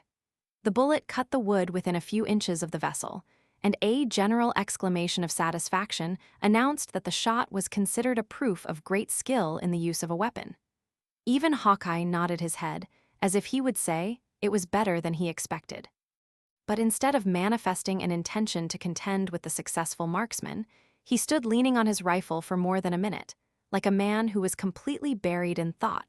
From this reverie, he was, however, awakened by one of the young Indians who had furnished the arms, and who now touched his shoulder, saying in exceedingly broken English, "Can the paleface beat it?" "Yes, Huron," exclaimed the scout, raising the short rifle in his right hand and shaking it at Magua with as much apparent ease as if it were a reed. "Yes, Huron, I could strike you now, and no power on earth could prevent the deed. The soaring hawk is not more certain of the dove than I am this moment of you, did I choose to send a bullet to your heart. Why should I not? Why? Because the gifts of my color forbid it, and I might draw down evil on tender and innocent heads. If you know such a being as God, thank him, therefore, in your inward soul, for you have reason." The flushed countenance, angry eye, and swelling figure of the scout produced a sensation of secret awe in all that heard him. The Delawares held their breath in expectation, but Magua himself, even while he distrusted the forbearance of his enemy, remained immovable and calm, where he stood wedged in by the crowd, as one who grew to the spot. "Beat it," repeated the young Delaware at the elbow of the scout. "Beat what, fool? What?" exclaimed Hawkeye, still flourishing the weapon angrily above his head, though his eye no longer sought the person of Magua. "If the white man is the warrior he pretends," said the aged chief, "let him strike nigher to the mark." The scout laughed aloud, a noise that produced the startling effect of an unnatural sound on Hayward. Then dropping the piece heavily into his extended left hand, it was discharged, apparently by the shock, driving the fragments of the vessel into the air and scattering them on every side. Almost at the same instant, the rattling sound of the rifle was heard, as he suffered it to fall contemptuously to the earth. The first impression of so strange a scene was engrossing admiration. Then a low, but increasing murmur ran through the multitude, and finally swelled into sounds that denoted a lively opposition in the sentiments of the spectators. While some openly testified their satisfaction at so unexampled dexterity, by far the larger portion of the tribe were inclined to believe the success of the shot was the result of accident. Hayward was not slow to confirm an opinion that was so favorable to his own pretensions. "It was chance," he exclaimed. "None can shoot without an aim." "Chance?" echoed the excited woodsman, who was now stubbornly bent on maintaining his identity at every hazard, and on whom the secret hints of Hayward to acquiesce in the deception were entirely lost. "Does yonder lying Huron, too, think it chance? Give him another gun, and place us face to face, without cover or dodge, and let Providence and our own eyes decide the matter atween us. I do not make the offer to you, Major, for our blood is of a color, and we serve the same master." "That the Huron is a liar is very evident," returned Hayward coolly. "You have yourself heard him assert you to be La Longue Carabine." It were impossible to say what violent assertion the stubborn Hawkeye would have next made, in his headlong wish to vindicate his identity, had not the aged Delaware once more interposed. "The hawk which comes from the clouds can return when he will," he said. "Give them the guns." This time the scout seized the rifle with avidity, nor had Magua, though he watched the movements of the marksman with jealous eyes, any further cause for apprehension. "Now let it be proved, in the face of this tribe of Delawares, which is the better man," cried the scout, tapping the butt of his piece with that finger which had pulled so many fatal triggers. "You see that gourd hanging against yonder tree, Major. If you are a marksman fit for the borders, let me see you break its shell." Duncan noted the object, and prepared himself to renew the trial. The gourd was one of the usual little vessels used by the Indians, and it was suspended from a dead branch of a small pine by a thong of deerskin at the full distance of 100 yards. So strangely compounded is the feeling of self-love that the young soldier, while he knew the utter worthlessness of the suffrages of his savage umpires, forgot the sudden motives of the contest in a wish to excel. It had been seen already that his skill was far from being contemptible, and he now resolved to put forth its nicest qualities. Had his life depended on the issue, the aim of Duncan could not have been more deliberate or guarded. He fired, and 3 or 4 young Indians, who sprang forward at the report, announced with a shout that the ball was in the tree, a very little on one side of the proper object. The warriors uttered a common ejaculation of pleasure, and then turned their eyes, inquiringly, on the movements of his rival. "It may do for the Royal Americans," said Hawkeye, laughing once more in his own silent, heartfelt manner. "But had my gun often turned so much from the true line, many a marten, whose skin is now in a lady's muff, would still be in the woods. I, and many a bloody Mingo who has departed to his final account, would be acting his deviltries at this very day, atween the provinces. I hope the squaw who owns the gourd has more of them in her wigwam, for this will never hold water again." The scout had shook his priming and cocked his piece while speaking, and as he ended he threw back a foot and slowly raised the muzzle from the earth. The motion was steady, uniform, and in one direction. When on a perfect level, it remained for a single moment without tremor or variation, as though both man and rifle were carved in stone. During that stationary instant, it poured forth its contents in a bright, glancing sheet of flame. Again the young Indians bounded forward, but their hurried search and disappointed looks announced that no traces of the bullet were to be seen. "Go," said the old chief to the scout, in a tone of strong disgust. "Thou art a wolf in the skin of a dog. I will talk to the long rifle of the Yengeese." "Ah, had I that piece which furnished the name you use, I would obligate myself to cut the thong and drop the gourd without breaking it," returned Hawkeye, perfectly undisturbed by the other's manner. "Fools, if you would find the bullet of a sharpshooter in these woods, you must look in the object, and not around it." The Indian youths instantly comprehended his meaning, for this time he spoke in the Delaware tongue, and tearing the gourd from the tree, they held it on high with an exulting shout, displaying a hole in its bottom, which had been cut by the bullet, after passing through the usual orifice in the center of its upper side. At this unexpected exhibition, a loud and vehement expression of pleasure burst from the mouth of every warrior present. It decided the question, and effectually established Hawkeye in the possession of his dangerous reputation. Those curious and admiring eyes which had been turned again on Hayward were finally directed to the weather-beaten form of the scout, who immediately became the principal object of attention to the simple and unsophisticated beings by whom he was surrounded. When the sudden and noisy commotion had a little subsided, the aged chief resumed his examination. "Why did you wish to stop my ears?" he said, addressing Duncan. "Are the Delawares fools that they could not know the young panther from the cat?" "They will yet find the Huron a singing bird," said Duncan, endeavoring to adopt the figurative language of the natives. "It is good, we will know who can shut the ears of men. Brother," added the chief, turning his eyes on Magua, "the Delawares listen." Thus singled, and directly called on to declare his object, the Huron arose, and advancing with great deliberation and dignity into the very center of the circle, where he stood confronted by the prisoners, he placed himself in an attitude to speak. Before opening his mouth, however, he bent his eyes slowly along the whole living boundary of earnest faces, as if to temper his expressions to the capacities of his audience. On Hawkeye he cast a glance of respectful enmity, on Duncan a look of inextinguishable hatred. The shrinking figure of Alice he scarcely deigned to notice. But when his glance met the firm, commanding, and yet lovely form of Cora, his eye lingered a moment, with an expression that it might have been difficult to define. Then, filled with his own dark intentions, he spoke in the language of the Canadas, a tongue that he well knew was comprehended by most of his auditors. "The spirit that made men colored them differently," commenced the subtle Huron. "Some are blacker than the sluggish bear. These he said should be slaves, and he ordered them to work forever like the beaver. You may hear them groan, when the south wind blows, louder than the lowing buffaloes, along the shores of the Great Salt Lake, where the big canoes come and go with them in droves. Some he made with faces paler than the ermine of the forests, and these he ordered to be traders, dogs to their women and wolves to their slaves. He gave this people the nature of the pigeon, wings that never tire, young, more plentiful than the leaves on the trees, and appetites to devour the earth.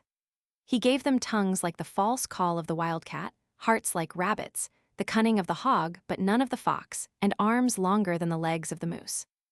With his tongue he stops the ears of the Indians, his heart teaches him to pay warriors to fight his battles, his cunning tells him how to get together the goods of the earth, and his arms enclose the land from the shores of the salt water to the islands of the Great Lake. His gluttony makes him sick. God gave him enough, and yet he wants all. Such are the pale faces. Some the Great Spirit made with skins brighter and redder than yonder sun, continued Magua, pointing impressively upward to the lurid luminary, which was struggling through the misty atmosphere of the horizon, and these did he fashion to his own mind. He gave them this island as he had made it, covered with trees and filled with game. The wind made their clearings, the sun and rain ripened their fruits, and the snows came to tell them to be thankful. What need had they of roads to journey by? They saw through the hills. When the beavers worked, they lay in the shade and looked on. The winds cooled them in summer. In winter, skins kept them warm. If they fought among themselves, it was to prove that they were men. They were brave, they were just, they were happy. Here the speaker paused, and again looked around him to discover if his legend had touched the sympathies of his listeners. He met everywhere, with eyes riveted on his own, heads erect and nostrils expanded, as if each individual present felt himself able and willing, singly, to redress the wrongs of his race. If the Great Spirit gave different tongues to his red children, he continued in a low, still melancholy voice, it was that all animals might understand them. Some he placed among the snows with their cousin the bear. Some he placed near the setting sun, on the road to the happy hunting grounds. Some on the lands around the great fresh waters, but to his greatest and most beloved he gave the sands of the salt lake. Do my brothers know the name of this favored people? It was the Lenape, exclaimed 20 eager voices in a breath. It was the Lenape, returned Magua, affecting to bend his head in reverence to their former greatness. It was the tribes of the Lenape. The sun rose from water that was salt and set in water that was sweet and never hid himself from their eyes. But why should I, a Huron of the woods, tell a wise people their own traditions? Why remind them of their injuries, their ancient greatness, their deeds, their glory, their happiness, their losses, their defeats, their misery? Is there not one among them who has seen it all, and who knows it to be true? I have done. My tongue is still, for my heart is of lead. I listen. As the voice of the speaker suddenly ceased, every face and all eyes turned, by a common movement, toward the venerable Tamnund. From the moment that he took his seat, until the present instant, the lips of the patriarch had not severed, and scarcely a sign of life had escaped him. He sat bent in feebleness, and apparently unconscious of the presence he was in during the whole of that opening scene in which the skill of the scout had been so clearly established. At the nicely graduated sound of Magua's voice, however, he betrayed some evidence of consciousness, and once or twice he even raised his head, as if to listen. But when the crafty Huron spoke of his nation by name, the eyelids of the old man raised themselves, and he looked out upon the multitude with that sort of dull, unmeaning expression which might be supposed to belong to the countenance of a spectre. Then he made an effort to rise, and being upheld by his supporters, he gained his feet in a posture commanding by its dignity, while he tottered with weakness. Who calls upon the children of the Lenape? He said, in a deeply guttural voice that was rendered awfully audible by the breathless silence of the multitude. Who speaks of things gone? Does not the egg become a worm, the worm a fly, and perish? Why tell the Delawares of good that is past? Better thank the Manitou for that which remains. It is a Wyandot, said Magua, stepping nigher to the rude platform on which the other stood. A friend of Tamnund. A friend, repeated the sage, on whose brow a dark frown settled, imparting a portion of that severity which had rendered his eye so terrible in middle age. Are the Mingos rulers of the earth? What brings a Huron in here? Justice, his prisoners are with his brothers, and he comes for his own. Tamnund turned his head toward one of his supporters, and listened to the short explanation the man gave. Then, facing the applicant, he regarded him a moment with deep attention, after which he said, in a low and reluctant voice, Justice is the law of the great Manitou. My children, give the stranger food. Then, Huron, take thine own and depart." On the delivery of this solemn judgment, the patriarch seated himself and closed his eyes again, as if better pleased with the images of his own ripened experience than with the visible objects of the world. Against such a decree, there was no Delaware sufficiently hardy to murmur, much less oppose himself. The words were barely uttered when 4 or 5 of the younger warriors, stepping behind Hayward and the scout, passed thongs so dexterously and rapidly around their arms as to hold them both in instant bondage. The former was too much engrossed with his precious and nearly insensible burden to be aware of their intentions before they were executed, and the latter, who considered even the hostile tribes of the Delawares a superior race of beings, submitted without resistance. Perhaps, however, the manner of the scout would not have been so passive, had he fully comprehended the language in which the preceding dialogue had been conducted. Magua cast a look of triumph around the whole assembly before he proceeded to the execution of his purpose. Perceiving that the men were unable to offer any resistance, he turned his looks on her he valued most. Cora met his gaze with an eye so calm and firm that his resolution wavered. Then, recollecting his former artifice, he raised Alice from the arms of the warrior against whom she leaned, and beckoning Hayward to follow, he motioned for the encircling crowd to open. But Cora, instead of obeying the impulse he had expected, rushed to the feet of the patriarch, and, raising her voice, exclaimed aloud, "Just and venerable Delaware, on thy wisdom and power we lean for mercy. Be deaf to yonder artful and remorseless monster, who poisons thy ears with falsehoods to feed his thirst for blood. Thou that hast lived long, and that hast seen the evil of the world, should know how to temper its calamities to the miserable." The eyes of the old man opened heavily, and he once more looked upward at the multitude. As the piercing tones of the suppliant swelled on his ears, they moved slowly in the direction of her person, and finally settled there in a steady gaze.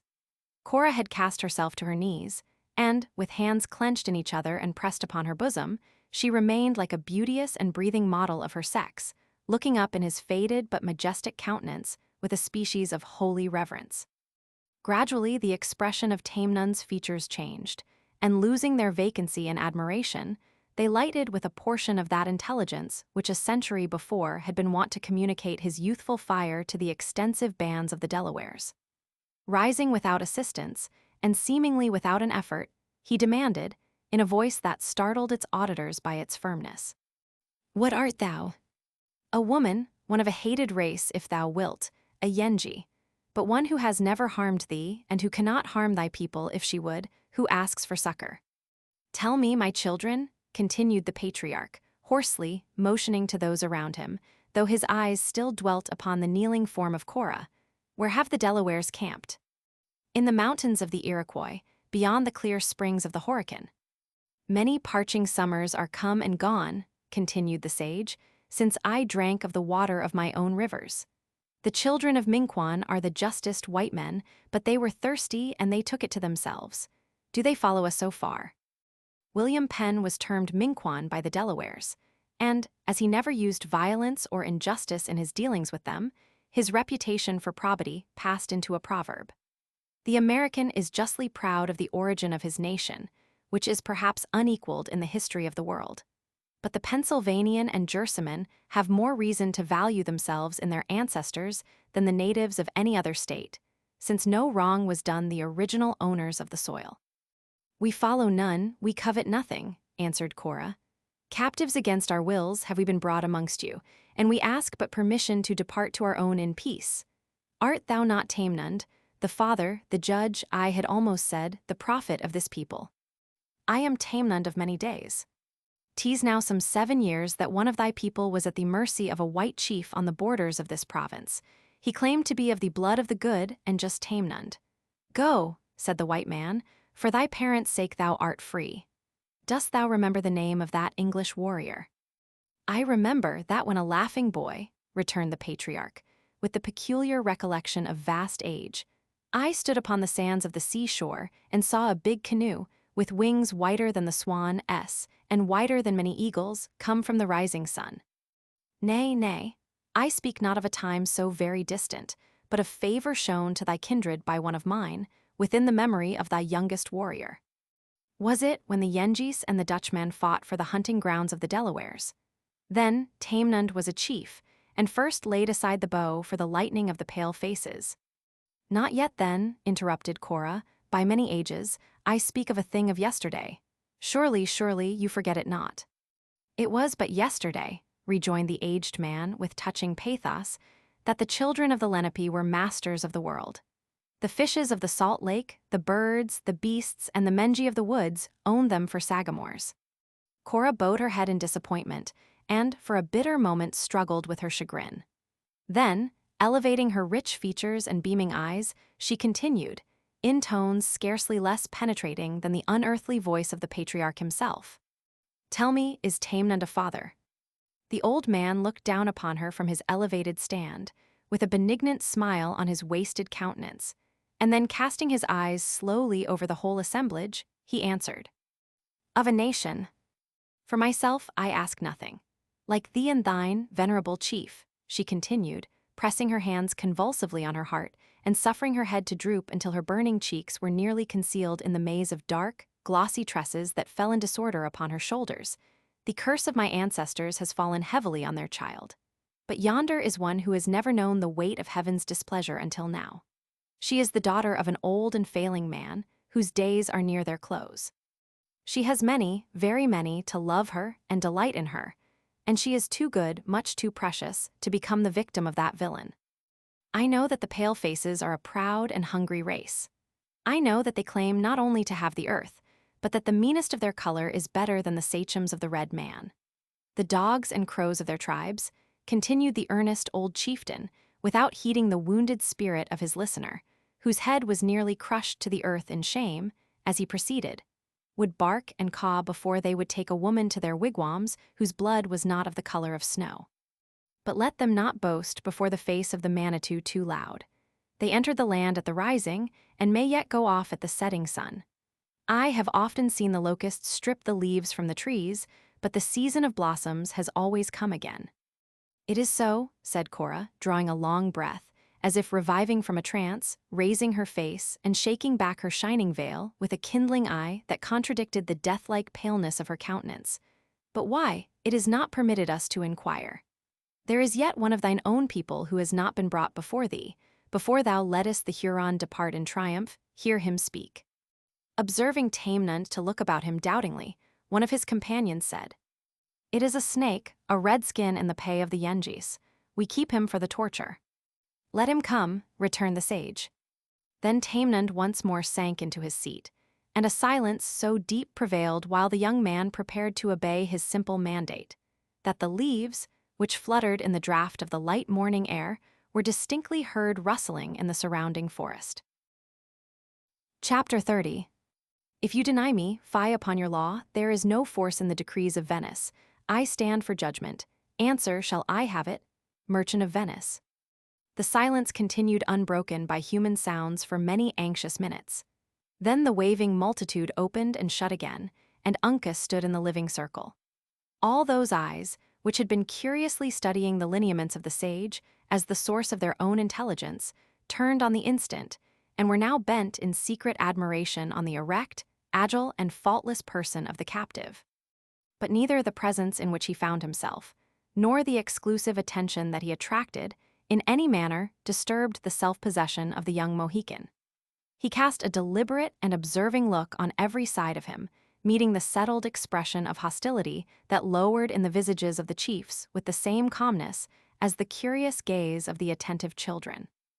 But when, last in this haughty scrutiny, the person of Tamenund came under his glance, his eye became fixed, as though all other objects were already forgotten. Then, advancing with a slow and noiseless step up the area, he placed himself immediately before the footstool of the sage. Here he stood unnoted, though keenly observant himself, until one of the chiefs apprised the latter of his presence. With what tongue does the prisoner speak to the Manitou? Demanded the patriarch, without unclosing his eyes.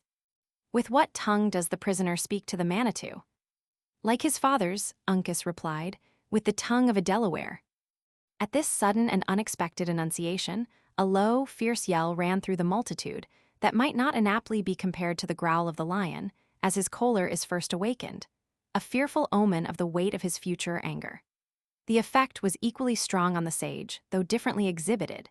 He passed a hand before his eyes, as if to exclude the least evidence of so shameful a spectacle, while he repeated, in his low, guttural tones, the words he had just heard. "Delaware, I have lived to see the tribes of the Lenape driven from their council fires and scattered like broken herds of deer among the hills of the Iroquois. I have seen the hatchets of a strong people sweep woods from the valleys that the winds of heaven have spared. The beasts that run on the mountains and the birds that fly above the trees have I seen living in the wigwams of men, but never before have I found a Delaware so base as to creep, like a poisonous serpent, into the camps of his nation. The singing birds have opened their bills," returned Uncas, in the softest notes of his own musical voice, "and Tamenund has heard their song." The sage started and bent his head aside, as if to catch the fleeting sounds of some passing melody. "Does Tamenund dream?" he exclaimed. "What voice is at his ear? Have the winters gone backward? Will summer come again to the children of the Lenape?" A solemn and respectful silence succeeded this incoherent burst from the lips of the Delaware prophet. His people readily constructed his unintelligible language into one of those mysterious conferences he was believed to hold so frequently with a superior intelligence, and they awaited the issue of the revelation in awe. After a patient pause, however, one of the aged men, perceiving that the sage had lost the recollection of the subject before them, ventured to remind him again of the presence of the prisoner. "The false Delaware trembles lest he should hear the words of Tamenund," he said. "'Tis a hound that howls when the Yengeese show him a trail." "And ye," returned Uncas, looking sternly around him, "are dogs that whine when the Frenchman casts ye the offals of his deer." 20 knives gleamed in the air, and as many warriors sprang to their feet at this biting, and perhaps merited retort. But a motion from one of the chiefs suppressed the outbreaking of their tempers and restored the appearance of quiet. The task might probably have been more difficult, had not a movement made by Tamenund indicated that he was again about to speak. "Delaware," resumed the sage, "little art thou worthy of thy name. My people have not seen a bright sun in many winters, and the warrior who deserts his tribe when hid in clouds is doubly a traitor.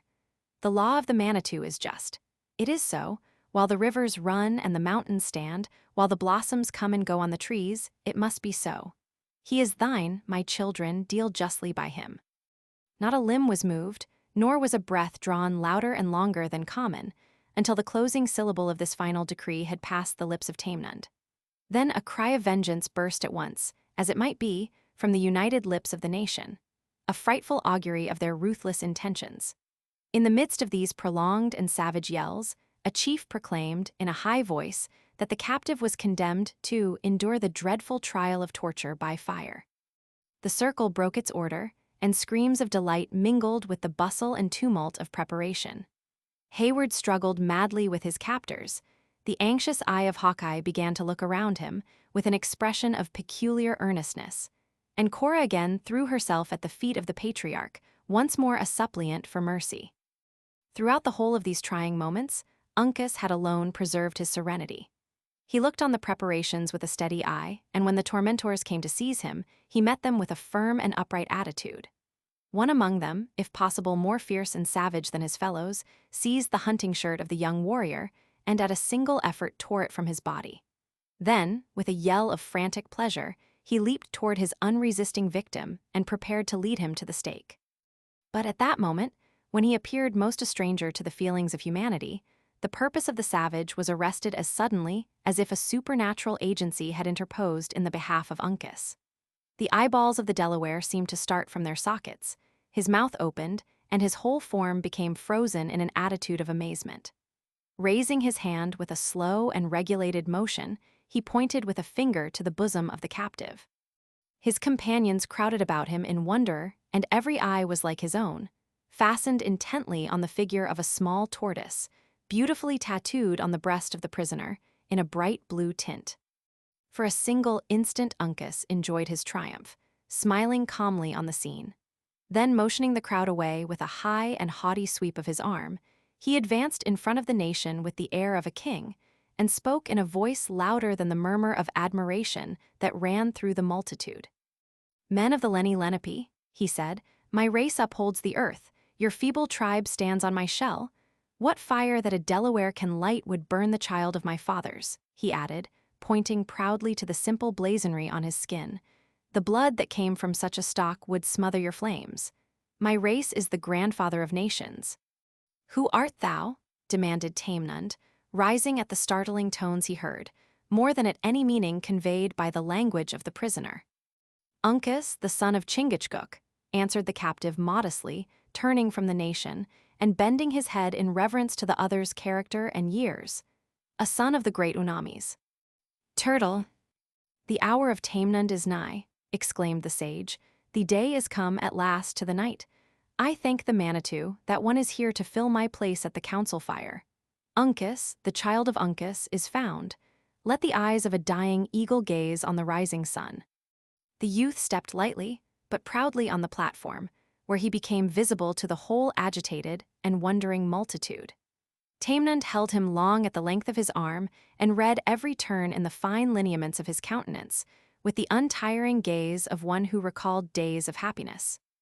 "Is Tamenund a boy?" At length the bewildered prophet exclaimed. "Have I dreamed of so many snows that my people were scattered like floating sands of Yengis, more plenty than the leaves on the trees? The arrow of Tamenund would not frighten the fawn. His arm is withered like the branch of a dead oak. The snail would be swifter in the race, yet is Uncas before him as they went to battle against the pale faces. Uncas, the panther of his tribe, the eldest son of the Lenape, the wisest sagamore of the Mohicans. Tell me, ye Delawares, has Tamenund been a sleeper for 100 winters?" The calm and deep silence which succeeded these words sufficiently announced the awful reverence with which his people received the communication of the patriarch. None dared to answer, though all listened in breathless expectation of what might follow. Uncas, however, looking in his face with the fondness and veneration of a favored child, presumed on his own high and acknowledged rank to reply. "4 warriors of his race have lived and died," he said, "since the friend of Tamenund led his people in battle. The blood of the turtle has been in many chiefs, but all have gone back into the earth from whence they came, except Chingachgook and his son." It is true," returned the sage, a flash of recollection destroying all his pleasing fancies, and restoring him at once to a consciousness of the true history of his nation. "Our wise men have often said that 2 warriors of the unchanged race were in the hills of the Yengis. Why have their seats at the council fires of the Delawares been so long empty?" At these words the young man raised his head, which he had still kept bowed a little, in reverence, and lifting his voice so as to be heard by the multitude, as if to explain at once and forever the policy of his family, he said aloud, "Once we slept where we could hear the salt lake speak in its anger. Then we were rulers and sagamores over the land. But when a pale face was seen on every brook, we followed the deer back to the river of our nation. The Delawares were gone. Few warriors of them all stayed to drink of the stream they loved. Then said my fathers, 'Here will we hunt. The waters of the river go into the salt lake. If we go toward the setting sun, we shall find streams that run into the great lakes of sweet water. There would a Mohican die like fishes of the sea in the clear springs. When the Manitou is ready and shall say, "Come," we will follow the river to the sea and take our own again.' Such, Delawares, is the belief of the children of the turtle. Our eyes are on the rising and not toward the setting sun. We know whence he comes, but we know not whither he goes. It is enough." The men of the Lenape listened to his words with all the respect that superstition could lend, finding a secret charm even in the figurative language with which the young sagamore imparted his ideas. Uncas himself watched the effect of his brief explanation with intelligent eyes, and gradually dropped the air of authority he had assumed, as he perceived that his auditors were content. Then, permitting his looks to wander over the silent throng that crowded around the elevated seat of Tamenund, he first perceived Hawkeye in his bonds.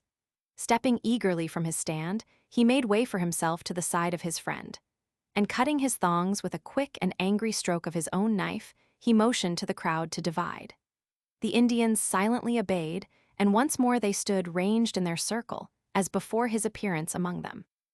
Uncas took the scout by the hand, and led him to the feet of the patriarch. "Father," he said, "look at this pale face, a just man and the friend of the Delawares. Is he a son of Minquan?" "Not so, a warrior known to the Yengis, and feared by the Maquas." "What name has he gained by his deeds?" "We call him Hawkeye, Uncas replied, using the Delaware phrase, for his sight never fails. The Mingos know him better by the death he gives their warriors. With them he is the long rifle.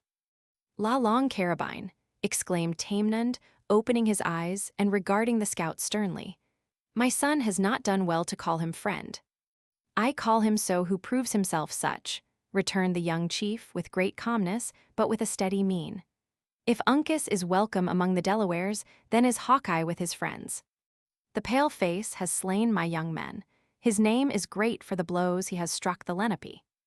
If a Mingo has whispered that much in the ear of the Delaware, he has only shown that he is a singing bird, said the scout, who now believed that it was time to vindicate himself from such offensive charges, and who spoke as the man he addressed, modifying his Indian figures, however, with his own peculiar notions. That I have slain the Maquas I am not the man to deny, even at their own council fires. But that, knowingly, my hand has never harmed a Delaware, is opposed to the reason of my gifts, which is friendly to them and all that belongs to their nation. A low exclamation of applause passed among the warriors, who exchanged looks with each other like men, that first began to perceive their error. Where is the Huron? Demanded Tamenund. Has he stopped my ears? Magua, whose feelings during that scene in which Uncas had triumphed may be much better imagined than described, answered to the call by stepping boldly in front of the patriarch. The just Tamenund, he said, will not keep what a Huron has lent. Tell me, son of my brother, returned the sage, avoiding the dark countenance of Le Subtil and turning gladly to the more ingenuous features of Uncas, has the stranger a conqueror's right over you? He has none. The panther may get into snares set by the women, but he is strong and knows how to leap through them. La long carabine laughs at the Mingos. Go, Huron, ask your squaws the color of a bear. The stranger and white maiden that come into my camp together should journey on an open path. And the woman that Huron left with my warriors. Uncas made no reply. And the woman that the Mingo has brought into my camp, repeated Tamenund gravely. She is mine, cried Magua, shaking his hand in triumph at Uncas. Mohican, you know that she is mine. My son is silent, said Tamenund, endeavoring to read the expression of the face that the youth turned from him in sorrow. It is so, was the low answer. A short and impressive pause succeeded, during which it was very apparent with what reluctance the multitude admitted the justice of the Mingo's claim. At length, the sage, on whom alone the decision depended, said, in a firm voice, Huron, depart. As he came, just Tamenund, demanded the wily Magua, or with hands filled with the faith of the Delawares. The wigwam of Le Renard Subtil is empty. Make him strong with his own. The aged man mused with himself for a time, and then, bending his head toward one of his venerable companions, he asked, Are my ears open? It is true. Is this Mingo a chief? The first in his nation. Girl, what wouldst thou? A great warrior takes thee to wife. Go, thy race will not end. Better 1,000 times it should, exclaimed the horror-struck Cora, than meet with such a degradation. Huron, her mind is in the tents of her fathers. An unwilling maiden makes an unhappy wigwam. She speaks with the tongue of her people, returned Magua, regarding his victim with a look of bitter irony. She is of a race of traders and will bargain for a bright look. Let Tamenund speak the words. Take you the wampum and our love. Nothing hence but what Magua brought hither. Then depart with thine own. The great Manitou forbids that a Delaware should be unjust. Magua advanced and seized his captive strongly by the arm. The Delawares fell back in silence, and Cora, as if conscious that remonstrance would be useless, prepared to submit to her fate without resistance. Hold, hold, cried Duncan, springing forward. Huron, have mercy. Her ransom shall make thee richer than any of thy people were ever yet known to be. Magua is a redskin. He wants not the beads of the pale faces. Gold, silver, powder, lead, all that a warrior needs shall be in thy wigwam. All that becomes the greatest chief. Le Subtil is very strong, cried Magua, violently shaking the hand which grasped the unresisting arm of Cora. He has his revenge. Mighty ruler of Providence, exclaimed Hayward, clasping his hands together in agony, can this be suffered? To you, just Tamenund, I appeal for mercy. "The words of the Delaware are said," returned the sage, closing his eyes and dropping back into his seat, alike wearied with his mental and his bodily exertion. "Men speak not twice. That a chief should not misspend his time in unsaying what has once been spoken is wise and reasonable," said Hawkeye, motioning to Duncan to be silent. "But it is also prudent in every warrior to consider well before he strikes his tomahawk into the head of his prisoner. Huron, I love you not, nor can I say that any Mingo has ever received much favor at my hands. It is fair to conclude that, if this war does not soon end, many more of your warriors will meet me in the woods. Put it to your judgment, then, whether you would prefer taking such a prisoner as that into your encampment, or one like myself, who am a man that it would greatly rejoice your nation to see with naked hands." "Will the long rifle give his life for the woman?" demanded Magua, hesitatingly, for he had already made a motion toward quitting the place with his victim. "No, no, I have not said so much as that," returned Hawkeye, drawing back with suitable discretion when he noted the eagerness with which Magua listened to his proposal. "It would be an unequal exchange to give a warrior in the prime of his age and usefulness for the best woman on the frontiers. I might consent to go into winter quarters, now, at least 6 weeks afore the leaves will turn, on condition you will release the maiden." Magua shook his head and made an impatient sign for the crowd to open. "Well, then," added the scout, with the musing air of a man who had not half made up his mind, "I will throw killdeer into the bargain. Take the word of an experienced hunter, the piece has not its equal atween the provinces." Magua still disdained to reply, continuing his efforts to disperse the crowd. "Perhaps," added the scout, losing his dissembled coolness exactly in proportion as the other manifested an indifference to the exchange, "if I should condition to teach your young men the real virtue of the weapon, it would smooth the little differences in our judgments." Le Renard fiercely ordered the Delawares, who still lingered in an impenetrable belt around him, in hopes he would listen to the amicable proposal, to open his path, threatening, by the glance of his eye, another appeal to the infallible justice of their prophet. "What is ordered must sooner or later arrive," continued Hawkeye, turning with a sad and humbled look to Uncas. "The varlet knows his advantage and will keep it. God bless you, boy. You have found friends among your natural kin, and I hope they will prove as true as some you have met who had no Indian cross. As for me, sooner or later, I must die. It is, therefore, fortunate there are but few to make my death howl. After all, it is likely the imps would have managed to master my scalp, so a day or two will make no great difference in the everlasting reckoning of time. God bless you," added the rugged woodsman, bending his head aside, and then instantly changing its direction again, with a wistful look toward the youth. "I loved both you and your father, Uncas, though our skins are not altogether of a color, and our gifts are somewhat different. Tell the Sagamore I never lost sight of him in my greatest trouble. And, as for you, think of me sometimes when on a lucky trail. And depend on it, boy, whether there be one heaven or two, there is a path in the other world by which honest men may come together again. You'll find the rifle in the place we hid it, take it, and keep it for my sake. And harkee, lad, as your natural gifts don't deny you the use of vengeance, use it a little freely on the Mingos. It may unburden griefs at my loss and ease your mind. Huron, I accept your offer, release the woman. I am your prisoner." A suppressed but still distinct murmur of approbation ran through the crowd at this generous proposition, even the fiercest among the Delaware warriors manifesting pleasure at the manliness of the intended sacrifice. Magua paused, and for an anxious moment, it might be said, he doubted. Then, casting his eyes on Cora, with an expression in which ferocity and admiration were strangely mingled, his purpose became fixed forever. He intimated his contempt of the offer with a backward motion of his head, and said, in a steady and settled voice, "Le Renard Subtil is a great chief. He has but one mind. Come," he added, laying his hand too familiarly on the shoulder of his captive to urge her onward. "A Huron is no tattler. We will go." The maiden drew back in lofty womanly reserve, and her dark eye kindled, while the rich blood shot, like the passing brightness of the sun, into her very temples at the indignity. "I am your prisoner, and at a fitting time shall be ready to follow, even to my death.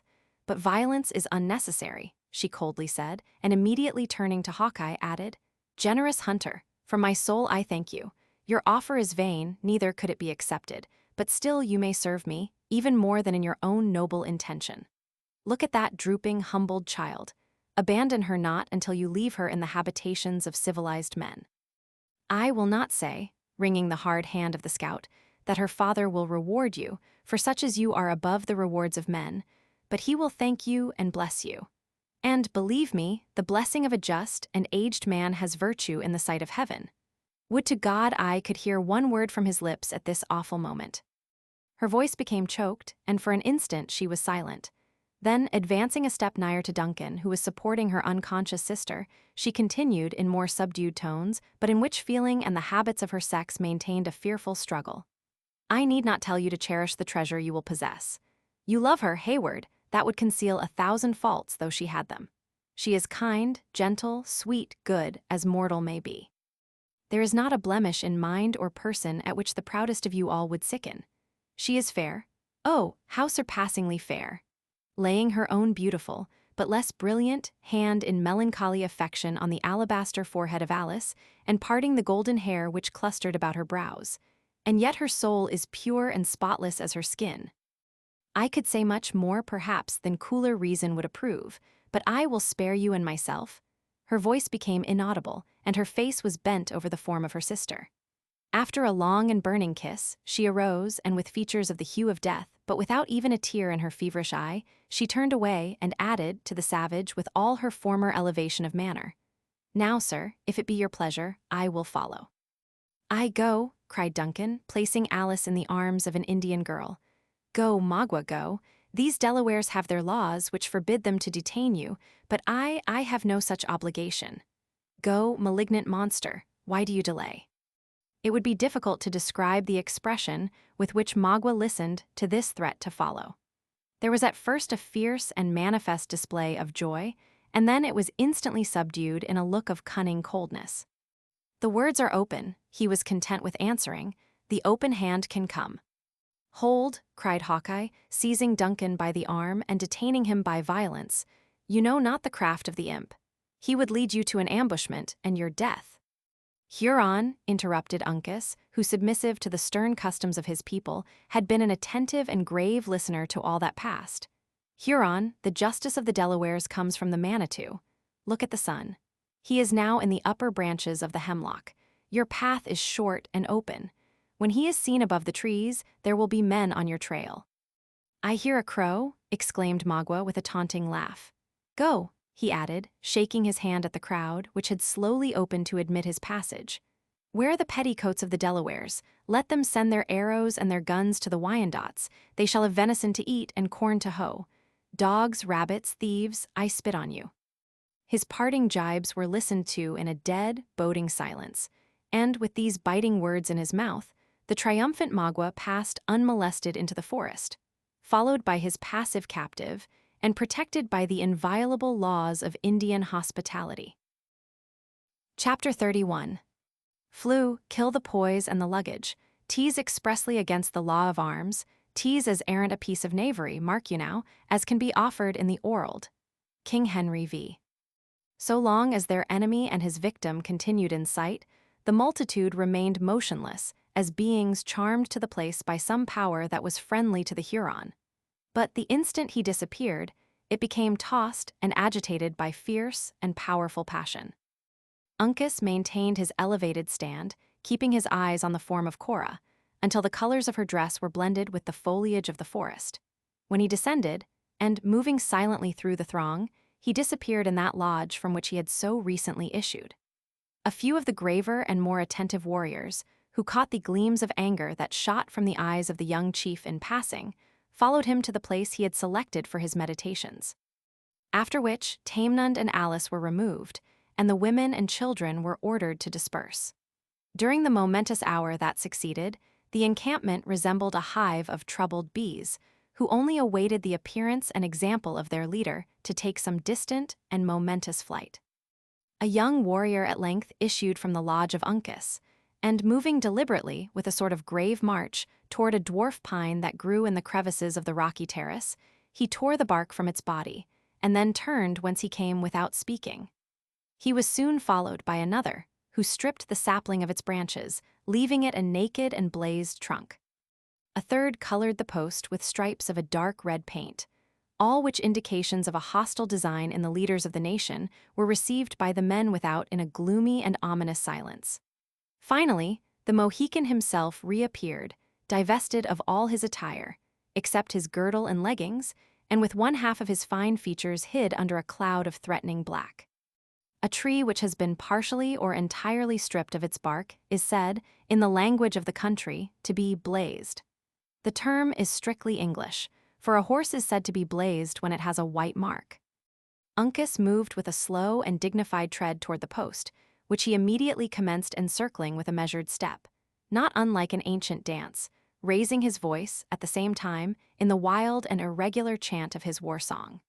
The notes were in the extremes of human sounds, being sometimes melancholy and exquisitely plaintive, even rivaling the melody of birds, and then, by sudden and startling transitions, causing the auditors to tremble by their depth and energy.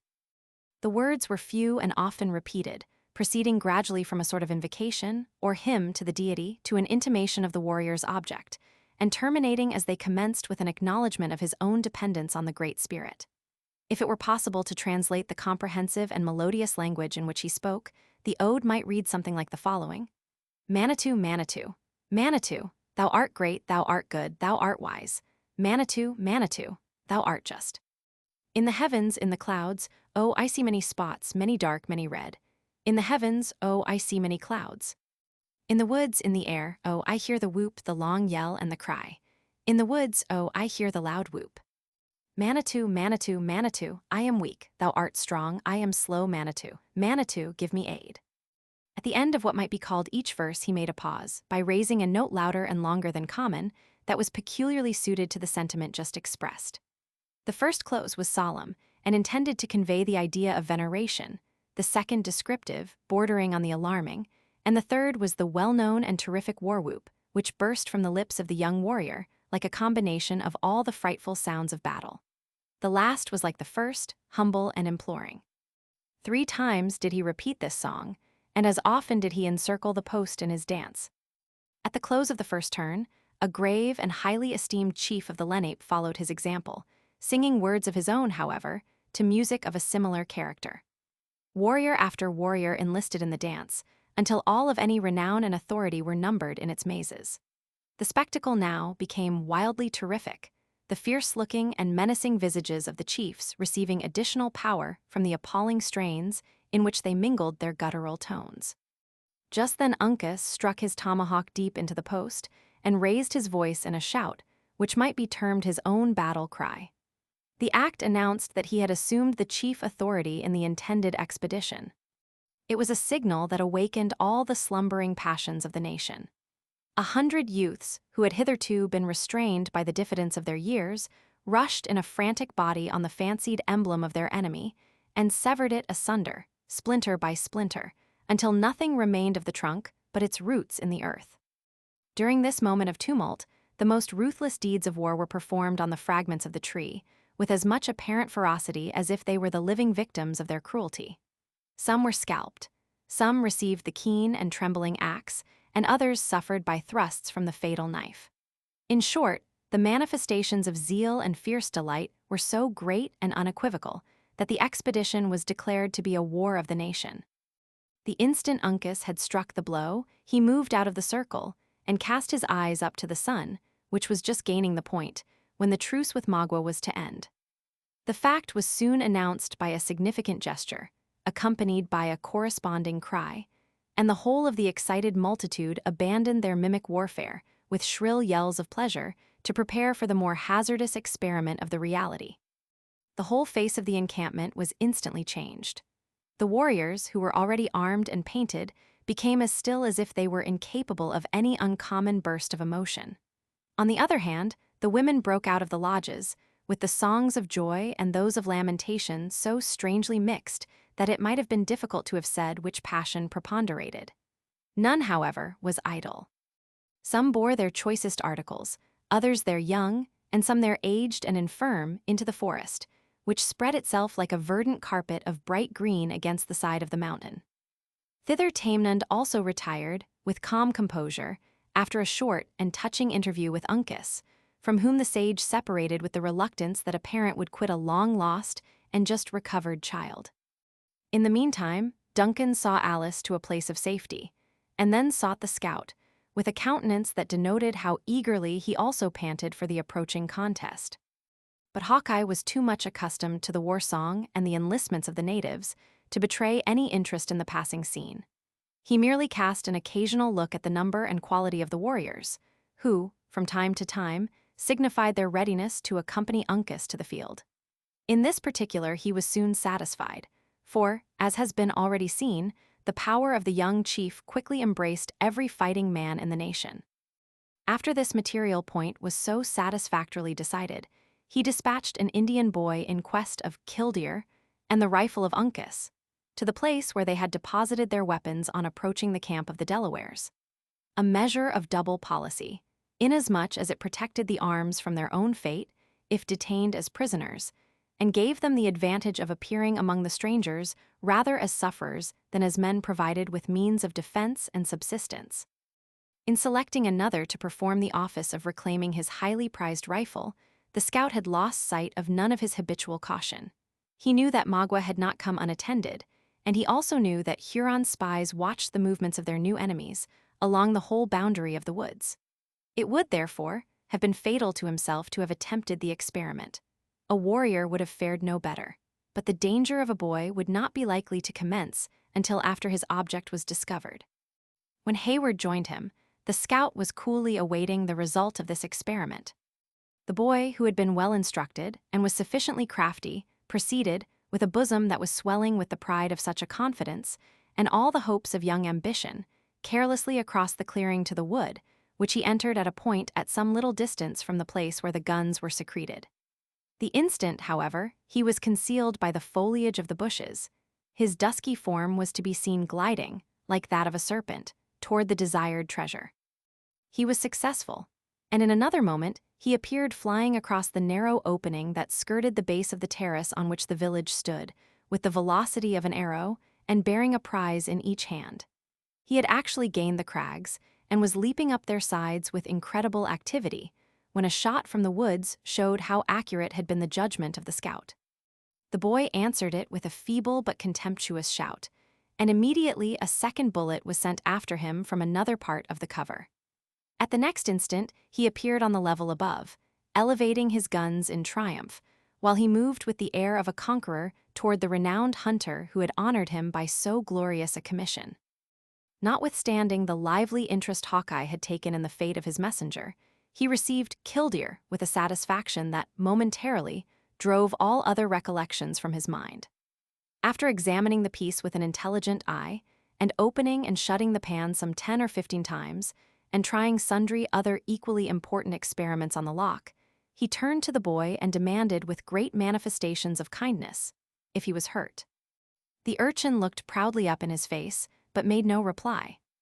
"Ah, I see, lad, the knaves have barked your arm," added the scout, taking up the limb of the patient sufferer, across which a deep flesh wound had been made by one of the bullets, "but a little bruised alder will act like a charm.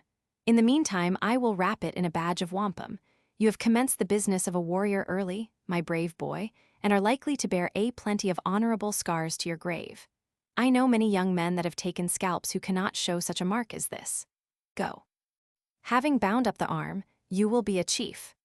The lad departed, prouder of his flowing blood than the vainest courtier could be of his blushing ribbon, and stalked among the fellows of his age, an object of general admiration and envy. But in a moment of so many serious and important duties, this single act of juvenile fortitude did not attract the general notice and commendation it would have received under milder auspices. It had, however, served to apprise the Delawares of the position and the intentions of their enemies. Accordingly, a party of adventurers, better suited to the task than the weak though spirited boy, was ordered to dislodge the skulkers. The duty was soon performed, for most of the Hurons retired of themselves when they found they had been discovered. The Delawares followed to a sufficient distance from their own encampment, and then halted for orders, apprehensive of being led into an ambush. As both parties secreted themselves, the woods were again as still and quiet as a mild summer morning and deep solitude could render them. The calm but still impatient Uncas now collected his chiefs and divided his power.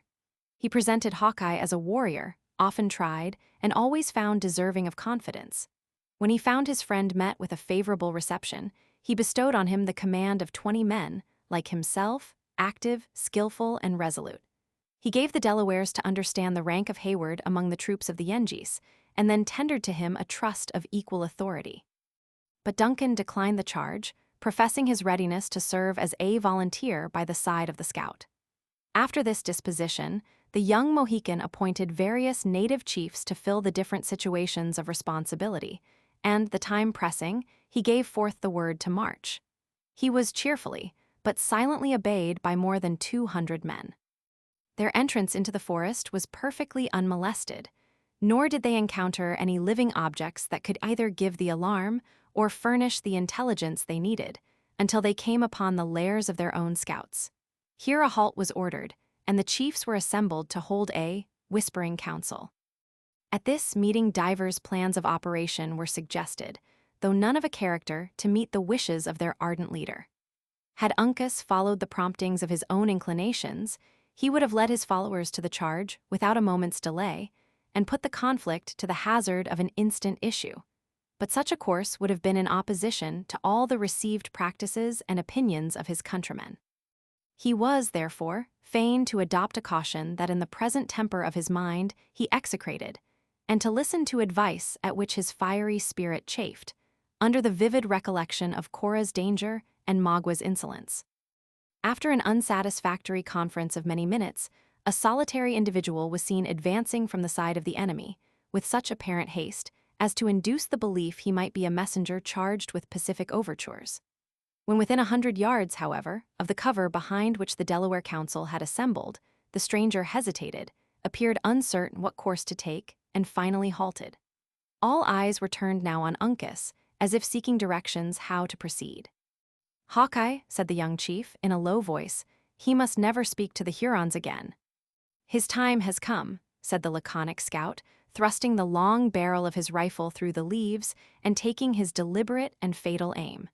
But instead of pulling the trigger, he lowered the muzzle again and indulged himself in a fit of his peculiar mirth. "I took the imp for a Mingo, as I'm a miserable sinner," he said, but when my eye ranged along his ribs for a place to get the bullet in, would you think it, Uncas, I saw the musicianer's blower.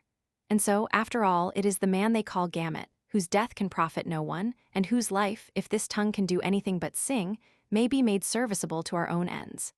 If sounds have not lost their virtue, I'll soon have a discourse with the honest fellow, and that in a voice he'll find more agreeable than the speech of Killdeer." So saying, Hawkeye laid aside his rifle, and crawling through the bushes until within hearing of David, he attempted to repeat the musical effort, which had conducted himself, with so much safety and eclat, through the Huron encampment. The exquisite organs of Gamut could not readily be deceived, and, to say the truth, it would have been difficult for any other than Hawkeye to produce a similar noise. And, consequently, having once before heard the sounds, he now knew whence they proceeded. The poor fellow appeared relieved from a state of great embarrassment, for, pursuing the direction of the voice, a task that to him was not much less arduous than it would have been to have gone up in the face of a battery, he soon discovered the hidden songster. "I wonder what the Hurons will think of that," said the scout, laughing, as he took his companion by the arm and urged him toward the rear. "If the knaves lie within earshot, they will say there are 2 noncompassers instead of 1. But here we are safe," he added, pointing to Uncas and his associates. "Now give us the history of the Mingo inventions in natural English, and without any ups and downs of voice." David gazed about him, at the fierce and wild-looking chiefs, in mute wonder, but assured by the presence of faces that he knew, he soon rallied his faculties so far as to make an intelligent reply. "The heathen are abroad in goodly numbers," said David, "and, I fear, with evil intent. There has been much howling and ungodly revelry, together with such sounds as it is profanity to utter, in their habitations within the past hour, so much so, in truth, that I have fled to the Delawares in search of peace. Your ears might not have profited much by the exchange, had you been quicker of foot," returned the scout a little dryly. "But let that be as it may, where are the Hurons?" "They lie hid in the forest, between this spot and their village in such force, that prudence would teach you instantly to return. Uncas cast a glance along the range of trees, which concealed his own band, and mentioned the name of Magwe is among them. He brought in the maiden that had sojourned with the Delawares, and, leaving her in the cave, has put himself, like a raging wolf, at the head of his savages. I know not what has troubled his spirit so greatly. He has left her, you say, in the cave, interrupted Hayward. 'Tis well that we know its situation. May not something be done for her instant relief? Uncas looked earnestly at the scout before he asked, What says Hawkeye? Give me 20 rifles, and I will turn to the right, along the stream and, passing by the huts of the beaver, will join the Sagamore and the colonel. You shall then hear the whoop from that quarter. With this wind one may easily send it a mile. Then, Uncas, do you drive in the front. When they come within range of our pieces, we will give them a blow that, I pledge the good name of an old frontiersman, shall make their line bend like an ashen bow. After which we will carry the village and take the woman from the cave, when the affair may be finished with the tribe, according to a white man's battle, by a blow and a victory, or, in the Indian fashion, with dodge and cover.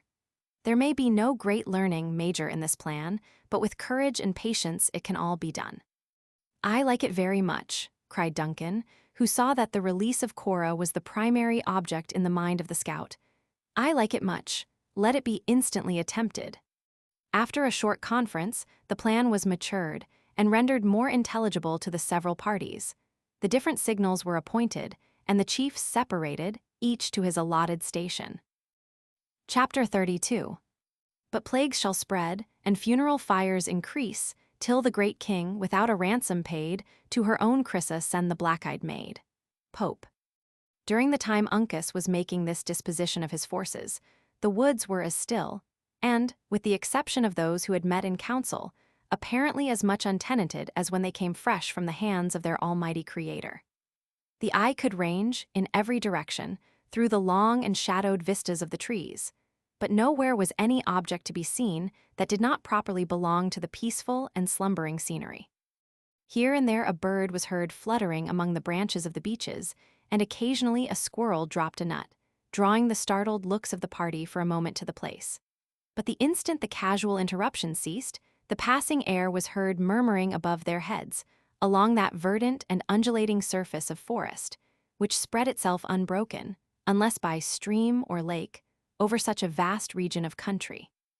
Across the tract of wilderness which lay between the Delawares and the village of their enemies, it seemed as if the foot of man had never trodden, so breathing and deep was the silence in which it lay. But Hawkeye, whose duty led him foremost in the adventure, knew the character of those with whom he was about to contend too well to trust the treacherous quiet. When he saw his little band collected, the scout threw killdeer into the hollow of his arm, and making a silent signal that he would be followed, he led them many rods toward the rear, into the bed of a little brook which they had crossed in advancing. Here he halted, and after waiting for the whole of his grave and attentive warriors to close about him, he spoke in Delaware, demanding, Do any of my young men know whither this run will lead us? A Delaware stretched forth a hand, with the 2 fingers separated, and indicating the manner in which they were joined at the root, he answered, Before the sun could go his own length, the little water will be in the big. Then he added, pointing in the direction of the place he mentioned, the 2 make enough for the beavers. I thought as much, returned the scout, glancing his eye upward at the opening in the treetops, from the course it takes and the bearings of the mountains. Men, we will keep within the cover of its banks till we scent the Hurons. His companions gave the usual brief exclamation of assent, but perceiving that their leader was about to lead the way in person, 1 or 2 made signs that all was not as it should be. Hawkeye, who comprehended their meaning glances, turned and perceived that his party had been followed thus far by the singing master. Do you know, friend, asked the scout, gravely and perhaps with a little of the pride of conscience deserving in his manner, that this is a band of rangers chosen for the most desperate service, and put under the command of one who, though another might say it with a better face, will not be apt to leave them idle. It may not be 5, it cannot be 30 minutes before we tread on the body of a Huron, living or dead. Though not admonished of your intentions in words, returned David, whose face was a little flushed, and whose ordinarily quiet and unmeaning eyes glimmered with an expression of unusual fire. "Your men have reminded me of the children of Jacob going out to battle against the Shechemites, for wickedly aspiring to wedlock with a woman of a race that was favored of the Lord. Now I have journeyed far, and sojourned much in good and evil with the maiden ye seek. And, though not a man of war, with my loins girded and my sword sharpened, yet would I gladly strike a blow in her behalf." The scout hesitated, as if weighing the chances of such a strange enlistment in his mind before he answered. "You know not the use of any weapon. You carry no rifle, and believe me, what the Mingos take they will freely give again." "Though not a vaunting and bloodily disposed Goliath," returned David, drawing a sling from beneath his party-colored and uncouth attire, "I have not forgotten the example of the Jewish boy. With this ancient instrument of war have I practiced much in my youth, and peradventure the skill has not entirely departed from me." "Aye," said Hawkeye, considering the deerskin thong and apron, with a cold and discouraging eye. "The thing might do its work among arrows or even knives, but these Mengwe have been furnished by the Frenchers with a good grooved barrel a man. However, it seems to be your gift to go unharmed amid fire, and as you have hitherto been favored, Major, you have left your rifle at a cock. A single shot before the time would be just 20 scalps lost to no purpose. Singer, you can follow. We may find use for you in the shoutings." "I thank you, friend," returned David, supplying himself, like his royal namesake, from among the pebbles of the brook. "Though not given to the desire to kill, had you sent me away my spirit would have been troubled. Remember," added the scout, tapping his own head significantly on that spot where Gamut was yet sore, "we come to fight and not to musicate. Until the general whoop is given, nothing speaks but the rifle." David nodded, as much to signify his acquiescence with the terms, and then Hawkeye, casting another observant glance over his followers, made the signal to proceed. Their route lay, for the distance of a mile, along the bed of the watercourse. Though protected from any great danger of observation by the precipitous banks and the thick shrubbery which skirted the stream, no precaution known to an Indian attack was neglected. A warrior rather crawled than walked on each flank so as to catch occasional glimpses into the forest, and every few minutes the band came to a halt and listened for hostile sounds, with an acuteness of organs that would be scarcely conceivable to a man in a less natural state. Their march was, however, unmolested, and they reached the point where the lesser stream was lost in the greater, without the smallest evidence that their progress had been noted. Here the scout again halted, to consult the signs of the forest.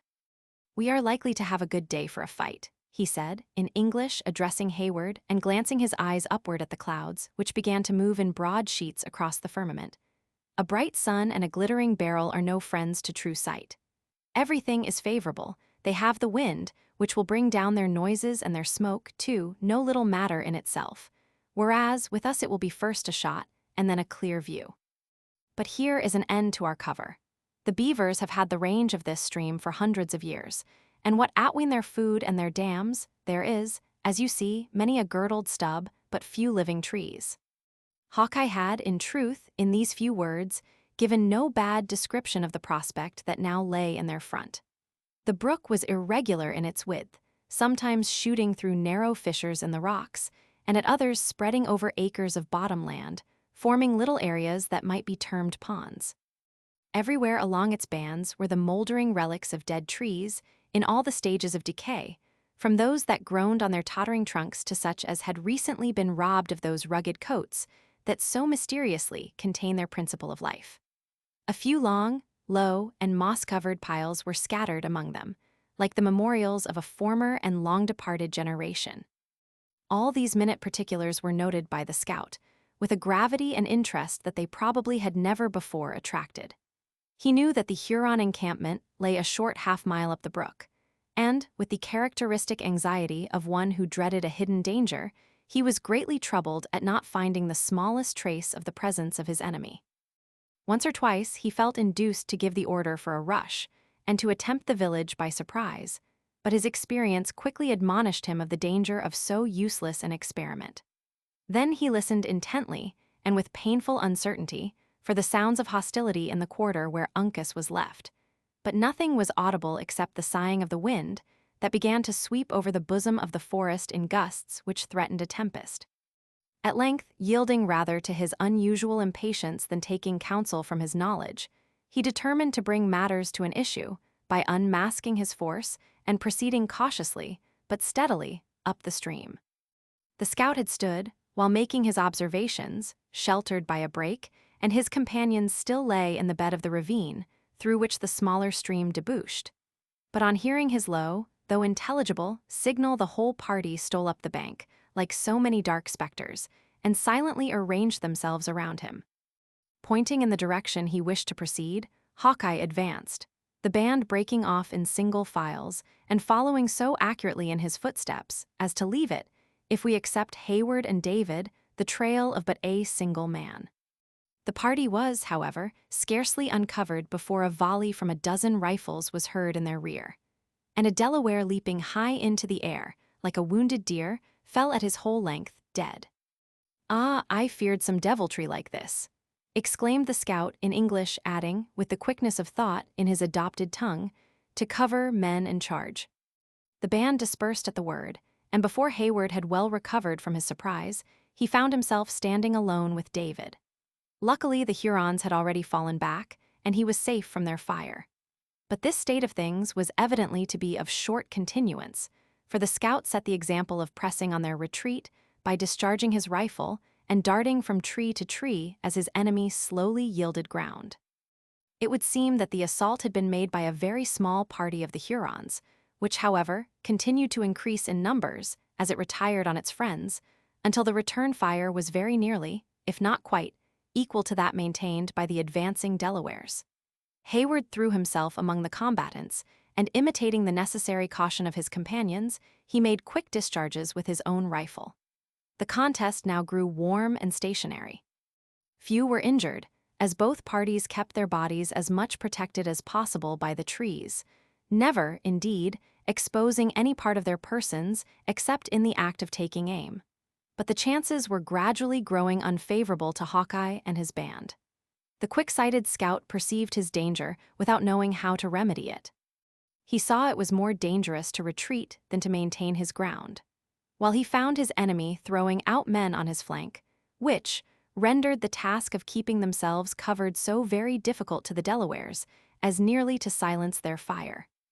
At this embarrassing moment, when they began to think the whole of the hostile tribe was gradually encircling them, they heard the yell of combatants and the rattling of arms echoing under the arches of the wood at the place where Uncas was posted, a bottom which, in a manner, lay beneath the ground on which Hawkeye and his party were contending. The effects of this attack were instantaneous, and to the scout and his friends greatly relieving. It would seem that, while his own surprise had been anticipated and had consequently failed, the enemy, in their turn, having been deceived in its object and in his numbers, had left too small a force to resist the impetuous onset of the young Mohican. This fact was doubly apparent by the rapid manner in which the battle in the forest rolled upward toward the village, and by an instant falling off in the number of their assailants, who rushed to assist in maintaining the front and, as it now proved to be, the principal point of defense. Animating his followers by his voice and his own example, Hawkeye then gave the word to bear down upon their foes. The charge, in that rude species of warfare, consisted merely in pushing from cover to cover, nigher to the enemy, and in this maneuver he was instantly and successfully obeyed.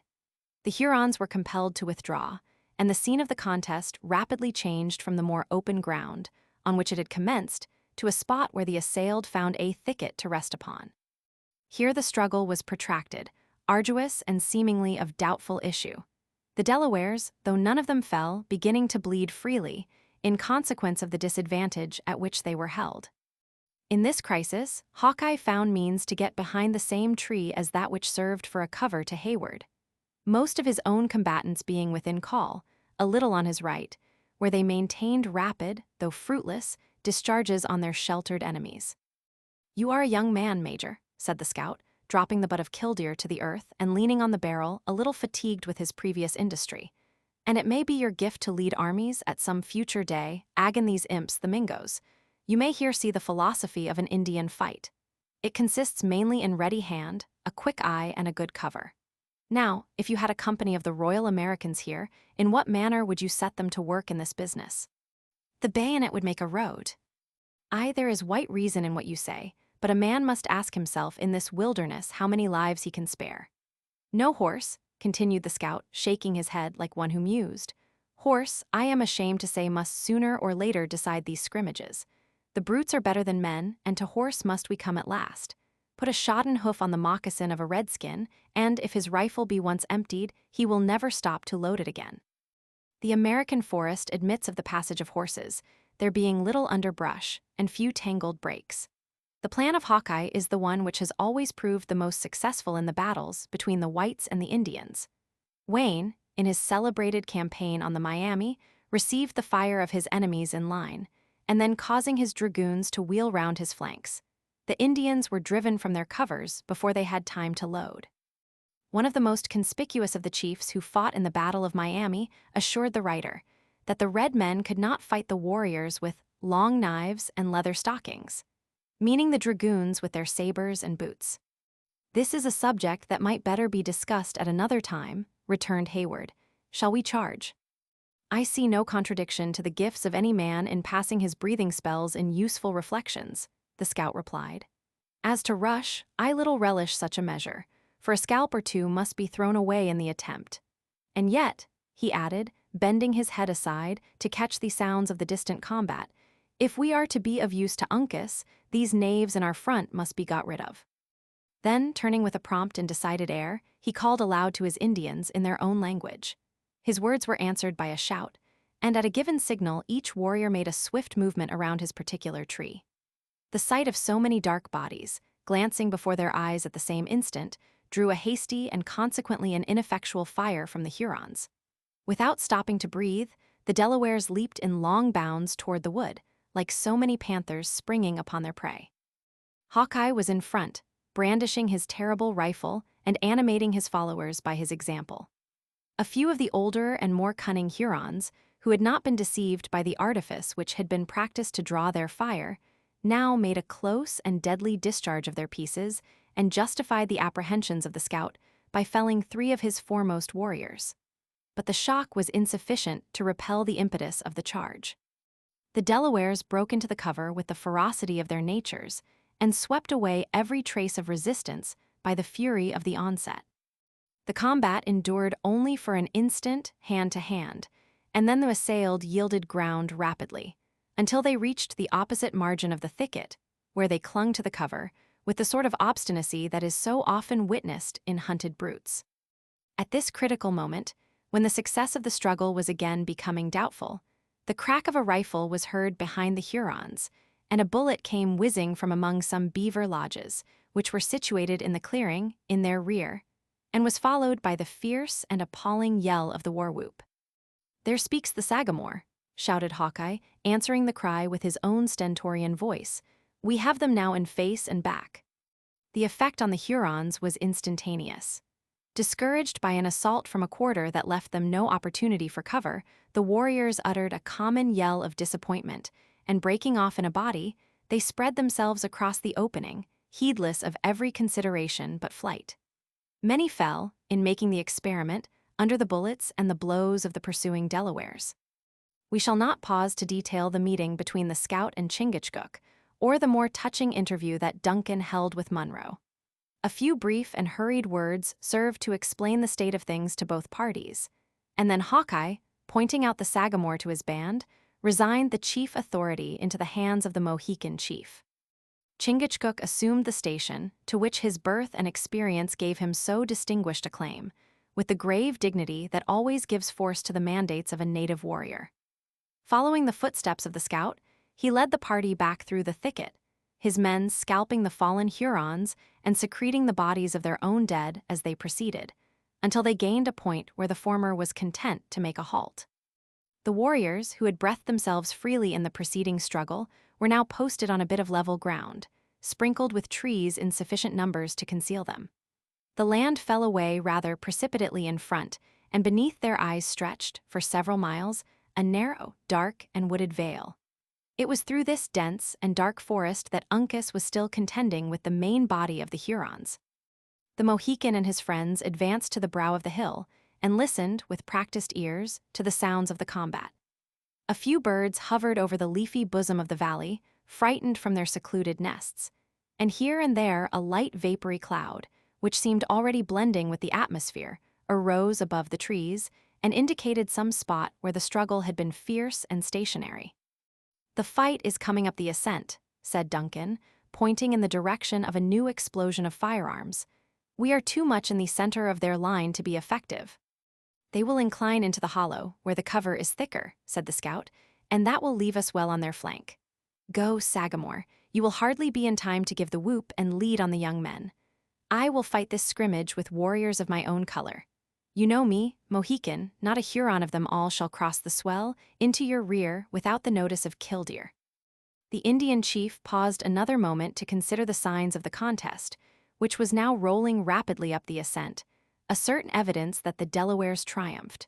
Nor did he actually quit the place until admonished of the proximity of his friends, as well as enemies, by the bullets of the former, which began to patter among the dried leaves on the ground, like the bits of falling hail which precede the bursting of the tempest. Hawkeye and his 3 companions withdrew a few paces to a shelter, and awaited the issue with calmness that nothing but great practice could impart in such a scene. It was not long before the reports of the rifles began to lose the echoes of the woods, and to sound like weapons discharged in the open air. Then a warrior appeared, here and there, driven to the skirts of the forest, and rallying as he entered the clearing, as at the place where the final stand was to be made. These were soon joined by others, until a long line of swarthy figures was to be seen clinging to the cover with the obstinacy of desperation. Hayward began to grow impatient and turned his eyes anxiously in the direction of Chingachgook. The chief was seated on a rock, with nothing visible but his calm visage, considering the spectacle with an eye as deliberate as if he were posted there merely to view the struggle. "The time has come for the Delaware to strike," said Duncan. Not so," returned the scout. "When he scents his friends, he will let them know that he is here. See, the knaves are getting in that clump of pines, like bees settling after their flight. By the Lord, a squaw might put a bullet into the center of such a knot of dark skins." At that instant the whoop was given, and a dozen Hurons fell by a discharge from Chingachgook and his band. The shout that followed was answered by a single war cry from the forest, and a yell passed through the air that sounded as if 1,000 throats were united in a common effort. The Hurons staggered, deserting the center of their line, and Uncas issued from the forest, through the opening they left, at the head of 100 warriors. Waving his hands right and left, the young chief pointed out the enemy to his followers, who separated in pursuit. The war now divided, both wings of the broken Hurons seeking protection in the woods again, hotly pressed by the victorious warriors of the Lenape. A minute might have passed, but the sounds were already receding in different directions, and gradually losing their distinctness beneath the echoing arches of the woods. One little knot of Hurons, however, had disdained to seek a cover, and were retiring, like lions at bay, slowly and sullenly up the acclivity which Chingachgook and his band had just deserted, to mingle more closely in the fray. Magua was conspicuous in this party, both by his fierce and savage mien, and by the air of haughty authority he yet maintained. In his eagerness to expedite the pursuit, Uncas had left himself nearly alone, but the moment his eye caught the figure of Le Subtil, every other consideration was forgotten. Raising his cry of battle, which recalled some 6 or 7 warriors, and reckless of the disparity of their numbers, he rushed upon his enemy. Le Renard, who watched the movement, paused to receive him with secret joy. But at the moment when he thought the rashness of his impetuous young assailant had left him at his mercy, another shout was given, and La Longue Carabine was seen rushing to the rescue, attended by all his white associates. The Huron instantly turned and commenced a rapid retreat up the ascent. There was no time for greetings or congratulations, for Uncas, though unconscious of the presence of his friends, continued the pursuit with the velocity of the wind. In vain, Hawkeye called to him to respect the covers. The young Mohican braved the dangerous fire of his enemies, and soon compelled them to a flight as swift as his own headlong speed. It was fortunate that the race was of short continuance, and that the white men were much favored by their position, or the Delaware would soon have outstripped all his companions, and fallen a victim to his own temerity. But ere such a calamity could happen, the pursuers and pursued entered the Wyandot village, within striking distance of each other. Excited by the presence of their dwellings and tired of the chase, the Hurons now made a stand and fought around their council lodge with the fury of despair. The onset and the issue were like the passage and destruction of a whirlwind. The tomahawk of Uncas, the blows of Hawkeye, and even the still nervous arm of Munro were all busy for that passing moment, and the ground was quickly strewed with their enemies. Still Magua, though daring and much exposed, escaped from every effort against his life, with that sort of fabled protection that was made to overlook the fortunes of favored heroes in the legends of ancient poetry. Raising a yell that spoke volumes of anger and disappointment, the subtle chief, when he saw his comrades fallen, darted away from the place, attended by his two only surviving friends, leaving the Delawares engaged in stripping the dead of the bloody trophies of their victory. But Uncas, who had vainly sought him in the melee, bounded forward in pursuit, Hawkeye, Hayward, and David still pressing on his footsteps. The utmost that the scout could effect was to keep the muzzle of his rifle a little in advance of his friend, to whom, however, it answered every purpose of a charmed shield. Once Magua appeared disposed to make another and a final effort to revenge his losses, but abandoning his intention as soon as demonstrated, he leaped into a thicket of bushes, through which he was followed by his enemies, and suddenly entered the mouth of the cave already known to the reader.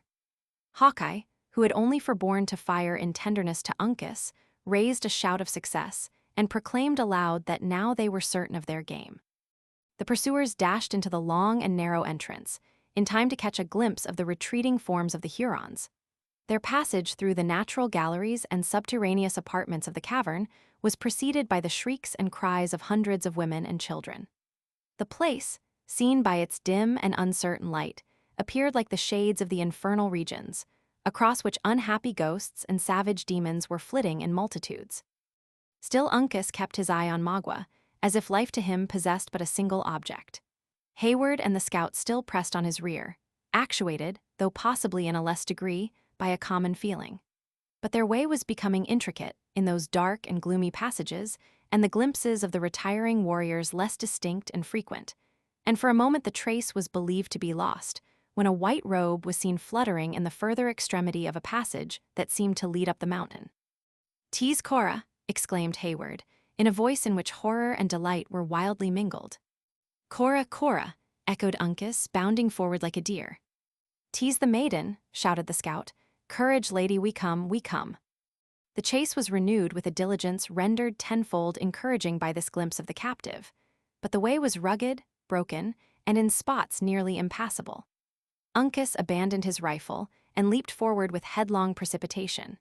Hayward rashly imitated his example, though both were, a moment afterward, admonished of his madness by hearing the bellowing of a piece that the Hurons found time to discharge down the passage in the rocks, the bullet from which even gave the young Mohican a slight wound. "We must close," said the scout, passing his friends by a desperate leap. "The knaves will pick us all off at this distance, and see, they hold the maiden so as to shield themselves." Though his words were unheeded, or rather unheard, his example was followed by his companions, who, by incredible exertions, got near enough to the fugitives to perceive that Cora was borne along between the two warriors, while Magua prescribed the direction and manner of their flight. At this moment, the forms of all four were strongly drawn against an opening in the sky, and they disappeared. Nearly frantic with disappointment, Uncas and Hayward increased efforts that already seemed superhuman, and they issued from the cavern on the side of the mountain, in time to note the route of the pursued. The course lay up the ascent, and still continued hazardous and laborious. Encumbered by his rifle, and perhaps not sustained by so deep an interest in the captive as his companions, the scout suffered the latter to precede him a little, Uncas, in his turn, taking the lead of Hayward. In this manner, rocks, precipices, and difficulties were surmounted in an incredibly short space, that at another time, and under other circumstances, would have been deemed almost insuperable. But the impetuous young men were rewarded by finding that, encumbered with Cora, the Hurons were losing ground in the race. "Stay, dog of the Wyandots," exclaimed Uncas, shaking his bright tomahawk at Magua. "A Delaware girl calls stay." "I will go no further," cried Cora, stopping unexpectedly on a ledge of rock that overhung a deep precipice, at no great distance from the summit of the mountain. "Kill me if thou wilt, detestable Huron, I will go no further." The supporters of the maiden raised their ready tomahawks with the impious joy that fiends are thought to take in mischief, but Magua stayed the uplifted arms. The Huron chief, after casting the weapons he had wrested from his companions over the rock, drew his knife and turned to his captive with a look in which conflicting passions fiercely contended. "Woman," he said, "chose the wigwam or the knife of Lesubtil." Cora regarded him not, but dropping on her knees, she raised her eyes and stretched her arms toward heaven, saying in a meek and yet confiding voice, "I am thine, do with me as thou seest best." "Woman," repeated Magua hoarsely, and endeavoring in vain to catch a glance from her serene and beaming eye, "choose." But Cora neither heard nor heeded his demand. The form of the Huron trembled in every fiber, and he raised his arm on high, but dropped it again with a bewildered air, like one who doubted. Once more he struggled with himself and lifted the keen weapon again, but just then a piercing cry was heard above them, and Uncas appeared, leaping frantically from a fearful height upon the ledge. Magua recoiled a step, and one of his assistants, profiting by the chance, sheathed his own knife in the bosom of Cora. The Huron sprang like a tiger on his offending and already retreating countryman, but the falling form of Uncas separated the unnatural combatants. Diverted from his object by this interruption, and maddened by the murder he had just witnessed, Magua buried his weapon in the back of the prostrate Delaware, uttering an unearthly shout as he committed the dastardly deed. But Uncas arose from the blow, as the wounded panther turns upon his foe, and struck the murderer of Cora to his feet, by an effort in which the last of his failing strength was expended. Then, with a stern and steady look, he turned to Lesubtil, and indicated by the expression of his eye all that he would do had not the power deserted him. The latter seized the nerveless arm of the unresisting Delaware, and passed his knife into his bosom 3 several times, before his victim, still keeping his gaze riveted on his enemy, with a look of inextinguishable scorn, fell dead at his feet. "Mercy, mercy, Huron," cried Hayward from above, in tones nearly choked by horror. "Give mercy, and thou shalt receive from it." Whirling the bloody knife up at the imploring youth, the victorious Magua uttered a cry so fierce, so wild, and yet so joyous, that it conveyed the sounds of savage triumph to the ears of those who fought in the valley, 1,000 feet below. He was answered by a burst from the lips of the scout, whose tall person was just then seen moving swiftly toward him, along those dangerous crags, with steps as bold and reckless as if he possessed the power to move in air. But when the hunter reached the scene of the ruthless massacre, the ledge was tenanted only by the dead. His keen eye took a single look at the victims, and then shot its glances over the difficulties of the ascent in his front. A form stood at the brow of the mountain, on the very edge of the giddy height, with uplifted arms, in an awful attitude of menace. Without stopping to consider his person, the rifle of Hawkeye was raised, but a rock, which fell on the head of one of the fugitives below, exposed the indignant and glowing countenance of the honest Gamut. Then Magua issued from a crevice, and stepping with calm indifference over the body of the last of his associates, he leaped a wide fissure, and ascended the rocks at a point where the arm of David could not reach him. A single bound would carry him to the brow of the precipice and assure his safety. Before taking the leap, however, the Huron paused, and shaking his hand at the scout, he shouted, "The pale faces are dogs, the Delawares women. Magua leaves them on the rocks for the Crows." Laughing hoarsely, he made a desperate leap, and fell short of his mark, though his hands grasped a shrub on the verge of the height. The form of Hawkeye had crouched like a beast about to take its spring, and his frame trembled so violently with eagerness that the muzzle of the half-raised rifle played like a leaf fluttering in the wind. Without exhausting himself with fruitless efforts, the cunning Magua suffered his body to drop to the length of his arms and found a fragment for his feet to rest on. Then, summoning all his powers, he renewed the attempt and so far succeeded as to draw his knees on the edge of the mountain. It was now, when the body of his enemy was most collected together, that the agitated weapon of the scout was drawn to his shoulder. The surrounding rocks themselves were not steadier than the piece became, for the single instant that it poured out its contents. The arms of the Huron relaxed, and his body fell back a little, while his knees still kept their position. Turning a relentless look on his enemy, he shook a hand in grim defiance. But his hold loosened, and his dark person was seen cutting the air with its head downward, for a fleeting instant, until it glided past the fringe of shrubbery which clung to the mountain, in its rapid flight to destruction. Chapter 33. They fought like brave men, long and well, they piled that ground with Moslem slain, they conquered, but Bezuris fell, bleeding at every vein. His few surviving comrades saw his smile when rang their loud hurrah, and the red field was won, then saw in death his eyelids close calmly, as to a night's repose, like flowers at set of sun. Halleck.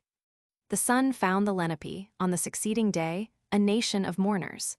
The sounds of the battle were over, and they had fed fat their ancient grudge, and had avenged their recent quarrel with the Mengwe by the destruction of a whole community. The black and murky atmosphere that floated around the spot where the Hurons had encamped sufficiently announced of itself the fate of that wandering tribe, while hundreds of ravens that struggled above the summits of the mountains or swept in noisy flocks across the wide ranges of the woods furnished a frightful direction to the scene of the combat. In short, any eye at all practiced in the signs of a frontier warfare might easily have traced all those unerring evidences of the ruthless results which attend an Indian vengeance. Still, the sun rose on the Lenape a nation of mourners. No shouts of success, no songs of triumph were heard in rejoicings for their victory. The latest straggler had returned from his fell employment, only to strip himself of the terrific emblems of his bloody calling and to join in the lamentations of his countrymen as a stricken people. Pride and exultation were supplanted by humility, and the fiercest of human passions was already succeeded by the most profound and unequivocal demonstrations of grief. The lodges were deserted, but a broad belt of earnest faces encircled a spot in their vicinity, whither everything possessing life had repaired, and where all were now collected in deep and awful silence. Though beings of every rank and age, of both sexes, and of all pursuits, had united to form this breathing wall of bodies, they were influenced by a single emotion. Each eye was riveted on the center of that ring, which contained the objects of so much and of so common an interest. 6 Delaware girls, with their long, dark, flowing tresses falling loosely across their bosoms, stood apart, and only gave proof of their existence as they occasionally strewed sweet-scented herbs and forest flowers on a litter of fragrant plants that, under a pall of Indian robes, supported all that now remained of the ardent, high-souled, and generous Cora. Her form was concealed in many wrappers of the same simple manufacture, and her face was shut forever from the gaze of men. At her feet was seated the desolate Munro. His aged head was bowed nearly to the earth, in compelled submission to the stroke of Providence, but a hidden anguish struggled about his furrowed brow that was only partially concealed by the careless locks of gray that had fallen, neglected, on his temples. Gamut stood at his side, his meek head bared to the rays of the sun, while his eyes, wandering and concerned, seemed to be equally divided between that little volume, which contained so many quaint but holy maxims, and the being in whose behalf his soul yearned to administer consolation. Hayward was also nigh, supporting himself against a tree, and endeavoring to keep down those sudden risings of sorrow that it required his utmost manhood to subdue. But sad and melancholy as this group may easily be imagined, it was far less touching than another that occupied the opposite space of the same area. Seated, as in life, with his form and limbs arranged in grave and decent composure, Uncas appeared, arrayed in the most gorgeous ornaments that the wealth of the tribe could furnish. Rich plumes nodded above his head. Wampum, gorgets, bracelets, and medals adorned his person in profusion, though his dull eye and vacant lineaments, too, strongly contradicted the idle tale of pride they would convey. Directly in front of the corpse Chingachgook was placed, without arms, paint, or adornment of any sort, except the bright blue blazonry of his race, that was indelibly impressed on his naked bosom. During the long period that the tribe had thus been collected, the Mohican warrior had kept a steady, anxious look on the cold and senseless countenance of his son. So riveted and intense had been that gaze, and so changeless his attitude, that a stranger might not have told the living from the dead, but for the occasional gleamings of a troubled spirit that shot athwart the dark visage of one, and the death-like calm that had forever settled on the lineaments of the other.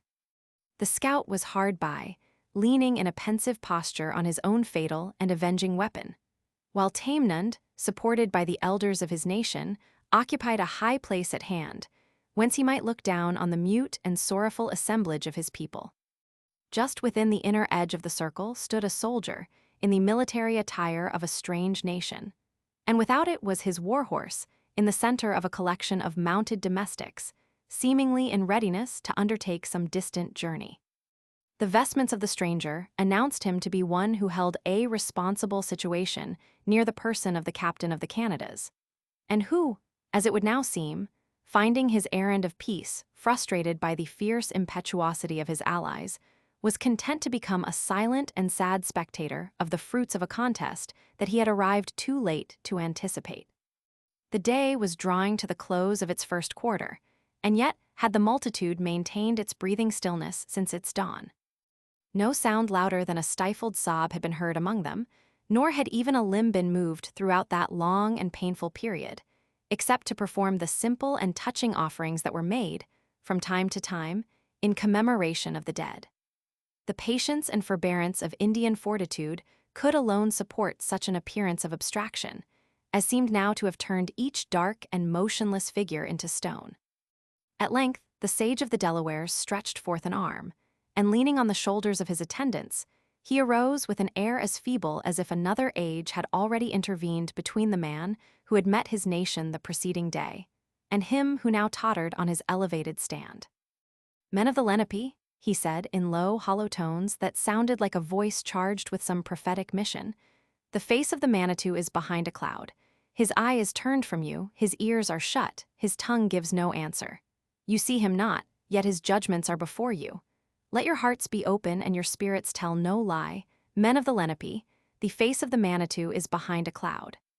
As this simple and yet terrible enunciation stole on the ears of the multitude, a stillness as deep and awful succeeded, as if the venerated spirit they worshipped had uttered the words without the aid of human organs, and even the inanimate Uncas appeared a being of life, compared with the humbled and submissive throng by whom he was surrounded. As the immediate effect, however, gradually passed away, a low murmur of voices commenced a sort of chant in honor of the dead. The sounds were those of females, and were thrillingly soft and wailing. The words were connected by no regular continuation, but as one ceased, another took up the eulogy or lamentation, whichever it might be called, and gave vent to her emotions in such language as was suggested by her feelings and the occasion. At intervals, the speaker was interrupted by general and loud bursts of sorrow, during which the girls around the bier of Cora plucked the plants and flowers blindly from her body, as if bewildered with grief. But, in the milder moments of their plaint, these emblems of purity and sweetness were cast back to their places, with every sign of tenderness and regret. Though rendered less connected by many and general interruptions and outbreakings, a translation of their language would have contained a regular descant, which, in substance, might have proved to possess a train of consecutive ideas. A girl, selected for the task by her rank and qualifications, commenced by modest allusions to the qualities of the deceased warrior, embellishing her expressions with those oriental images that the Indians have probably brought with them from the extremes of the other continent, and which form of themselves a link to connect the ancient histories of the two worlds. She called him the panther of his tribe, and described him as one whose moccasin left no trail on the dews, whose bound was like the leap of a young fawn, whose eye was brighter than a star in the dark night, and whose voice, in battle, was loud as the thunder of the Manitou. She reminded him of the mother who bore him, and dwelt forcibly on the happiness she must feel in possessing such a son. She bade him tell her, when they met in the world of spirits, that the Delaware girls had shed tears above the grave of her child, and had called her blessed. Then they who succeeded, changing their tones to a milder and still more tender strain, alluded, with the delicacy and sensitiveness of women, to the stranger maiden, who had left the upper earth at a time so near his own departure, as to render the will of the Great Spirit too manifest to be disregarded. They admonished him to be kind to her, and to have consideration for her ignorance of those arts which were so necessary to the comfort of a warrior like himself. They dwelled upon her matchless beauty, and on her noble resolution, without the taint of envy, and as angels may be thought to delight in a superior excellence, adding that these endowments should prove more than equivalent for any little imperfection in her education. After which others again, in due succession, spoke to the maiden herself, in the low, soft language of tenderness and love. They exhorted her to be of cheerful mind and to fear nothing for her future welfare. A hunter would be her companion, who knew how to provide for her smallest wants, and a warrior was at her side who was able to protect her against every danger. They promised that her path should be pleasant and her burden light. They cautioned her against unavailing regrets for the friends of her youth and the scenes where her father had dwelt, assuring her that the blessed hunting grounds of the Lenape contained vales as pleasant, streams as pure, and flowers as sweet as the heaven of the pale faces. They advised her to be attentive to the wants of her companion and never to forget the distinction which the Manitou had so wisely established between them. Then, in a wild burst of their chant, they sang with united voices the temper of the Mohican's mind. They pronounced him noble, manly, and generous, all that became a warrior, and all that a maid might love.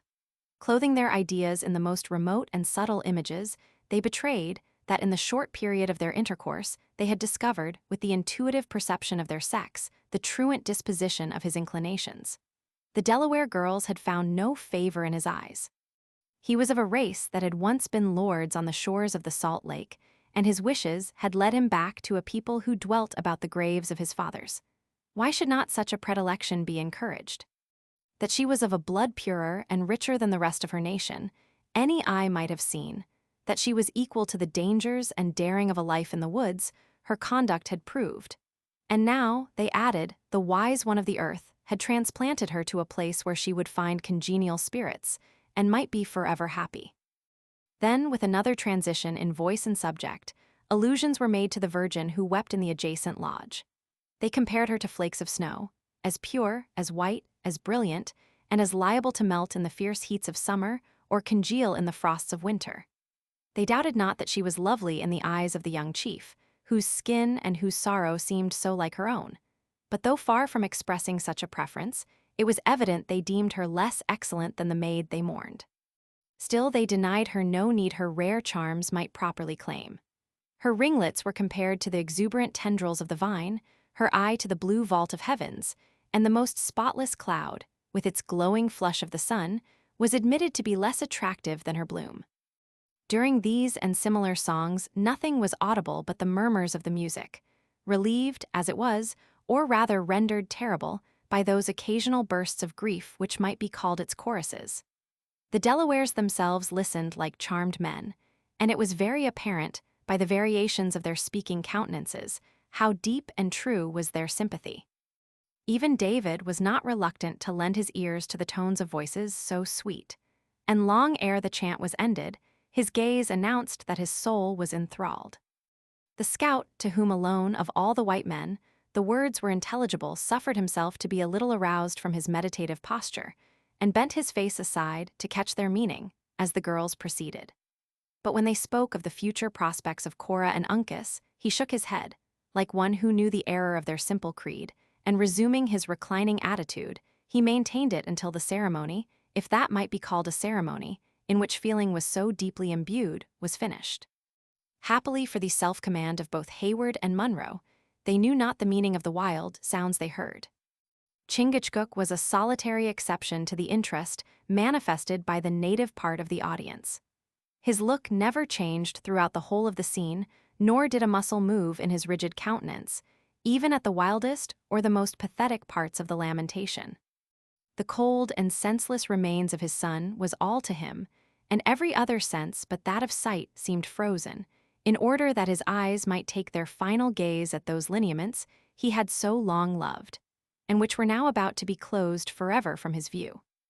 In this stage of the obsequies, a warrior much renowned for deed in arms, and more especially for services in the recent combat, a man of stern and grave demeanor, advanced slowly from the crowd, and placed himself nigh the person of the dead.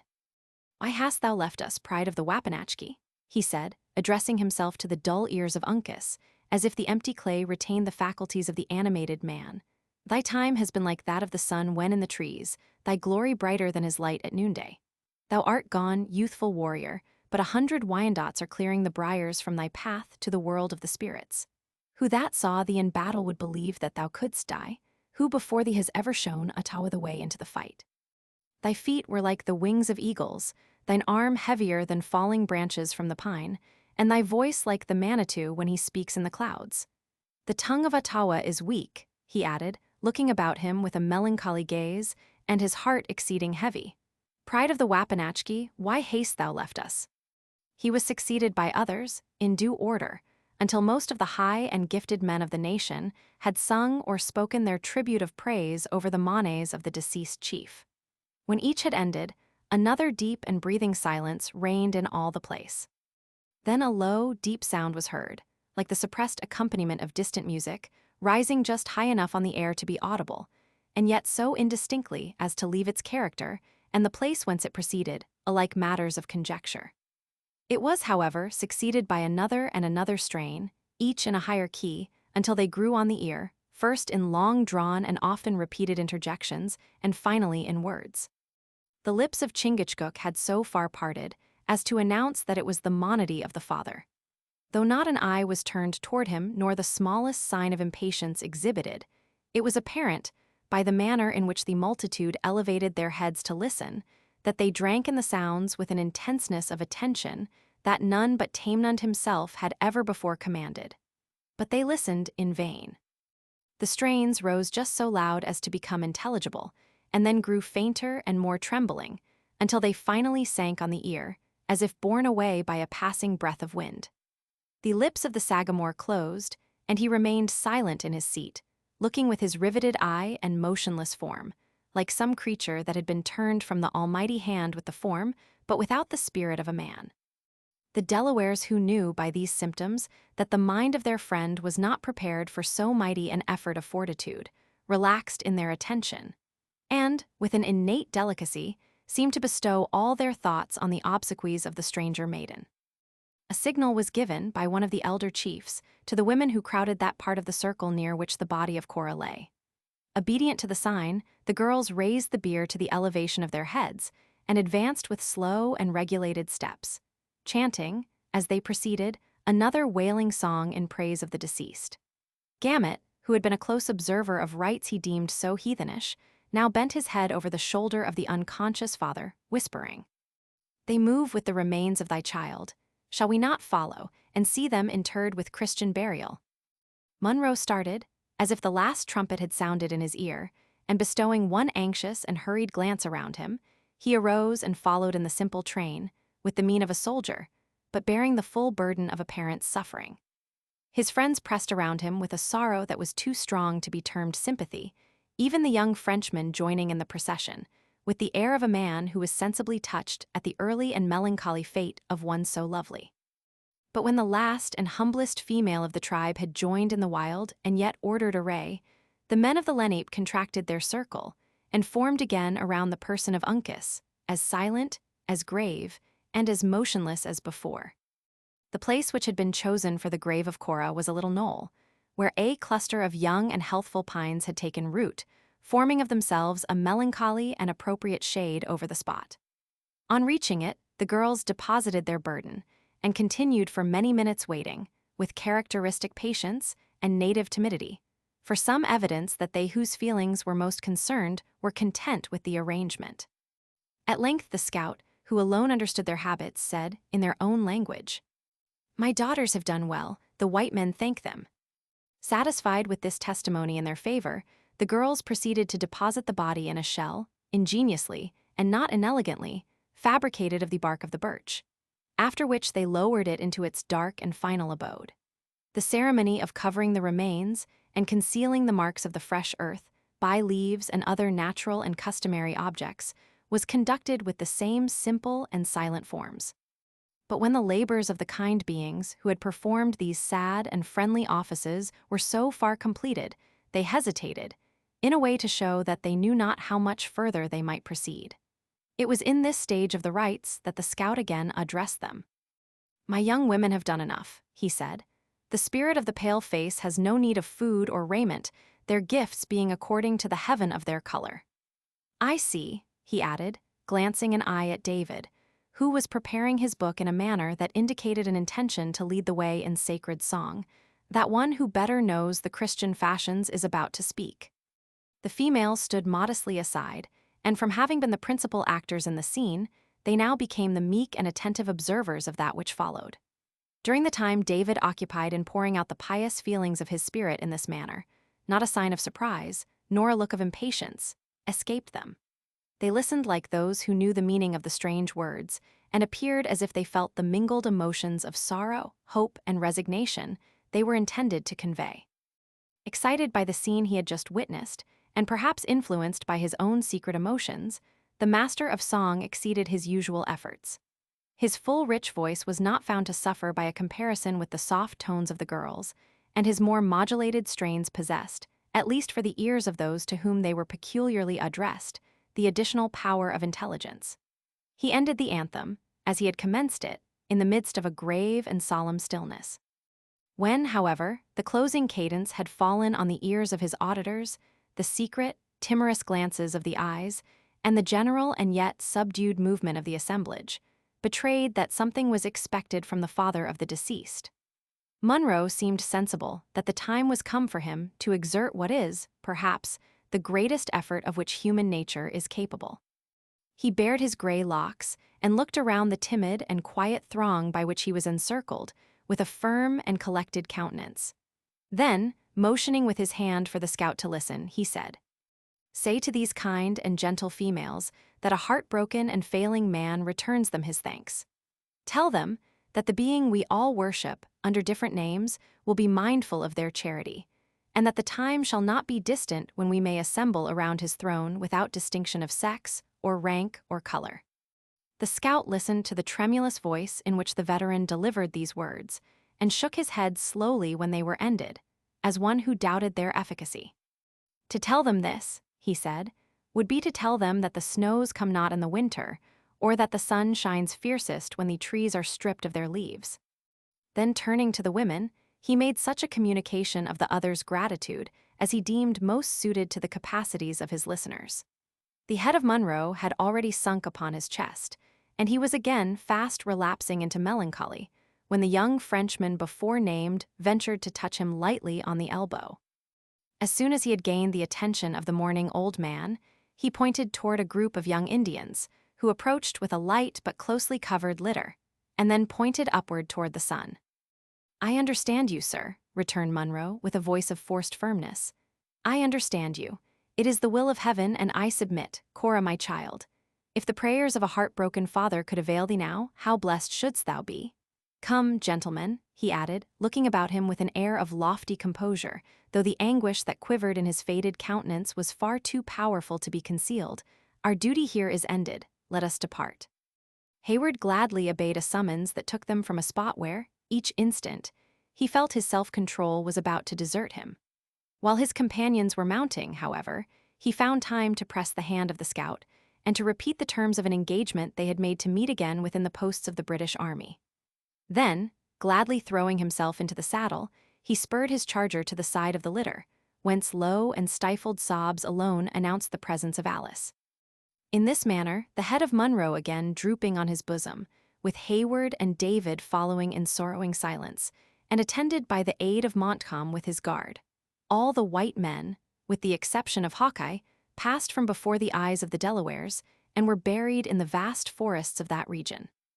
But the tie which, through their common calamity, had united the feelings of these simple dwellers in the woods with the strangers who had thus transiently visited them, was not so easily broken. Years passed away before the traditionary tale of the White Maiden, and of the young warrior of the Mohicans ceased to beguile the long nights and tedious marches, or to animate their youthful and brave with a desire for vengeance. Neither were the secondary actors in these momentous incidents forgot. Through the medium of the scout, who served for years afterward as a link between them and civilized life, they learned, in answer to their inquiries, that the gray head was speedily gathered to his fathers, borne down, as was erroneously believed, by his military misfortunes, and that the open hand had conveyed his surviving daughter far into the settlements of the Pale Faces, where her tears had at last ceased to flow, and had been succeeded by the bright smiles which were better suited to her joyous nature. But these were events of a time later than that which concerns our tale. Deserted by all of his color, Hawkeye returned to the spot where his sympathies led him, with a force that no ideal bond of union could destroy. He was just in time to catch a parting look of the features of Uncas, whom the Delawares were already enclosing in his last vestment of skins. They paused to permit the longing and lingering gaze of the sturdy woodsman, and when it was ended, the body was enveloped, never to be unclosed again. Then came a procession like the other, and the whole nation was collected about the temporary grave of the chief. Temporary, because it was proper that, at some future day, his bones should rest among those of his own people. The movement, like the feeling, had been simultaneous and general. The same grave expression of grief, the same rigid silence, and the same deference to the principal mourner were observed around the place of interment as have been already described. The body was deposited in an attitude of repose, facing the rising sun, with the implements of war and of the chase at hand, in readiness for the final journey. An opening was left in the shell, by which it was protected from the soil, for the spirit to communicate with its earthly tenement, when necessary, and the whole was concealed from the instinct, and protected from the ravages of the beasts of prey, with an ingenuity peculiar to the natives. The manual rites then ceased, and all present reverted to the more spiritual part of the ceremonies. Chingachgook became once more the object of the common attention. He had not yet spoken, and something consolatory and instructive was expected from so renowned a chief on an occasion of such interest. Conscious of the wishes of the people, the stern and self-restrained warrior raised his face, which had latterly been buried in his robe, and looked about him with a steady eye. His firmly compressed and expressive lips then severed, and for the first time during the long ceremonies his voice was distinctly audible. "Why do my brothers mourn?" he said, regarding the dark race of dejected warriors by whom he was environed. "Why do my daughters weep? That a young man has gone to the happy hunting grounds, that a chief has filled his time with honor, he was good, he was dutiful, he was brave. Who can deny it? The Manitou had need of such a warrior, and he has called him away. As for me, the son and the father of Uncas, I am a blazed pine, in a clearing of the pale faces. My race has gone from the shores of the Salt Lake and the hills of the Delawares. But who can say that the serpent of his tribe has forgotten his wisdom? I am alone." "No, no," cried Hawkeye, who had been gazing with a yearning look at the rigid features of his friend, with something like his own self-command, but whose philosophy could endure no longer. "No, Sagamore, not alone. The gifts of our colors may be different, but God has so placed us as to journey in the same path. I have no kin, and I may also say, like you, no people. He was your son, and a redskin by nature, and it may be that your blood was nearer. But if ever I forget the lad who has so often fought at my side in war and slept at my side in peace, may he who made us all, whatever may be our color or our gifts, forget me. The boy has left us for a time, but Sagamore, you are not alone."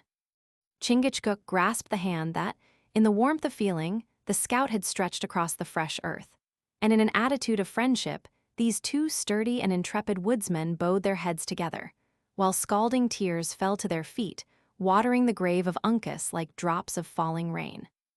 In the midst of the awful stillness with which such a burst of feeling, coming as it did, from the two most renowned warriors of that region, was received, Tamenund lifted his voice to disperse the multitude. "It is enough," he said. "Go, children of the Lenape, the anger of the Manitou is not done. Why should Tamenund stay? The pale faces are masters of the earth, and the time of the red men has not yet come again. My day has been too long. In the morning I saw the sons of Unamis happy and strong, and yet, before the night has come, have I lived to see the last warrior of the wise race of the Mohicans.